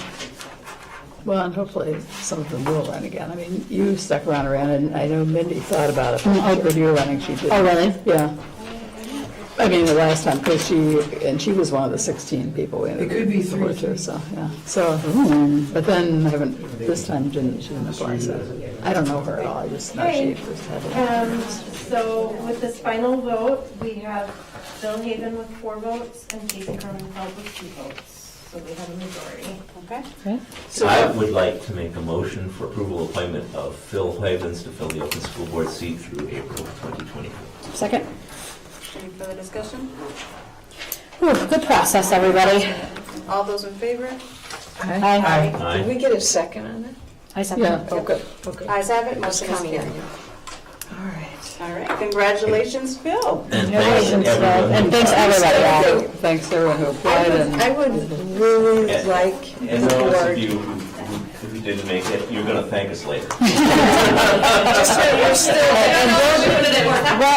Ron and April. Regarding this as you have other Awesome. You're chances awesome. to run, so yeah. So if you come into the ER, you may have to wait a little bit longer.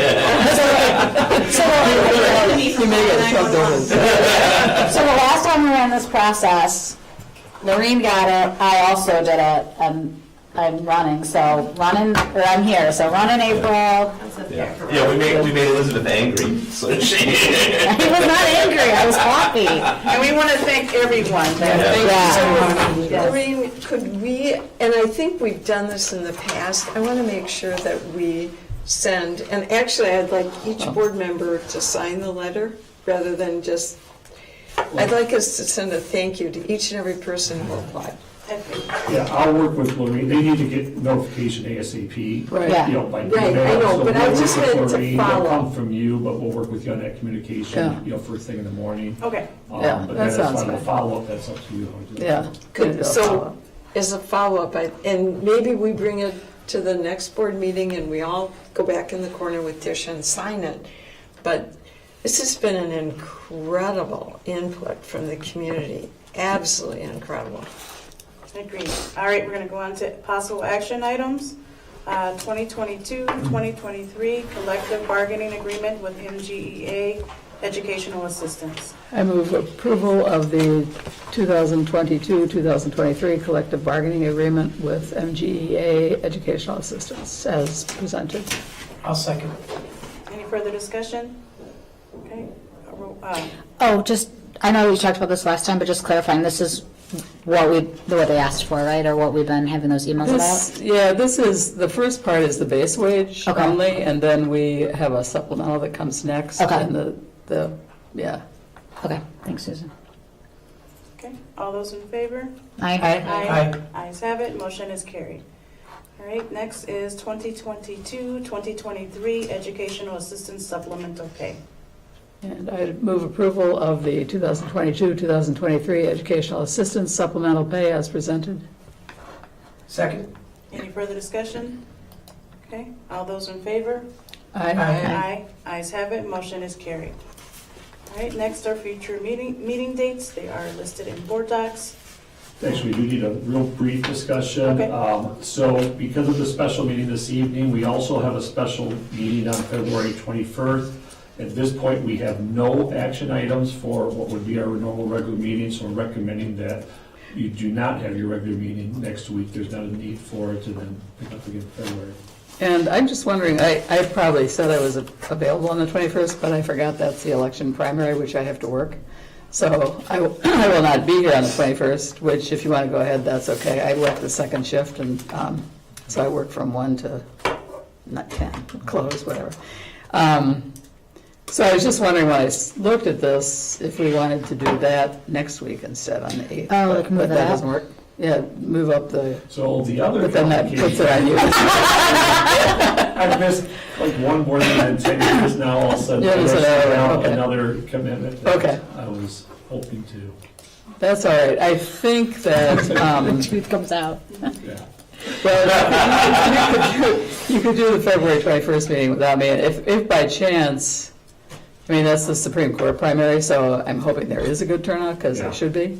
In which case, there's no way I could even sneak away Why from don't I that. But try to poll everyone, not right now necessarily, see if we can find an alternative evening for that. Yeah, and I if- think it's you know, if you important. can't, you can't. That's Yeah. part of, I think it's important that every board member is there, and I also think it's important that our newest board member join us, and so I think to have 2 weeks an opportunity for me to do orientation Right. and then have them there. So it doesn't have to be on the 21st, and for sure, we don't want to put it off till March though. Yeah. I mean, if that's the only time it works, I can meet with you individually as well, Susan. Right, yeah. Yeah, and that would be okay. So what's the option here? What are we talking about? So the 21st special meeting, You want to move that to? Susan's in the Couldn't we conflict. do that on the, if we have no closed session, couldn't we do that on the 22nd? Well, we usually don't like doing that. Remember, we've said that I now. know. We You're right. we have done it. Well, we have done it, because this is just a Usually check run out in of again. time, Yeah, we're Right. just running out of time. Well, didn't you just say, Well, if we start at each board 5:30. meeting, you have no action items? Like, So effective, what would be the normal regular meeting on February 8th? yes. But that doesn't I work. also have a conflict. Yeah. So there was a suggestion of starting at 5:30, could we do that? On the 21st? Yeah, I can start at 4 Or o'clock. 22nd? But yeah, that would be fine. I can make sure that, keep it within that time frame. So which So- day and? So on- 5:30 on the So instead 22nd. of meeting the We could order special meeting on the pizza for that 21st, as you suggested, do the closed session on the 22nd, but start a little earlier than 6 o'clock, like 5:30? 5:30, yeah. So no meeting on the 21st, no meeting on the 8th, 5:30 on the 22nd. Correct. Is that okay with everybody? Yeah. I'm sorry about that. I totally forgot the primary was that week, No, because I it's probably said I was available on the 21st. But All right, we'll get an email reminder out to everyone as well Okay. then. All right, can I have a motion for adjournment, please? Move to adjourn. All right. Second. Oh, at 10:42. 10:41. All right, That's right. all those in favor? We're meeting Aye. on the 22nd. Correct.